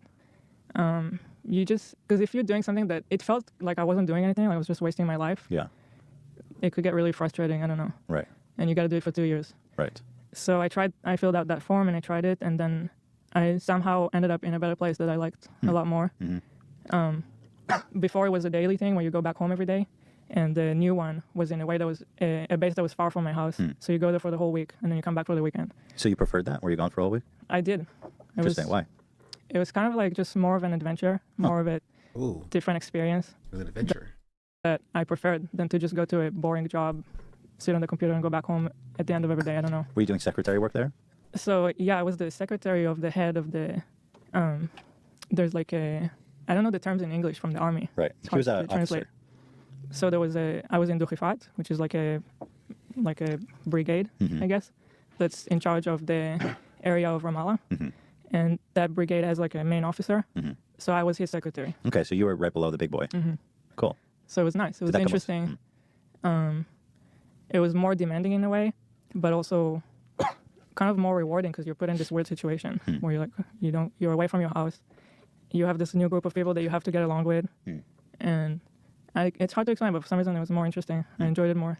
You told me once you went on like a mission with them to like a terrorist city. Yeah. That was kind of a crazy story. Yeah. My officers and like the soldiers in that brigade, they would go every night on a raid in Ramallah to arrest terrorists. And so I always saw them preparing for it and leaving, and then I would stay in the base. So one time I wanted to go with them just to experience it. Why? You just were all of a sudden had an urge to go with them? I just wanted to see what it's like. Right. I wanted to see. Man, I really wonder why she identifies with ICE, and she would be totally fine with ICE if they just called the people that they were arresting terrorists, right? Or I'm sorry, I mean criminals. and broke into their house to arrest them and take them away from their families. Why would she ever be like that? You know, I had no idea why she would be okay with that. Yes. Okay. So they took me with them one night even though they weren't supposed to. Did they armor your ass up? You're driving in this like Jeep. This is by the way, this is no different than like Asmongold being like, I want to do a ride along with Tom Homan, dressed as Ash Ketchum, right? No different. Just sadistic, using the lives of people that you are essentially occupying as entertainment for you, and joining them because you're bored. Yeah. The difference is she actually did it. That is the difference. The difference is that she actually did it. She actually did. It was like, please take me on your ride along to kidnap those terrorists, right, and tear these families apart. I want to see that really bad. Bulletproof. Right. So I was in the Jeep, and then as soon as we entered Ramallah, the people in the city started shooting us. Wow. And I heard like a bullet hit the Jeep like right next to my head. Did it like dent or just No, you just hear it? It's a gnarly armored Jeep. Okay. And I mean, it was just interesting. They were so someone actually was shooting the car when you went in there right away. Yeah. Huh. Did you have a gun on you? I didn't. You were not supposed to leave. No, yeah, not really. But even if I walked with them to one house. Okay. I did get out of the car once, but surrounded with them. So. Okay. Did they arrest anyone that night? They did. Did they bring it in the same car with you? No. Oh. There's a few. Did they bring cars it? That's crazy. He said. Did they bring it in the same car as you? They said. That night? They did. I walked with them to one house. Okay. I did get out of the car once, but surrounded with them. So. Okay. Did they arrest anyone that night? They did. Did they bring it in the same car with you? No. Oh. There's a few cars going. Damn, that's crazy. Was it like? How did you feel? Was it horrifying? It was strange. Very, very weird. How so? I don't know. Just you see people in the house, and then it's like the soldiers just walk into the house and look through their shit and find guns, and the whole thing is really surreal. Yeah. Very, very clear overlaps between what ICE is doing and what they were doing there. Right? Which is, you know, makes a lot of sense when you realize that that's what we're supporting. So it's not surprising when she was just like, yeah, if ICE just called them criminals, I'd be totally for it. If they were actually just doing this to terrorists, it would be the same thing that I was doing back in the day. Watching that shit, I watched. If they were actually going after criminals and predators, I mean, I'd be watching that shit. I watch Vitaly, right? Like, let's go, Well, ICE. the problem let's do is- it. But you're not going after criminals. That's what I don't understand. Well, the problem is immigrants on whole are some of the most one of the most law-abiding demographics. Hardworking. They're not actually criminals or predators. I mean, obviously there's a lot of them, so some of them are. Well, let's go after those. Yeah, but the problem Oh is my that's only goodness, like bro. probably a few hundred people.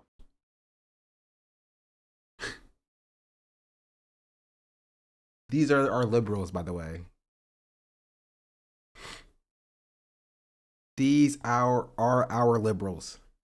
Ethan's trying to control it. Yeah, I mean, this isn't the first time where like his wife says some insane, heinous shit, and he has to try to like walk it back a little bit because he's positioning himself as a liberal. See this? Okay, hold on, Sarah. We're in the middle of something. We'll get to it afterwards. I promise. I'm good. And it's so the problem is not as bad as we Well, think. that's the problem for them because they need to do this whole fucking cowboy enforcement song and dance to make people feel like they're. But if they actually, it's just so weird to me. If they actually focused on getting the bad people, the actual bad people, wouldn't everybody be behind that, like on both sides? Well, so I'm telling you that. She's like, why are they not just getting the bad people, right? Just call them terrorists and get the bad people, right? She's a stone's throw away. She's literally a stone's throw away from being like, yeah, just do what we did. The IDF did it very, very well, right? I should know. I was a part of an occupying army, and we only got the bad people. Trust and believe me.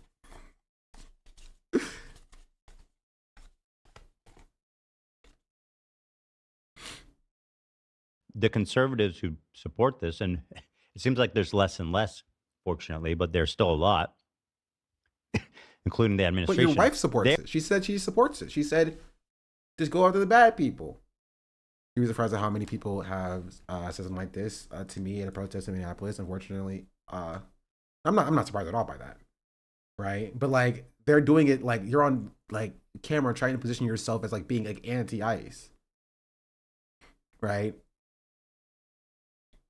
You're misunderstanding her. Yeah, I must be misunderstanding her. Their thing is like, no, they're all criminals, and there are criminals and predators everywhere. So it's a scare tactic, right? And Ethan's tried to explain to his wife, it's like, yeah, no, they're just calling them criminals and terrorists so they can keep arresting people. They're not actually criminals and terrorists. But she's like, yeah, but just arrest the criminals and terrorists. That's what we do.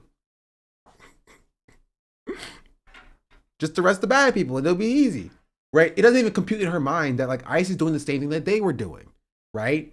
The IOF were calling people criminals and terrorists when they were pulling them out of their houses and be like, you're a terrorist, I'm going to arrest you, right? Were they actually terrorists? You know, maybe sometimes, probably not, but like, you know, but most of the time, probably not, just normal people. Also, you know, terrorist is a political designation, yada, yada, yada, you know the drill, right?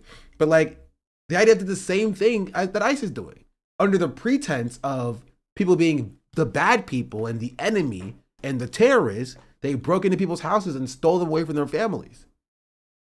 That's what ICE is doing. They're calling people terrorists and calling people criminals and calling people predators so that they can use that pretense to break into their house and take them.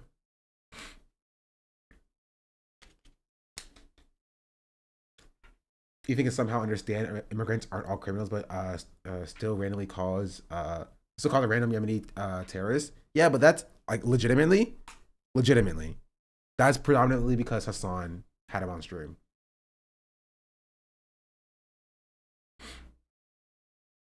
That's it. But if they actually, it's just so weird to me. If they actually focused on getting the bad people, the actual bad people, wouldn't everybody be behind that, like on both sides? Well, so they. Yeah, so we already saw that. But that's Ela Klein. You know, is it a surprise? Not particularly. Not particularly. What was Sarah's link? I did promise that I'd look at it. Palantir defends work with ICE to staff the Palantir employees are like, okay, maybe we shouldn't work with ICE. And they're like, no, you don't understand. They're good. They're good, please. You just understand this. You read your last free article?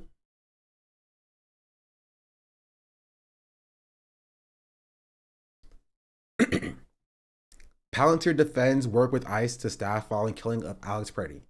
In my opinion, ICE are the bad guys. I'm not proud of the company I enjoy so much working for. I enjoy so much working for is a part of this. One worker wrote on Slack, "Oh, thanks, bro. Thanks, bro. Thanks." He's like, guys, I love killing brown people overseas, but like, I hate that my killing brown people overseas company is killing brown people here. I love this company so much when it's killing brown people overseas, but I really just can't. No, I don't know if I can stomach it when it's killing brown people here. And now white people here too. That's too far. I didn't sign up for this.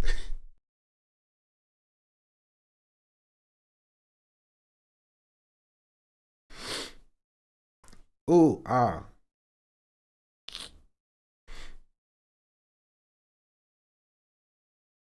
freaking eyes.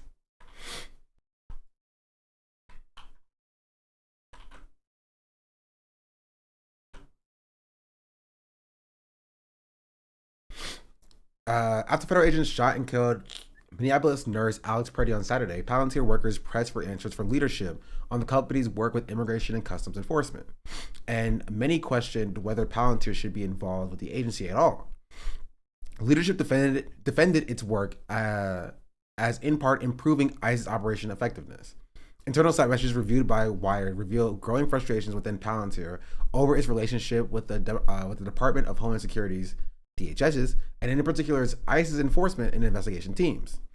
In response, Palantir's Privacy and Civil Liberties team published an update to the company's internal wiki detailing its work on federal immigration enforcement, arguing that the technology is making a difference in mitigating risks while enabling targeted outcomes. In a Saturday thread on Slack discussing Paredes' killing, Palantir workers questioned both the ethics and the business logic of continuing the company's work with ICE. Featured video. I can't see the video. Gosh freaking darn it. Hold on.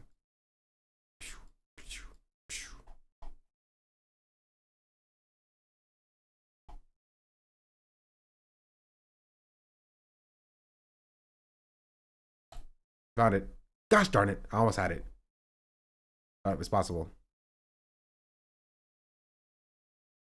Whatever. I shared a story other chats before. My friend dated a guy in college working for Palantir. The guy always gave me weird vibes because he gave a TEDx talk at my university about no fap. That's so funny. That is hilarious. Disclaimer for breaking the silence, where former Iowa Shores describes a typical night raid patrol in Hebron is a wild contrast to Yale's description. Yeah, I mean, you get to it a little bit later. You know what? I will look at it actually. I think somebody sent a link of that side by side.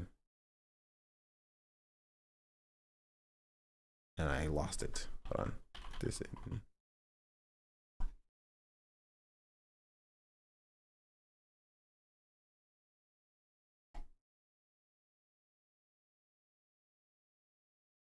I saw somebody sent it.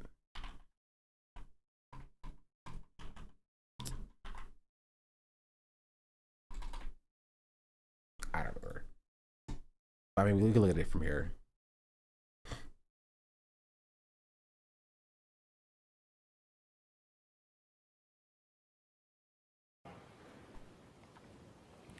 So what do? You make your presence felt. How does it look like? You have 2 military patrols. One is in charge of the old city of Hebron. The other one is in charge of Palestinian neighborhoods around the old city. And that's their job, to make their presence felt. You start your night shift patrol 10 o'clock till 6 o'clock in the morning, 8-hour shift. Walk in the streets of the old city. Break into a house. It's not a house we have intelligence about. A random house. I'm the sergeant, I lead the patrol. Choose a random house, break into the house, wake up the family. Men one side, women the other side. Search the place. You can yourself imagine the dynamics. What happens when you break into a family, 2 o'clock at night, wake everyone up. Search the place, finish, go out to the street, knock on some doors, make some noise, run to the other corner of the street, invade another house, wake up the family, search, go out, run to the other corner of the old city, another random house. And that's basically how you pass your 8-hour shift. 24 hours a day, 7 days a week. From September 2000, when the second Intifada started, till today, it didn't stop for 1 second. Yeah, the idea is very simple. Every Palestinian needs to feel the military is right here. Yeah, you never know when we're going to show up, when we're going to start, when we're going to end, how many we're going to be, what we're going to do. It's to do what we call in the military, ליצור תחושת נרדפות, to create the feeling of being chased. Very similar to ICE, right? So it's not a surprise when you see Eli Klein defending ICE and defending the fact that she went on this raid. He's so proud. No, he's not proud, Chad. He's explaining, right? He's breaking the silence. He's explaining what they're doing. It's not like a point of pride for this person, right? He's explaining how this is working and why it's bad. He's not like flexing.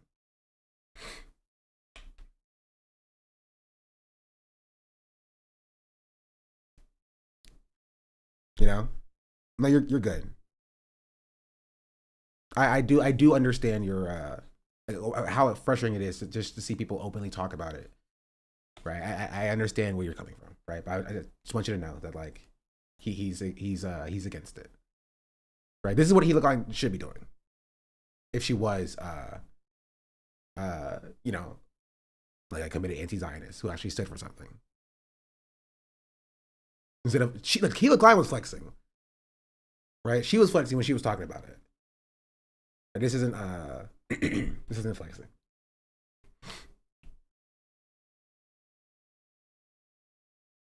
I don't know what this video is. It is kind of a long article. The sneeze too. Oh God. That's what dust does.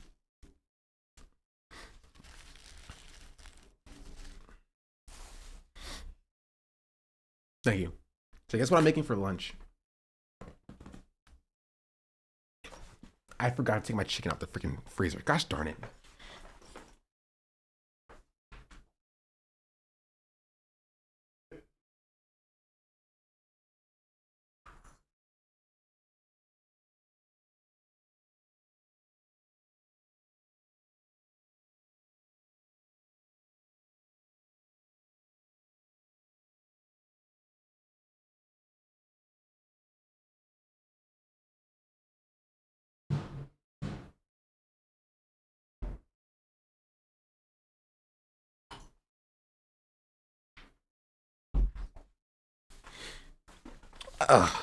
Guess what I'm eating for? All right. Guess what I'm making for dinner? I guess.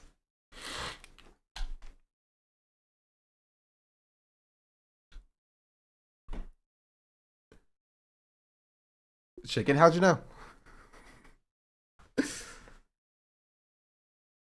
How did you know? Honey, did you just have that written up? Oh, that was for when I asked the question the first time. That is racist. Hot honey, Henny Glaze, Dubai chocolate, Labubu, Philadelphia, Biscoff cheesecake. You're going to hell. Did you get salt? I always have a salt.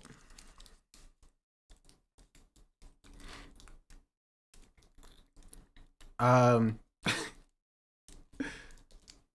continue with this article. It says our involvement with ICE has been internally swept under the rug for Trump to too much. We need an understanding of our involvement here. Can Palliser put any pressure on ICE at all? Wrote another. I've heard not according to Hutch. You can't exercise political pressure. If you do, you're complicit for deaths. But to be fair, these people are complicit for the deaths. But that's like besides the point. I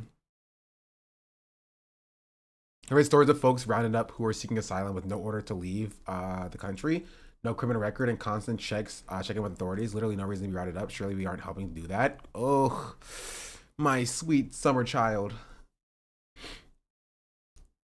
He went out the majority report the other day. Why?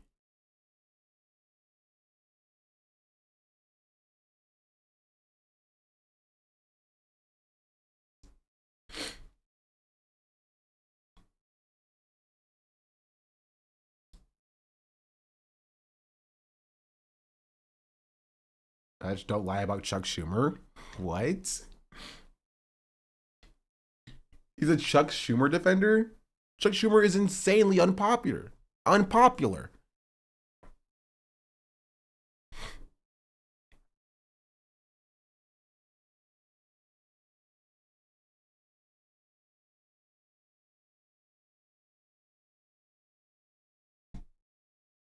So is Biden, so is Chorus. You're right. Got mad at Sam Cedar for attacking Chucky. Chuck is almost as unpopular as Mitch Peake was. Yeah, like insanely unpopular. Honestly, they kind of look the same too. But maybe that's because I'm an anti-white racist a little bit. And I have face blindness.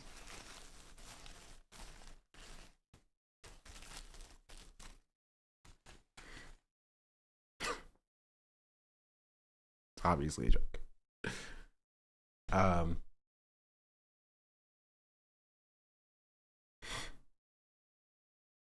The discussion was held in a company-wide Slack channel dedicated to general world news coverage.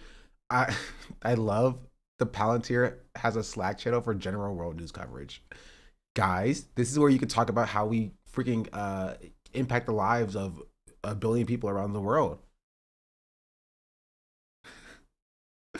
And just flex about it.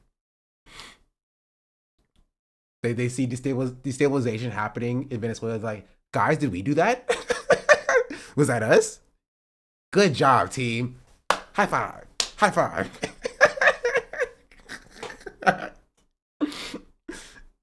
You know what I mean? Like that's basically what it feels like a little bit. But now they're like, ooh, is that us? Did we get that white guy killed? Did we kill the white woman? Ooh, that's bad. That's bad. That's not good.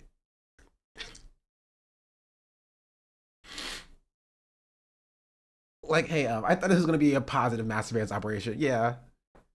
I thought we only killed the bad people. Here we can see real time the region's entire water table being drained. Oopsie poopsie. The message is viewed by Wired received dozens of +1 emojis, responses from other workers seemingly backing the request for more information about Palantir's relationship with ICE. Palantir did not respond to requests for comment from Wired. On Sunday, Courtney Bowen, Palantir's global director for privacy and civil liberties engineering, responded to an avalanche of employee questions by linking out to the company's internal wiki describing its DHS and immigration enforcement contracts. The post, last updated at the time of when I reviewed it on January 24th by Akash Jain, whose LinkedIn lists him as a chief technology officer and president of Palantir's USG, which works with U.S. Government agencies, says that in April 2025, Palantir began a 6-month pilot supporting ICE in 3 major areas: enforcement, operations, prioritization, and targeting, self-deportation tracking, and immigration lifestyle operations focused on logistics, planning, and execution. So yeah, y'all did that. It sounds to me like y'all did do that.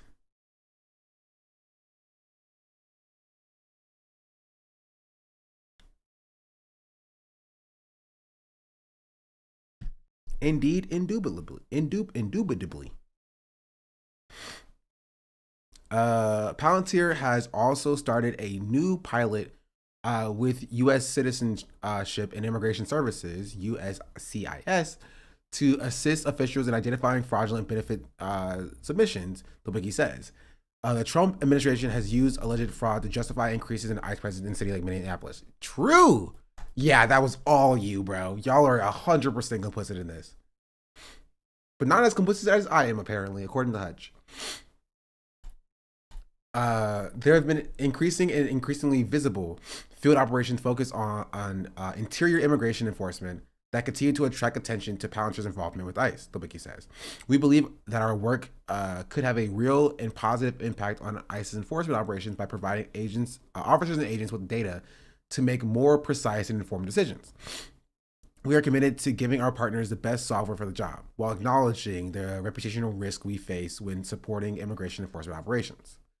The wiki acknowledges increasing reporting around U.S. citizens being swept up in enforcement actions and held, as well as reports of racial profiling allegedly applied as a pretense for the detention of some U.S. citizens, but argues that Palantir's customers at ICE remain committed to avoiding the unlawful/unnecessary targeting, apprehension, and detention of U.S. citizens whenever possible and however possible. Sure. Thanks, bro. ICE told us that they did it by accident. Oopsie poopsie. Plant-based ham, thank you for the 5 months.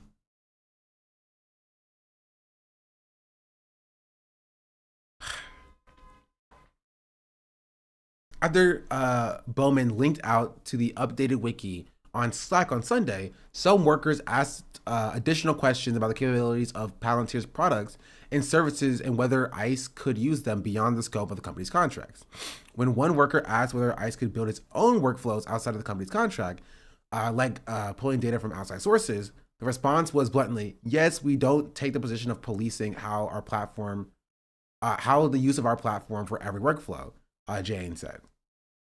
He acknowledged that Palantir builds in strong controls, but it doesn't mean that there won't be bad apples, mistakes, and other issues that could lead to adverse outcomes. Those have to be governed by law and oversight mechanism within the system, just like commercial consumers. Oh, thanks, bro. So they were like, yeah, ICE could be using our stuff to target U.S. citizens, but it's not our fault. So good luck. Sucks to suck. You know, chat, I'm starting to think that this Palantir company is not good. It's no bueno. I don't know. Do y'all, one's in the chat if you agree. Berg, thank you for the 11 months. Ooh.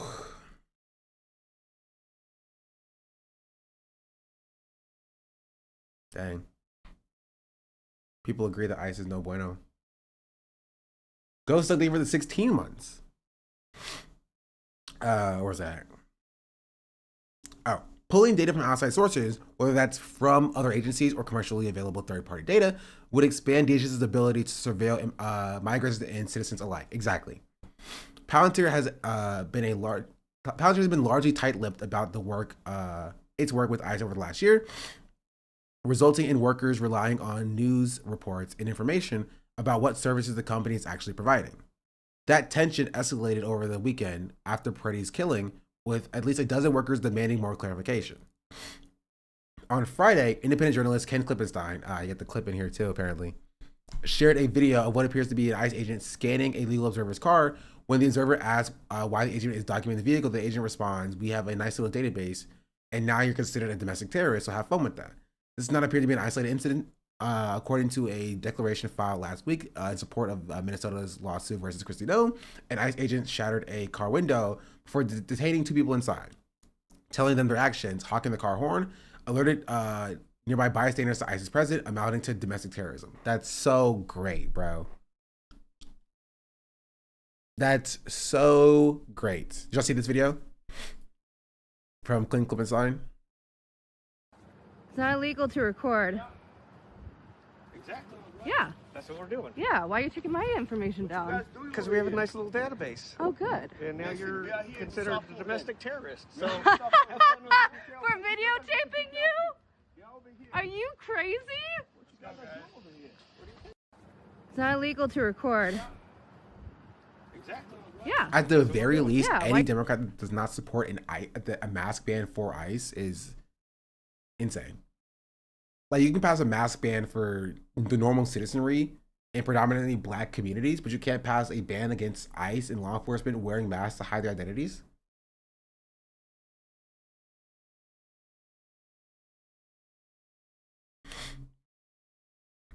Crazy.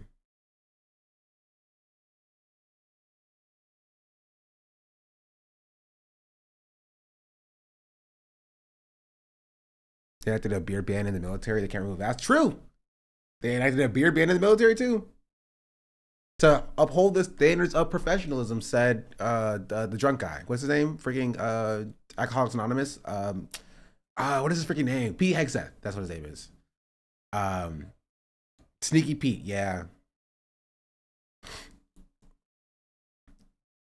You can understand somebody might say keg's breath.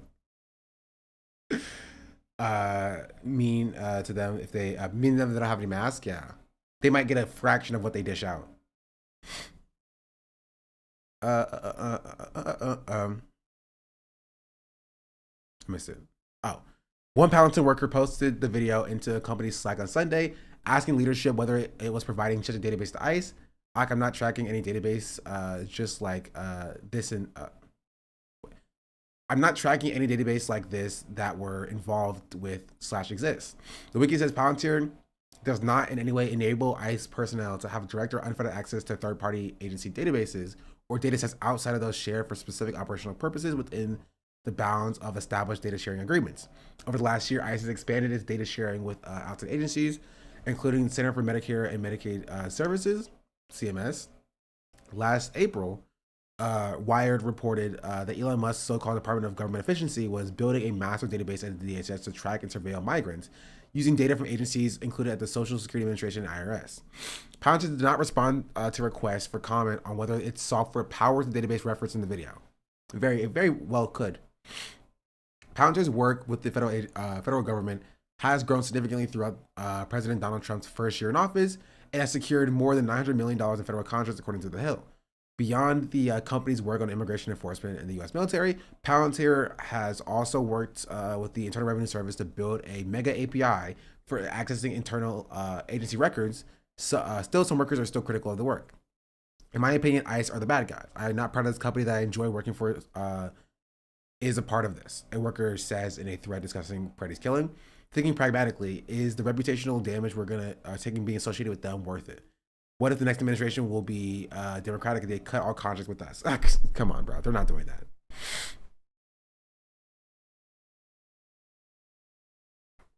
They're not doing that. It's amazing how it seems that we are, because the drunk could also refer to Tom Homan or the judge lady. Judge Janine?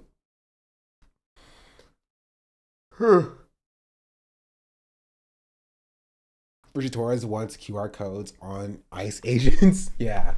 Scan this to find out what your rights are when we violate them.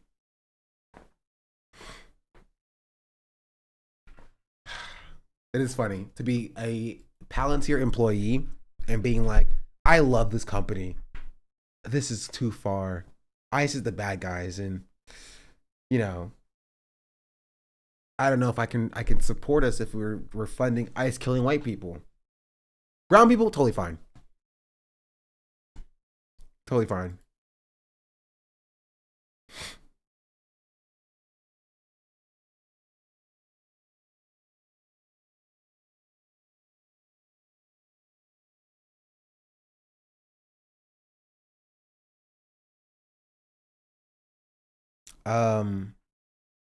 But yeah, that's this. We covered this. Covered this. We covered this. Covered this.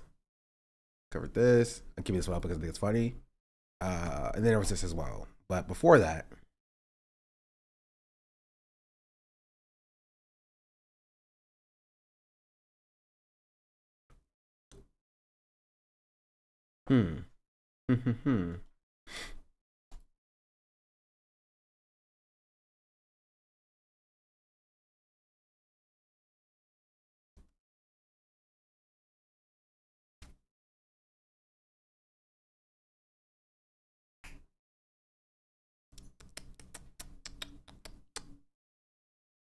what am I looking for?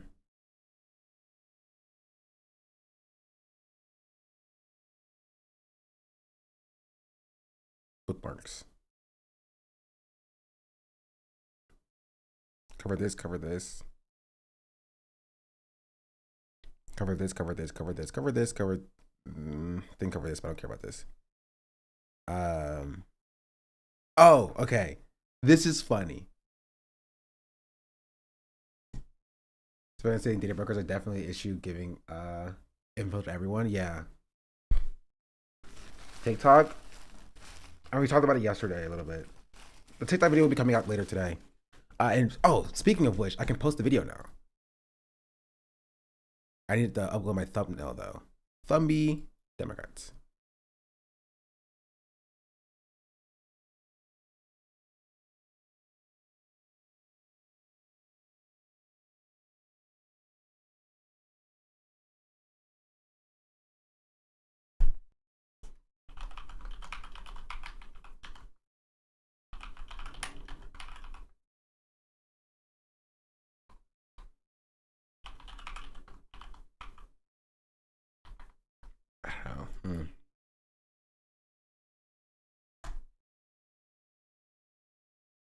Post. An article from King of Silent quotes from ICE agents are also fed up with the admin, and some are even afraid. I'd love to hear your comments on it. It's called ICE Unloads. Let's take a look at it. Why would you do this for a game that's going to be forgotten in a month? Because Dr. Disrespect is a loser. But I think if an ICE agent is fed up and afraid, they should quit. At the very least. There's other things that they should do, but I can't say that on stream. They should quit.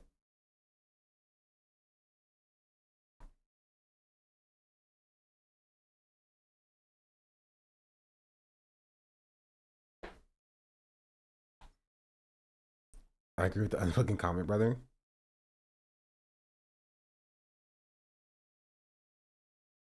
Yeah, but this also happened, which I thought was fun. This is gonna be a quick section. Dr. Dr. Disrespect created a fake high guard badge and lied about being invited to the preview. This is just such a loser thing to do. I think it's so funny. Once ubiquitous online streamer Herschel Dr. Disrespect Beam, who was banned from Twitch for sending inappropriate messages to a minor in 2017. This is how you should start everything talking about Dr. Disrespect. Good job, Kotaku. This is how you should start everything talking about Dr. Disrespect or any pedophile. Lakari should not be spoken about at all, but if you do, you should say Lakari, streamer who was caught looking at potential CSAM on his computer, right? You should say Destiny, sex pest, and pedophile who routinely defends sex crimes against kids. You know what I mean? Hutch, bald. Yeah, you should always lead with that thing. Posted a photo of a media badge in January 26th and said that he's been invited to a pre-release hands-on event for the newly released free-to-play raid shooter High Guard, which I heard sucks. I heard this game is bad. However, most people who attended the event have even denied seeing him there, and some Reddit users believe the photo was faked using Gen AI or Photoshop. And High Guard creator manager says he wasn't invited and didn't attend. On Monday, ahead of the launch of High Guard, Dr. Kid Inspect posted an image of a keyboard, an energy drink, a personalized controller, and a High Guard media badge with his name on it to his X account. He claimed to have played High Guard at a recent media event in Los Angeles. Last week, we drove the Lambo to LA to check out #High Guard, he wrote. Monday, January 26th at 10 a.m. PST, we entered another dimension. This is the picture. It's very mid. The hate for it is insanely overblown. It's more Apex for Apex fans. I don't like Apex. The timing is just not good right now with Arc Raiders on top. There's no space for something like this. I didn't like Arc Raiders either. But also, Arc Raiders costed freaking money. This is free. Because you got League aim? No, it's not because I have League aim. I have good aim. Before they're asking Sean to play Deadlock. I didn't like Deadlock either, if I'm being entirely real. I don't know why. Flame him? I'll boot up right now. I'll boot up Valorant right now and get 50 kills. Me and Connor's parents are gonna play Deadlock without you. You're not playing with Connor. I don't believe it. And if you are, then I'll play, baby. Give me on Deadlock Thursdays. That whatever. What's your rank in Valor? You know, we peaked. Goal 2. What? Anyway.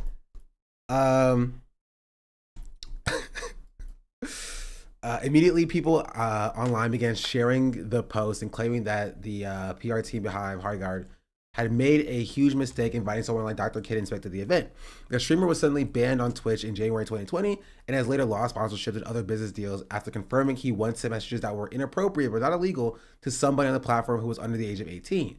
He now streams exclusively on Rumble and YouTube and allows his channel to be which allowed his channel to be monetized again after a multi-month review of his allegations. Stop. They re-monetized him? I tried out hard as soon as Deadlock dropped. Did you call up what happened there? What do you mean?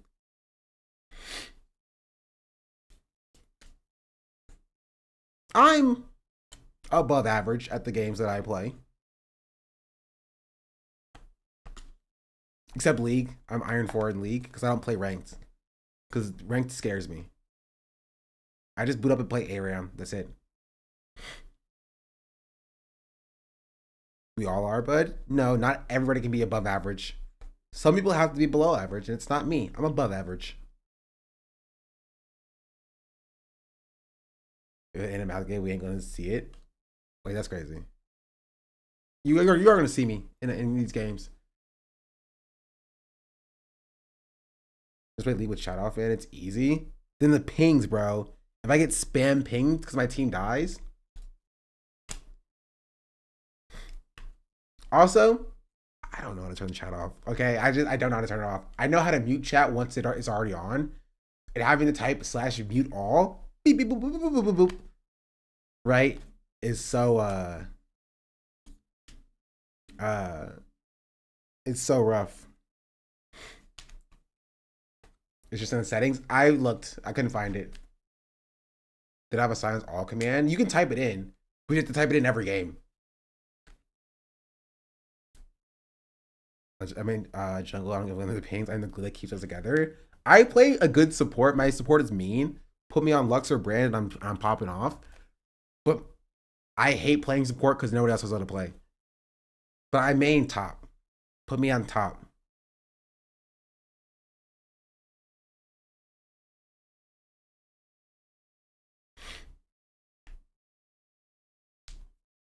Bard ADC here. Ugh, y'all elite players. I main ARAM, put me in lane. True. I do also main ARAM. Last time Sean played League, someone asked him if he's an Arcane fan. I liked Arcane though. Anyway, these are some of the badges. Creator name, creator tag. Creator name, creator tag. Ignore this. Creator name, creator tag. Creator name, creator tag. Press badges. Name, company name, company name, company name. Docs bag. Creator name, his slogan.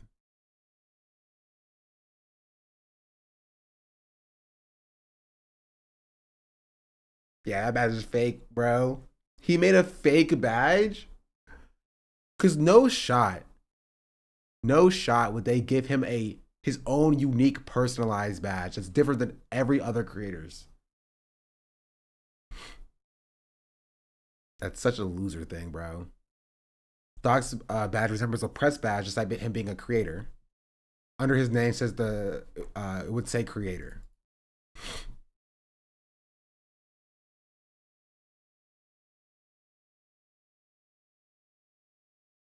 That's so silly.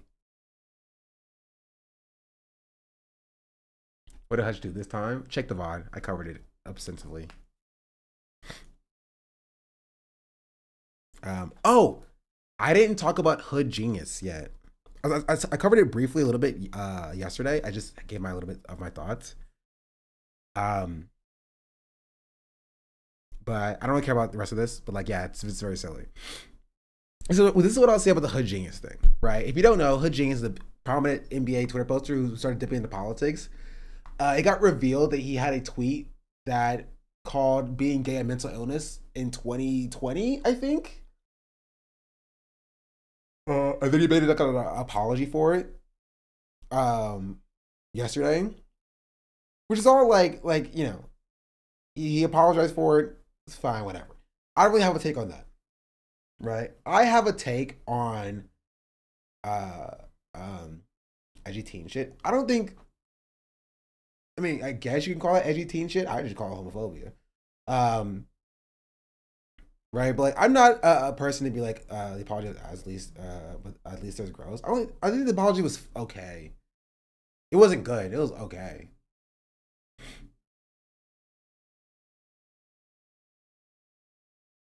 You know what I mean? I've seen worse apologies. That's not my part. That's not what I want to talk about, right? And if someone has a link to it, I'll look at it. Hold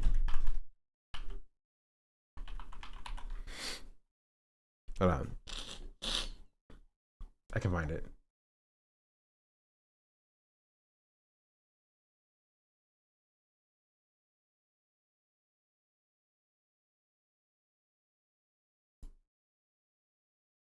Oh, the tweet's gone. I can't even find the tweet.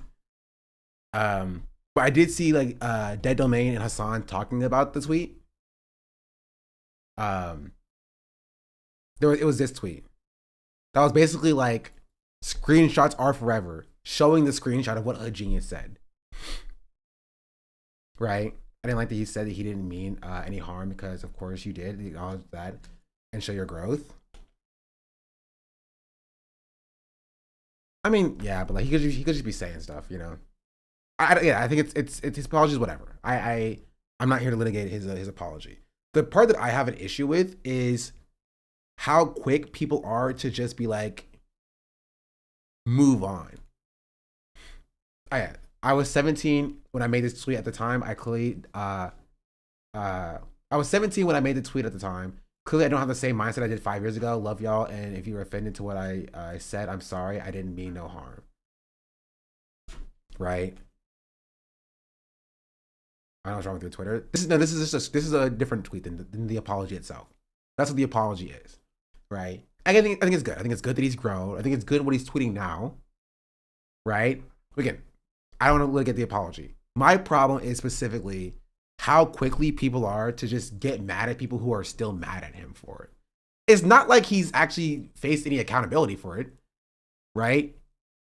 He just apologized. You know what I mean? Just now. It just came to light. He just apologized. And immediately frame one, people were like, this is why the left eats itself. Right? You need to let people grow. Like, sure, but people are allowed to be like, man, this kind of sucks. Why did you say this? You know what I mean? Like, people are allowed to be upset. I didn't even see people get mad at him. One person got mad at him, essentially. And I saw 15 tweets be like, ugh, the left keeps eating itself. Why does it just keep happening? Or whatever. You know what I mean? Like, I just, like...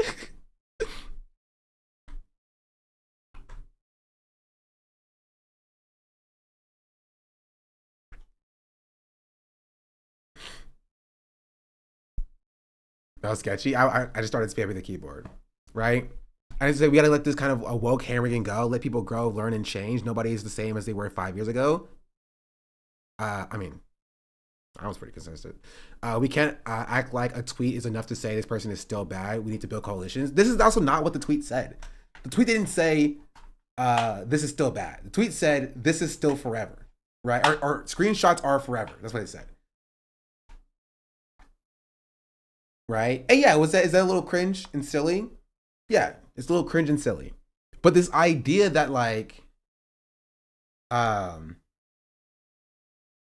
idea that it's like, oh, you know, you can't ever be mad at somebody's past. I think it's silly. Right? If you brought up everyone gamers, language pre-woke, everyone would be canceled. That is not true. This idea that like everybody was a shitty person is wrong. Shitty people are just overrepresented online. The type of person who tries to strive for like content creator fame and fortune or whatever is, you know, very likely to be the same type of person who was shitty online in COD lobbies or whatever. Right? But at no point, right, when I was growing up playing games or whatever, was I going out of my way to actively harm marginalized people. At no point was that the case. I didn't say that. I mean, the language that was used in 2009 is not something anybody would say now. That's not what you said, but okay. But also, this isn't about like the language. He didn't say like, you know, a gamer word. He said being gay is a mental illness. You know what I mean? Like that's what he said. Like that was not a cool thing to say in 2020 when the tweet was made.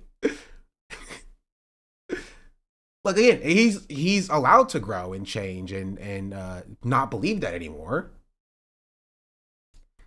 That was my argument. My point is your argument has no bearing in this conversation because you're defending something that nobody's arguing on the basis of.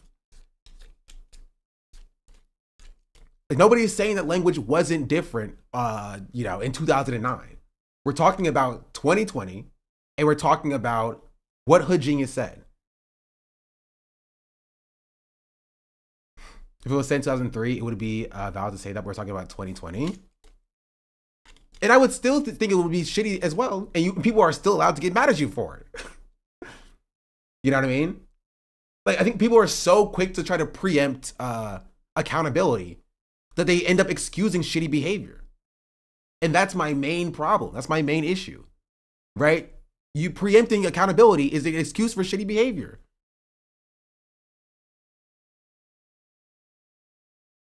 Do you think the context of a bunch of basketball Twitter accounts trying to dismiss hood geniuses as takes matters? No. No, I don't.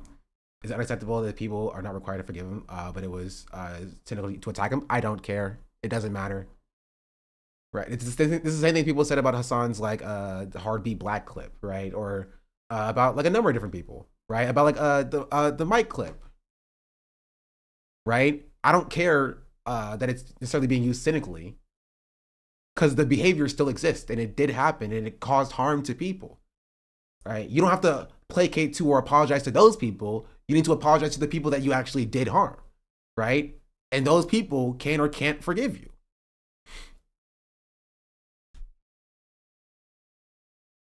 You know what I mean?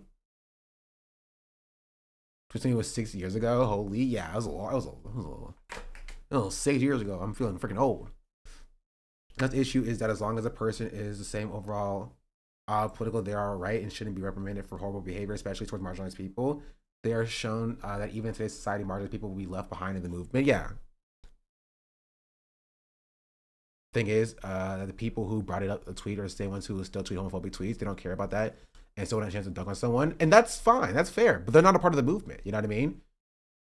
They're not. They don't like. They're not. They're not here. We're not holding them accountable because they're not in this space, right? Our job is to make sure that the space that we are a part of are safe for marginalized people, right? I don't think it's wrong, right, for people to be like, "Hey, you said this tweet thing. That's not okay," right? And for him to apologize for it, and then people can or can't take that apology. Was a tweet? I don't have the originals. I'm still gonna find it.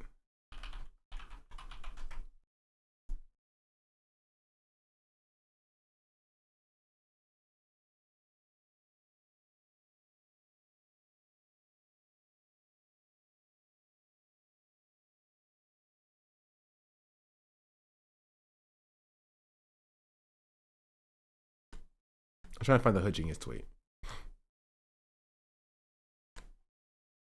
The screenshot.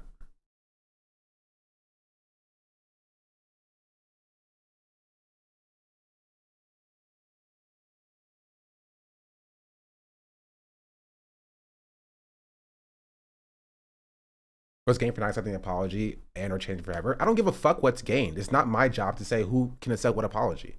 I'm not gonna tell marginalized queer people that they're like that they are bad or not bad for accepting this apology. You can accept whatever fucking apology you want to, right? If somebody's out here just dropping the N-word, right, you don't have a fucking say whether or not I accept the apology or not.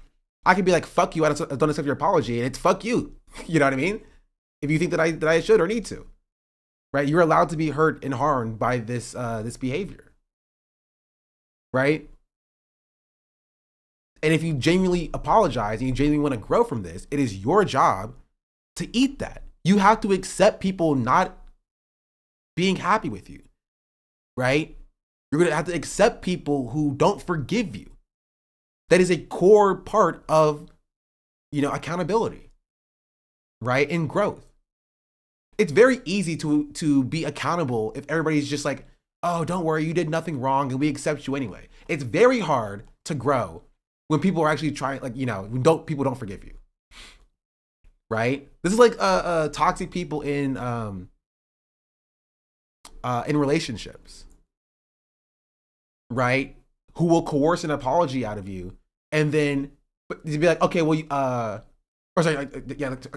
will apologize, and then use that and hold that over your head and be like, well, I apologize for it, so why are you still mad about this? Like, it can still affect how you view a relation, your relationship, and how you view a person. You're not entitled to people's forgiveness.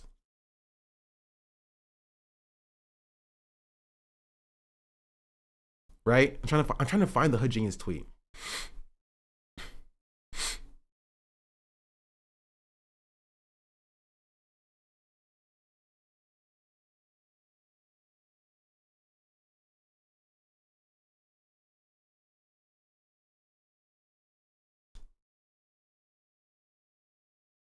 Let's see.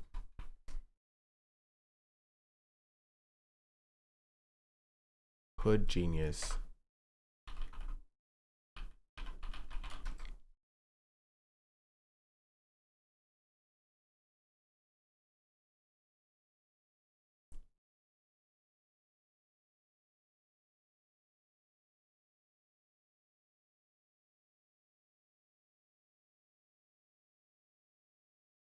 Oh, here. This is what it was. He said, being gay ain't a preference, it's a disability. I think accountability is a must for sure, and forgiveness isn't guaranteed. But that's not what I'm saying. Change behavior shows growth. I don't see how holding a grudge is moving the needle in a positive direction. Then fuck you. I don't care. They don't have to explain people to you, right? A queer person doesn't need to explain to me about the positivity that is came and held for holding a grudge, right? Marginalized anger does not need to be justified to you. It doesn't. It doesn't. It doesn't. It does not need to be justified to you.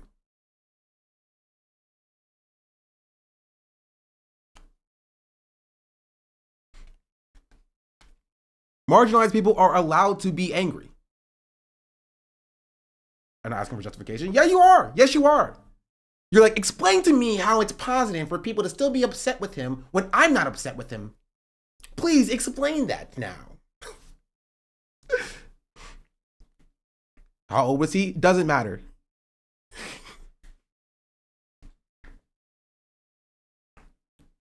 The point of what growth actually is understanding that people are still going to be mad at you despite your apology, right? And you keep it pushing regardless. That's it. I said it about iDubbbz too, right? When iDubbbz made his apology, I said, I think his apology is good, but people are still going to be mad at him. And he has to eat that, right? He has to accept that.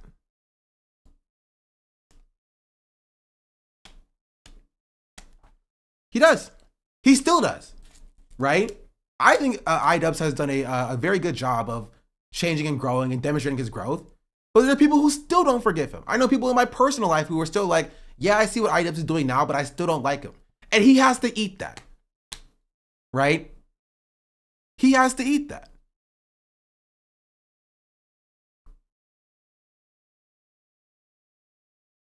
He does. I'm one of those people. Right? But all too often are we so quick to be like, to chastise marginalized people for their anger, their righteous anger, right? Their righteous indignation.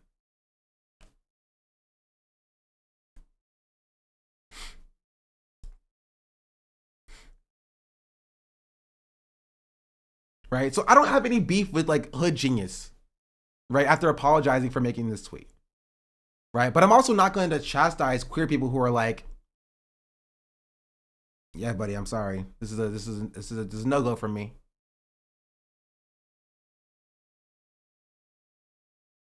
Right? And it's your job as a leftist to understand that the people who feel that way don't have any power and to just leave them the fuck alone. You know? Again, I saw literally a single tweet. While I was scrolling to find this tweet, I saw one tweet, the same tweet, right? This tweet here that's deleted. That said, screenshots are forever with a link to this screenshot. But I saw dozens of tweets. Can I chastise straights who get mad on behalf of queer people though? I mean, I don't know how you would know who is queer and who's not online. Right? You can assume somebody is a straight person and you're chastising them, but you could also be chastising a queer person who's online who is actually mad and upset.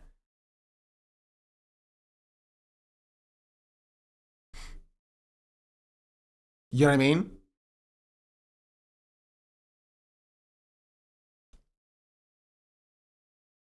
Like, people are allowed to be upset. People are allowed to be angry. Right? And it's Hood Genius's job to prove them wrong by seeing the people who are still angry and to keep it pushing regardless. That's it. That's it. It is his job to be like, people are still angry. People are still gonna be angry about this, and I need to be better regardless. Right? And to keep it pushing. Right? But I think people are so willing, even like leftists are so willing to chastise marginalized people, right? To be like, oh, see, this is where wokeness has gone too far. Gosh darn it, why don't y'all just leave hood genius alone? You woke scold wreckers, how dare you? Right? It was literally, this was like this came from a Twitter account that has 3,000 followers. Does it need to be 12 tweets being like, you fucking wrecker, you're the fucking problem with the left, for this person being like, hey, I don't really like this very much. Who is he even? Nobody! He's a literal nobody who just posted a picture of this screenshot that said screenshots are forever.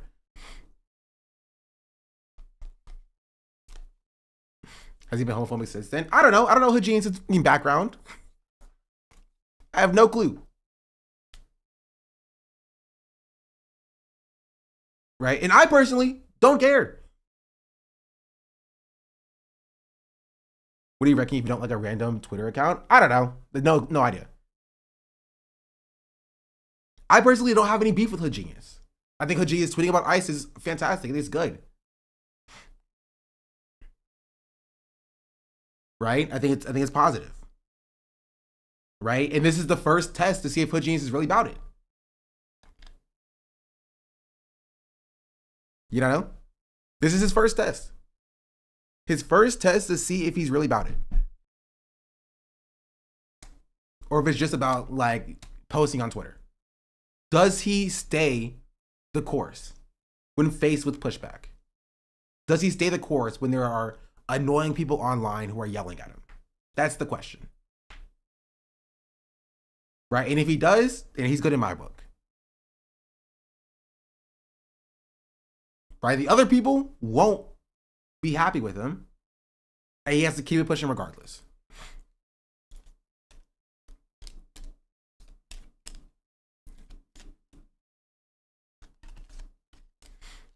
But he made this guy post a screenshot.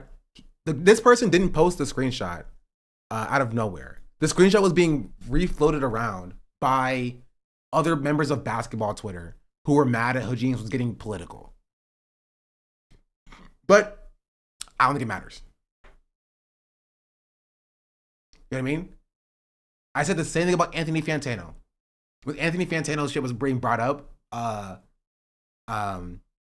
through and because of his beef with, like, I don't know, freaking Aiden Ross or something. I don't remember.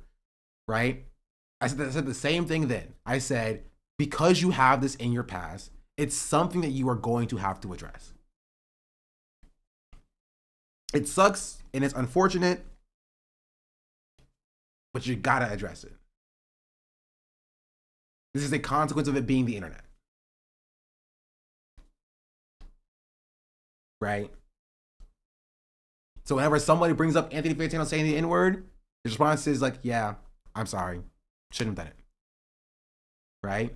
So when he brings up IDub saying the N-word, his response is, yeah, I'm sorry. Shouldn't have done it. It's a bad decision. Right? That's what you have to hold as a person with this in your past. And you don't have to do like a crazy amount of like, you know, oh, I'm so sorry, black people, please forgive me, or anything like that. Same with Pokimane, like she always comes with sympathy for people who don't know. Yeah, like it goes for Pokimane too, 100%. It goes for everybody, you know.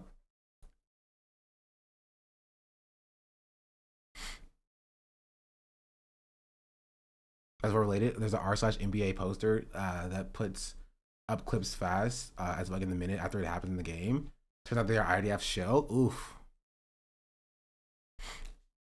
But I think people are so quick to, instead of thinking, to just dunk on random marginalized people who may be unproductive, right? Is it productive to yell at Hajinius? No, probably not. Right? But I think people are too ready to do it because they feel like a backswing of woke. You know what I mean? They're super accepting of Kyle Klinsky saying fucking slurs. You know, that's the dark woke king, Kyle Klinsky, right? a random fucking trans teenager online who was like, I don't forgive Hood Genius, that's the real problem with the left. How fucking dare you? You know what I mean? That's where my issue lies. That's what my problem is. Right? Where's this leading with grace and empathy for this person who's being like freaking drugged through the mud? Are they silly? Are they unproductive? Sure. Are they causing harm to marginalized people? No. You know who is? Fucking Kyle Kalinske. But he gets the infinite grace, right? Because he's a poster online, you know? That's what my issue is. And that's what my problem is. That the charitability is never extended to the most marginalized people in society. It just never is. People are so quick to dunk on this random person. But when it comes to actually, again, holding Kyle Kalinske accountable for saying slurs, then it's like, oh, well, just he's the dark woke king. You leave him alone. And then we're surprised when an Ethan Klein happens.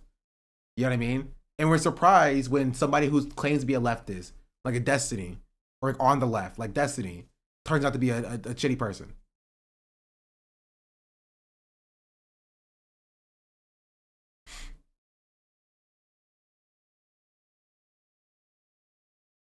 I think Dark Woke has justified anger behind it that I feel woke skulls don't have. What the fuck do you mean? These are marginalized people. He, they, NBs. Black women. There's no justified anger behind why they're upset. Fucking, they're more justified than fucking Kyle Kalinske is being upset. Because they gotta eat the shit not even just from the Republicans, but also from the peers. From the people who are supposedly allies. There's 50 times more justified anger from these people to get mad at the Hood Geniuses and the Kyle Kalinskes than Kyle Kalinske getting mad at Trump.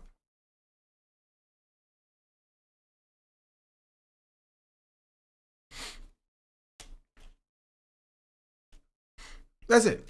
I think people should have seen this tweet from this person being like, screenshots live forever, and scrolled. Genuinely. I think you should have looked at this account, seeing it has 3,000 followers, he, they, NB, and be like, okay, this person is just a little bit upset, you know. Scroll.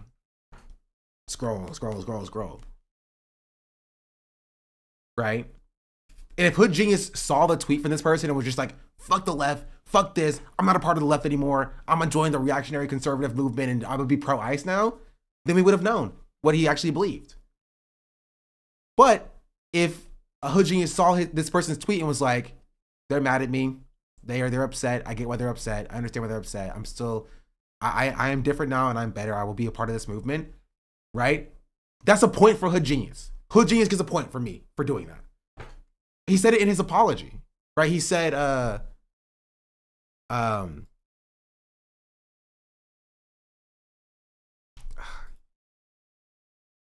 he said, I understand if you're mad at me. I get it. I get if you're mad at me, if you're upset with me. It's completely understandable. I'll have to find it. Hold on.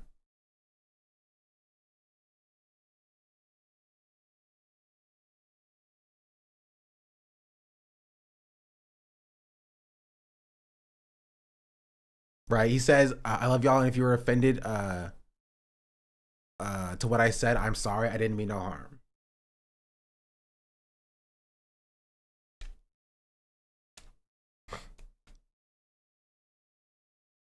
Right? This person was offended by what he said. And you're just like, freaking wokey, how dare you? I don't even know how it's funny. I'm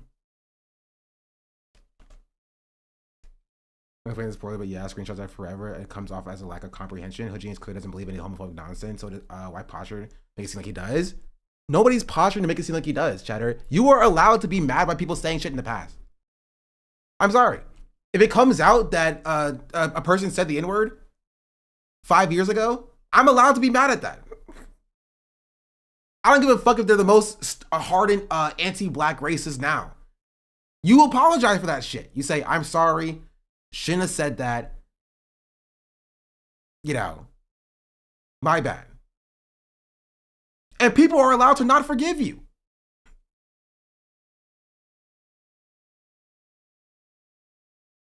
It's not a lack of comprehension.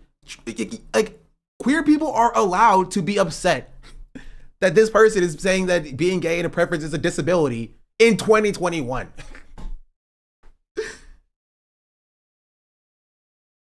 You're allowed to be upset by that. And you're allowed to not accept his apology.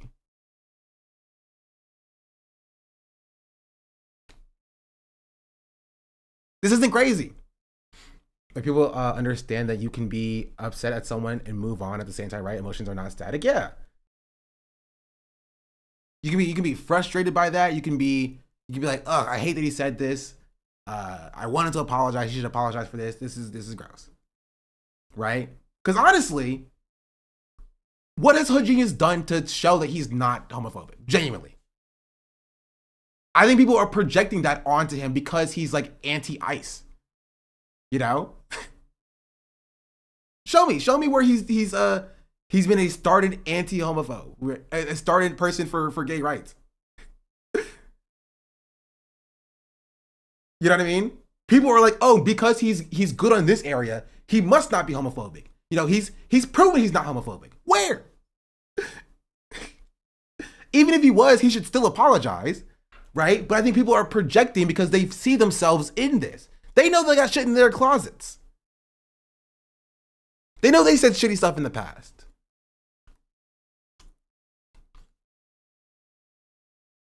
Right? And so they're projecting onto him because they identify with Hood Genius here. They put themselves in the shoe, not of the marginalized person, but instead of the person doing the oppressing, the person doing the subjugation.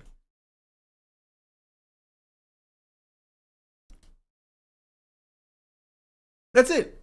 So I find it's easier to apologize and question your actions first rather than argue and get defensive. Worst case scenario, if despite your genuine apology, someone still sits to get you for it, then you can just ignore them. Whereas if it's impossible to apologize and go off on someone if for something you said or did, yeah,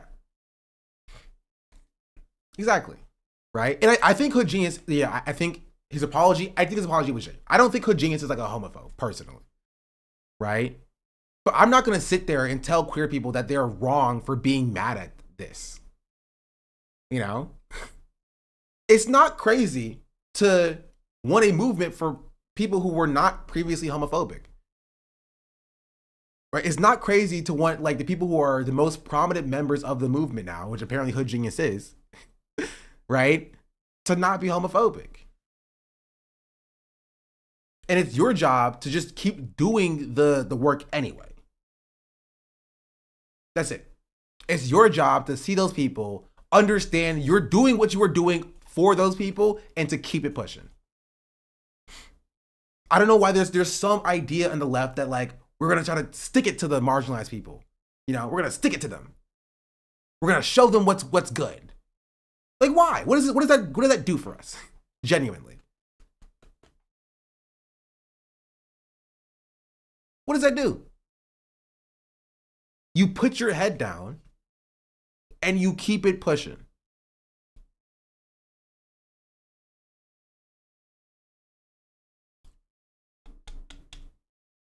I always saw the Hood Genius tweet. What does he know about gay people?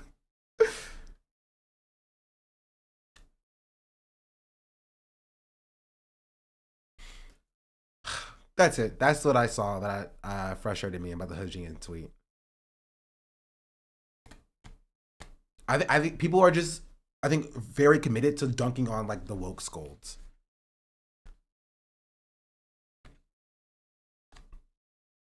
You know? I don't get it. It doesn't make sense to me. Like I don't even agree with what this poster was posting, right? I don't even agree with their post. I think their post was stupid. And I think it was unproductive. Right?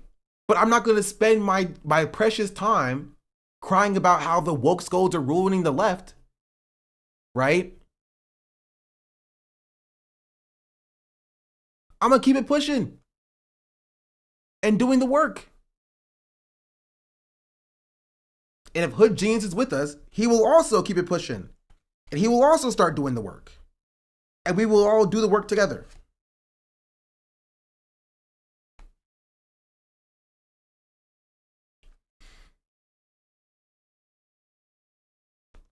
For kicks, I decided to do a from Hood Genius gay search, and it's inconclusive, I think. I don't know, man. So much discourse for a guy no one has ever heard of. I mean, people have heard of Hood Genius, right? I think what it is, I think primarily what it is that people see Hood Genius as a positive force for the left, and these people not, right? They would rather have somebody who has clout than have marginalized people. They put the clout above the marginalized people on the left. I think that's the important part. Right? If this person had clout, maybe it would be different.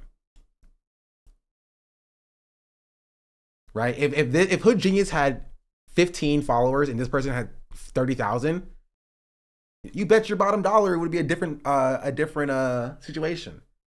Because they view Hood Genius as useful to the left and they don't want to lose him. Right? It's like your star player on your basketball team is like cursing out the water boy. And somebody stands up to him and be like, yo, this is not cool, man. And like you get to the locker room and all your other players just kind of gang up on you like, why'd you do that, bro? Bro, we need Chad for the big game. We need Chad for the big game, bro. Now you said this to him and he stormed off. What if he quits the team, bro? We need him. Right? So now you're getting hate for protecting the little guy from people who you would assume would be for the little guy. Right? But if you were the star player and you saw one of the worst players on the team bullying the water boy, you stepped in, you were like, please stop this. Leave him alone. They'd be like, man, wow, John is so cool. Look at how he stood up for the little guy, bro. He's so awesome. He's so good. You did great there, John. Because they want something from you. They can be useful to you. I don't think he's that useful. He posts funny tweets in a while. Just like a joke Twitter account. I mean, him beefing back and forth with DHS isn't nothing. You know? It's not nothing. But again, if he's really about it, right? He'll stick to the left.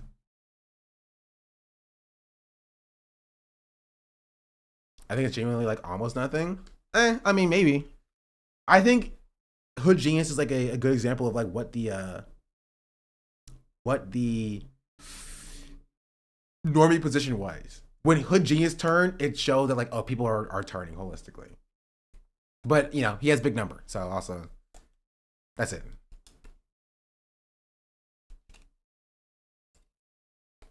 It's frustrating that being anti-racist is enough to propel white people into relevance. Like, oh, okay, thank you, recognize my humanity, big whoop. Yeah, I don't know. You know my thoughts on that. I've spoken about that. My take is just like, I think people are so quick to chastise and yell at marginalized people, and like marginalized people are not allowed to make mistakes. But lest you harm marginalized people, you're given infinite charitability. And it's a little bit frustrating. But Hood Genius is posting about ICE now, so that's objectively good. And I hope he doesn't actually think being gay is a mental illness anymore.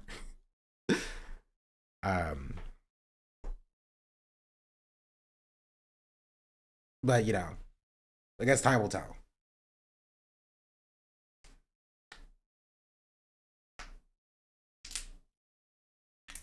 I go on and on and on about how a group of his friends recently kicked me out of their Discord for raising concerns about things as a trans person. Kind of scares me that this new wave of woke is just not saying slurs, like you were talking about yesterday as well. Yeah, that's not even the part that scares me. What scares me is people defending that, but calling. If I say Kyle Klinsky is a racist, ableist person who likes to say slurs because he's allowed to do so, if he's dunking on MAGA, I'm called a wrecker to the left in a woke scold and positioned out of the movement. But Kyle Klinsky actually saying slurs and doing the racism, right, is seen as like dark woke and it's effective and it's really shutting down the right wingers or whatever. You know what I mean?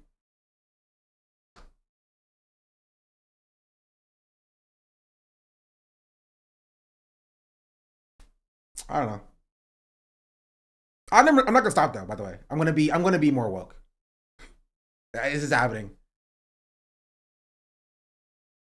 Like I don't even think Hood Genius is homophobic for this tweet, but at this point, I want to take the position that he is just to be more woke. I'm going to be the woke scold. I'll take it. Gosh darn it. I'm going to be scolding everybody. I will make white people uncomfortable. It was a homophobic tweet. He hates gay people. Okay, let me stop before it actually is clipped out and be like, see? I told you Sean admits he's a woke scold. Hassan should never have collaborated with him in the first place. I knew he'd turn on him eventually. I see it happening. I see it posted on r/Hassan Piker.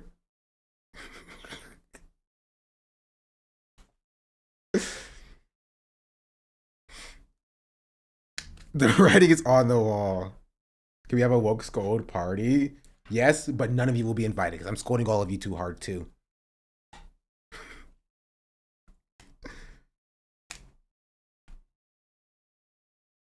Gotcha, you got the clip. Anyway, that's it. That's my take.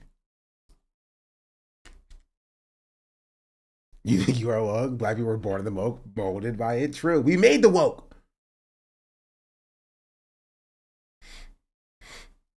If I popped in Sunshine and said anything to me about Kyle, I would get at least a couple people getting mad at me. Yeah, because that's their woke king. Leave their woke king alone, chat. Leave their woke king alone.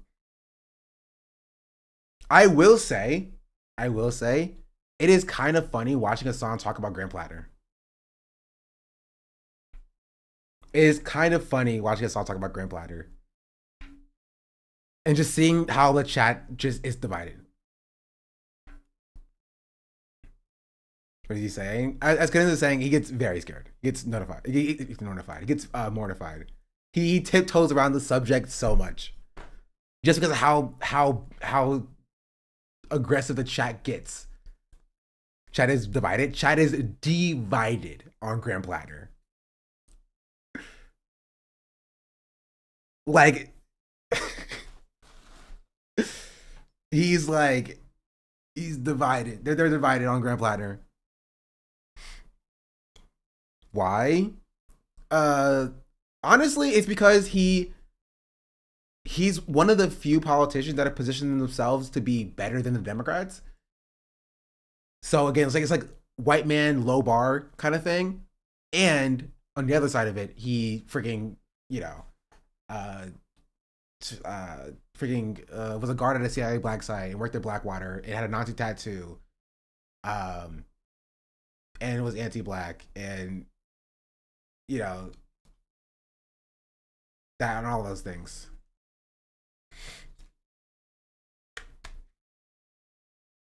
So chat's, I would say, just divided on Grand Platter. Don't woke go Platter, Sean. How the chat gives him credit for making changes he hasn't proved yet. Yeah, it's the same thing. Right, he's so sus. He's very suspicious. He's very suspicious. Extraordinarily suspicious. He says some of the right stuff. I am not somebody who's like, I'll never give credit to people I don't like. Like, you know what I mean? He says some of the correct stuff. Like he says, he positions himself as being anti-imperialist sometimes. And against, foreign wars most of the time. And against Israel and stuff, but his background is so bad. His background is so bad. You know what I mean? It's so bad. It's so bad. He could say literally the perfect stuff forever, and it's like his background is just so bad. So even the people who like him don't want to ride for him because it's so bad. It's that bad. It's really bad. It really is embarrassing. Yeah. Majority report kind of does, not gonna lie. I haven't seen what the majority report says. But I still probably think that they kind of tiptoe around it a little bit. And like be like, guys, you don't understand, like, you know, it's yeah, that stuff is bad, but like, please listen to me. Listen, please. Please just think about Janet Mills. I think they're all also embarrassed because they said they didn't recognize what the tattoo was. Yeah, I think that's a part of it for some people. It's not American. What are you talking about? Sounds crazy. What do you mean this person describing as left of the Democrats? Yeah, it's really bad here. This is probably one of the most prominent like lefter wing voices that we have. And honestly, here's my thoughts. I want him to win just so he can be disappointing. Because I know he's going to be. Right? People won't learn from it. But like, it's a win-win for me. If he wins, I'm going to be proven correct anyway. And I'm chilling. And Janet Mills will lose. So, I don't have a horse in this race, really. He doesn't have my endorsement or anything. The jury report are more on a platter. I think they're more anti-record and looking to get any win possible. Yeah, but like I'm sorry, this is just not the way to do it, in my personal opinion. The report says you're sus if you know what a totem golf was. Okay, I don't agree with that. Anti-Greca, yeah. I don't know.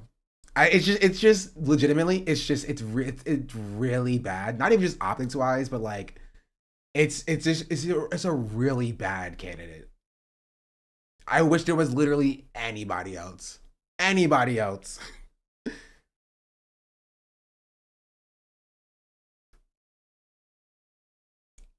Just like anybody else. You got Mills. Stop it, please. You should relook at the main. The way the Platter was talking about black people, I think not. Do you think there's interest now in forming a third party? No, it's not gonna happen. Mostly because there is a third party. And they're not winning anything. A third party candidate, especially for the presidency or even for congressional seats, will not be viable for the next 5 to 10 years. It won't. You need to have an established force in local communities, right? The Green Party has 127 seats in the country, in all levels of government. That's really bad. They need to get up to a few thousand. They need to show their presence in local governance, show people that a Green Party is a good alternative. And they need to get people running for city council, general assembly, state senate, the gubernatorial race, and then in Congress, and then maybe in 12 years, right? In 12 to 16 years, there'll be a Green Party president. And it's ever happening for them. Well, that's what they need if they want to win. Again, 70% of elections in this country are uncontested. They need to be running. People for those seats. They do. Uncontested local races. Any third party worth its salt would be running people in uncontested local races.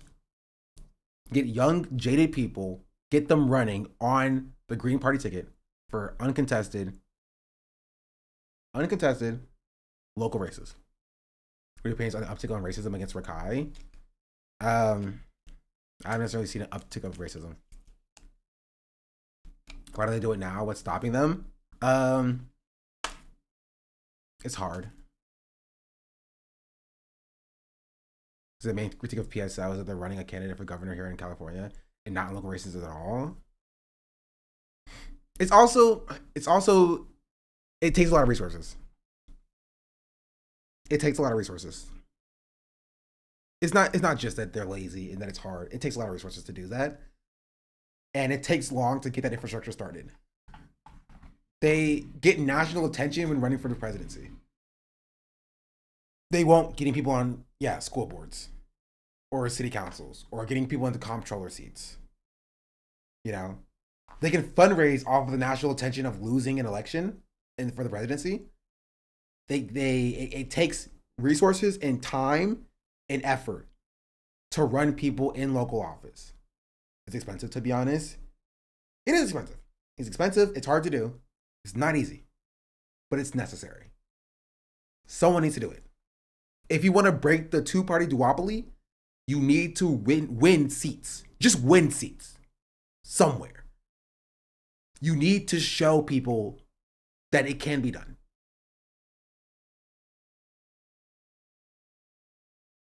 And 70% of elections in this country are uncontested. A third, like 90 million people, didn't vote in the last election at all. Right? Get bodies in spaces. Get people, butts in seats. Train them how to run. Give them a good policy. Run on populist policies. Right? Fixing the roads. Lowering healthcare costs. Childcare. Mostly infrastructure stuff. Adding roundabouts, stoplights, fixing roads, cleaning up sidewalks, beautification. Stuff that will help people's day-to-day lives. Get people on city council. Show that good things can happen. Right? And then take that case study to other states and do it there too. That's how you build power. Uncontested, put your name on the ballot and get a 50-50.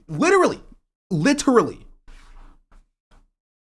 You put your name on the ballot, right? People will vote for you because you're a new name at this point. Jeff Sparkle. I like the Sparkle part of your name. Circle. I don't know who you are or what your party is. Circle. Right? In some of these districts, you only need 100-something votes to win. Right? In some of these cities, you only need a few thousand votes to win. Right? They're never see a brown boy with a white man's name coming. Exactly. They're not doing that research.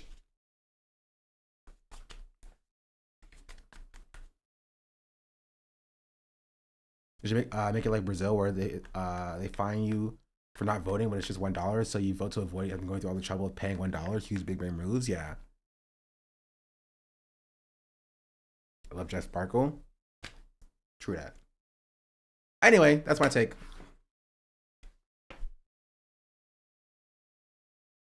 Cover Dr. Disrespect stuff. I was gonna let this on screen. In conclusion.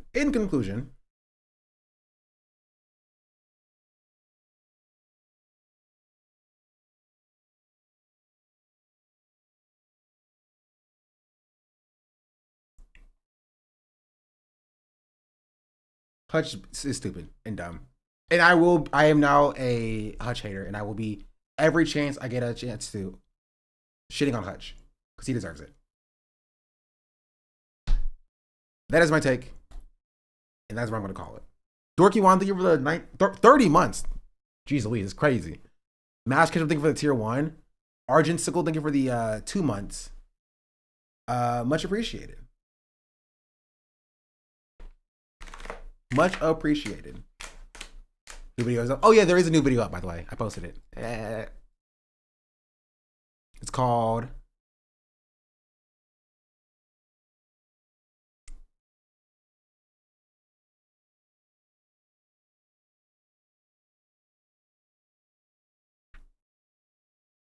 It's showing me this 7-year-old Hassan video. Doing push-ups while my parents are fighting? That's sad, bro. That's sad.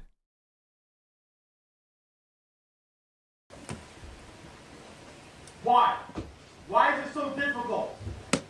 Just because you don't like it. Well, I'm sure Frank and Casey and all the other guys had a reason or something to do that you didn't like, do they? Or didn't they? I'm keep on screwing with you because for whatever fucking reason, right? But your husband can't get a little action during the day, but you just sit here and This is so this is so sad.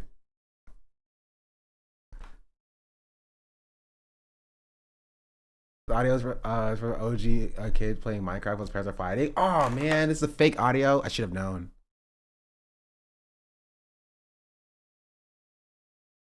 I should have known. Anyway. Oh, sorry, I got distracted. New video. The Democrats are not innocent from... Jeez Louise. 61 views in an hour is really bad for me. Hold on.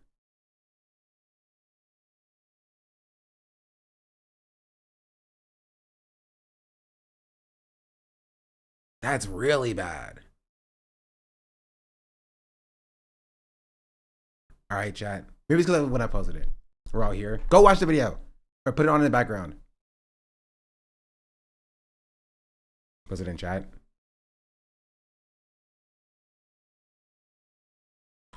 The Dems are silencing me. Let it run in the background.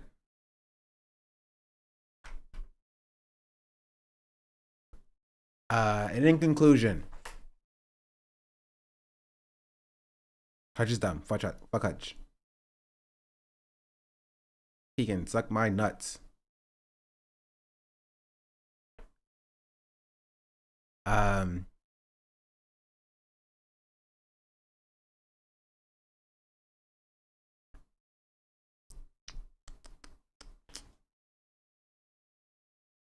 yeah. Oh, there was this that I saw. Apparently there was, oh, this is 6 months ago. Never mind. Whatever. Never mind. That was recent.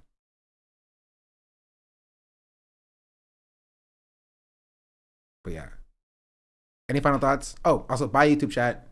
Goodbye. Goodbye.